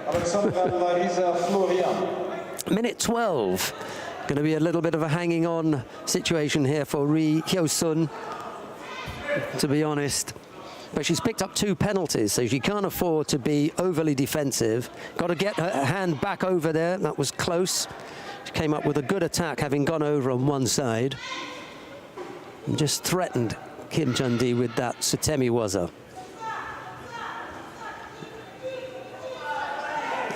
Kim looking to come up with the dominant grip. 40-odd seconds left to go. Real chance here for Rhee to snatch this one from the much more experienced Kim Jun-dee. Oh, that was poor. Blocked immediately, not going anywhere with that one. Should be lucky to escape a false attack. Can't do it. 3rd penalty. And therein lies the difficulty with a lack of experience. To be honest, didn't need to come up with the attack penalties, just let it be on passivity. Don't give the opportunity for false attack, because the false attack can be countered. You can leave yourself in a bad position. If the referee's going to make a decision, let him make it on passivity. Grip, move, change, move around, stab and attack here or there, but not on the false attack. Right, who have we got now? Let's go down to mat number 1. We're going to see the contest between Melinda Kelmendi of Kosovo. She's up against Chelsea Giles of Great Britain. It'll be Kelmendi in the white judogi, Giles in blue. Not sure if Loretta wants to jump in on this one. Kelmendi and Giles. Here is Loretta. Here you go. Well, this is definitely going to be quite a challenging match for both athletes, really. Kelmendi, silver medalist from last year. And as we can remember, that was the one thing that did stick in our mind, is what a final that was. It was an absolute punch-up of a match. And but Kelmendi, the number 1 seed, very strong contender for the gold medal here, as we all predicted at the beginning to the draw. But the one that we've always said has got that outside chance and has been really pushing this year on the World Tour is Chelsea Giles. A medal in the European Games, a 7th place in the World Championships, and it's just somebody that seems to be getting stronger and more confident each time we see her on the circuit. She has that awkwardness, there's that the long limbs, that right hand that goes deep over the back. She's got great knee waza as well. So for Kelmendi, she's going to have a troubling time. And what will really give her this edge is the experience that she has under her belt. As you can see, Kelmendi looking a bit defensive there with that left hand just there on the back of the ribs, pushing.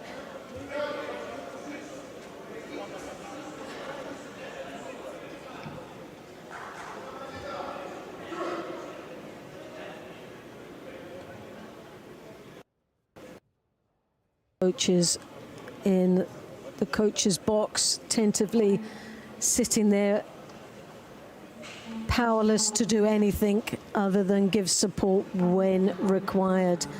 It's down to the maturity, and there you have it. Maturity flowed through in that Koji-gari from Kelmendi. She made an action that got the right reaction from Giles.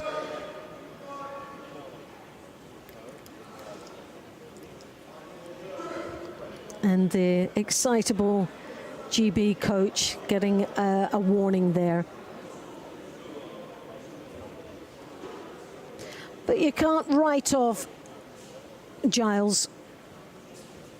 She digs in deep.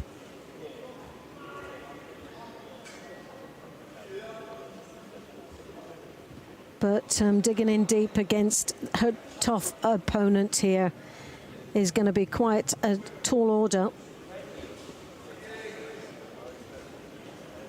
She throws that right hand, tries desperately to connect around the back. Kelmendi maneuvering her opponent, trying to create an opening there as she uses her feet quite nicely, and has already got a Wazari on the board, which gives her that comfortable lead as we're leading into 1 minute of the contest left. Now, for Giles, it's an all-or-nothing situation. Will she be gutsy enough to really experiment out here and go for it? Well, she's got nothing to lose. She's a Wazari down. She's into the last minute. And who knows, it might just pay off. The Olympic champion there hosting the gold patch, as we can see.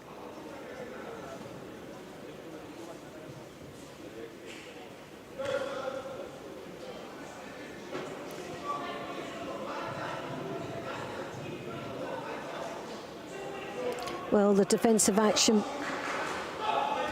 rewards with a Shido to Kelmendi, but Giles, battling past those defenses, tries desperately to come back, but she's running out of time, and she has to really make, well, there's another Shido, the second Shido. This shows you Kelmendi, well, tactically, she's doing what is expected, but if she steps off again, but that was enough. Well, I'm not a great believer of trying to steal contact and dug in deep rather than try to push. You might have got away with it, but it was too obvious what Chelsea Giles was trying to do. And against a very experienced opponent, I don't think it was ever going to work. So Kelmendi goes into that final. Chelsea Giles goes into the bronze medal match, where she'll get an opportunity once more to fight off for a medal.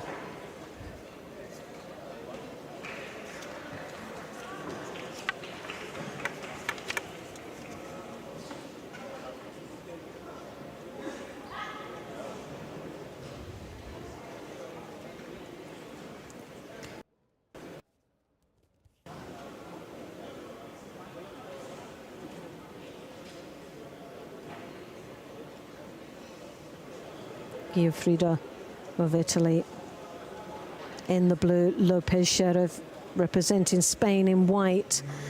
Now, if Italy wins this, it'll be a repeat of last year's final. Kelmendi and Giuffrida.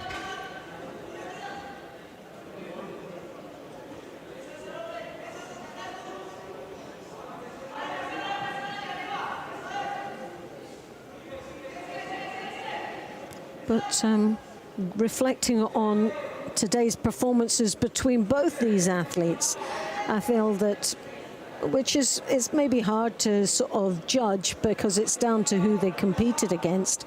But for me, Lopez Sherif has been that little bit sharper and has looked very good out here today. Giuffrida, there's been a couple of challenges along the way. She's not been her sharpest as we've seen in previous competitions, but not to say that she isn't world class or won't get into this final, but I think Lopez will be feeling quite comfortable and confident as she's entered into this semi-final.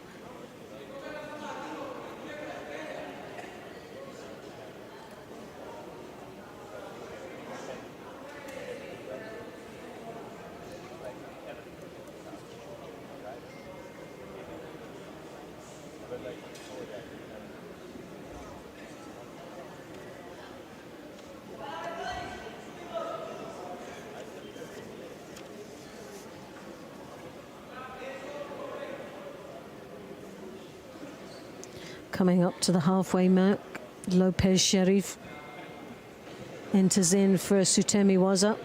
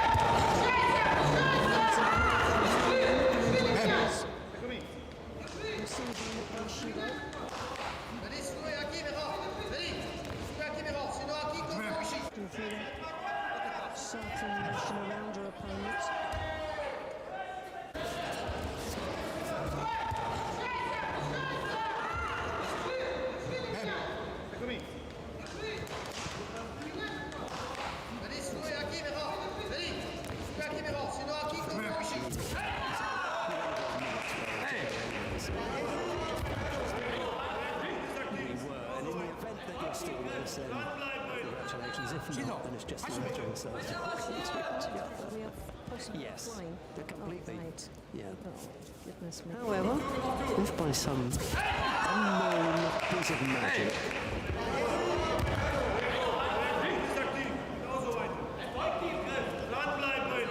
we shall see. Looking for that Nakikomi, but she is now in a good position. 51 seconds remaining. It was Ari up. And heading for a repeat of last year's final.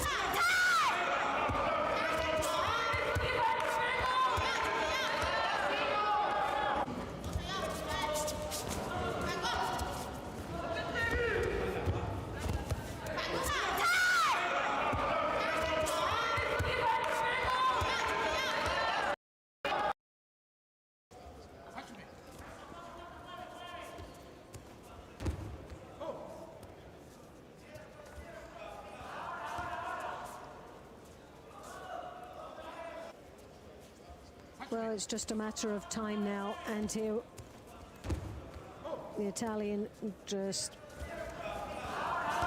eating up on the clock there, digging in as she quickly has a look at the scoreboard, knowing that she's got this in the bag. 8 seconds remaining.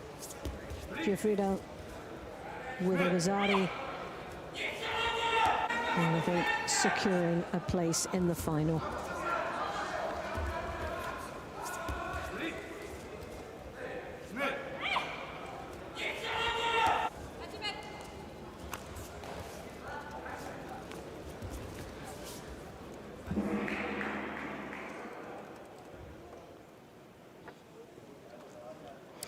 Right, as Loretta was just saying, Giuffrida takes her place in the final. She gets past Estelle Lopez-Sheriff of Spain, who goes into the bronze medal contest, but it will be a repeat not just of last year's final here in Abu Dhabi, when Odette Giuffrida overcame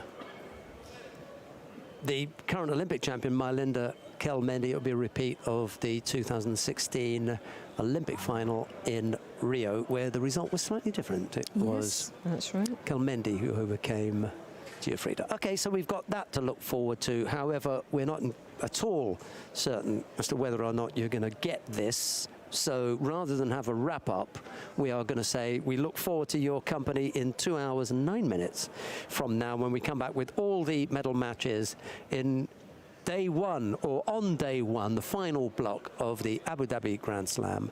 But from Loretta Cusat-Doyle and myself and all the broadcast team, it's bye-bye for now. see you later.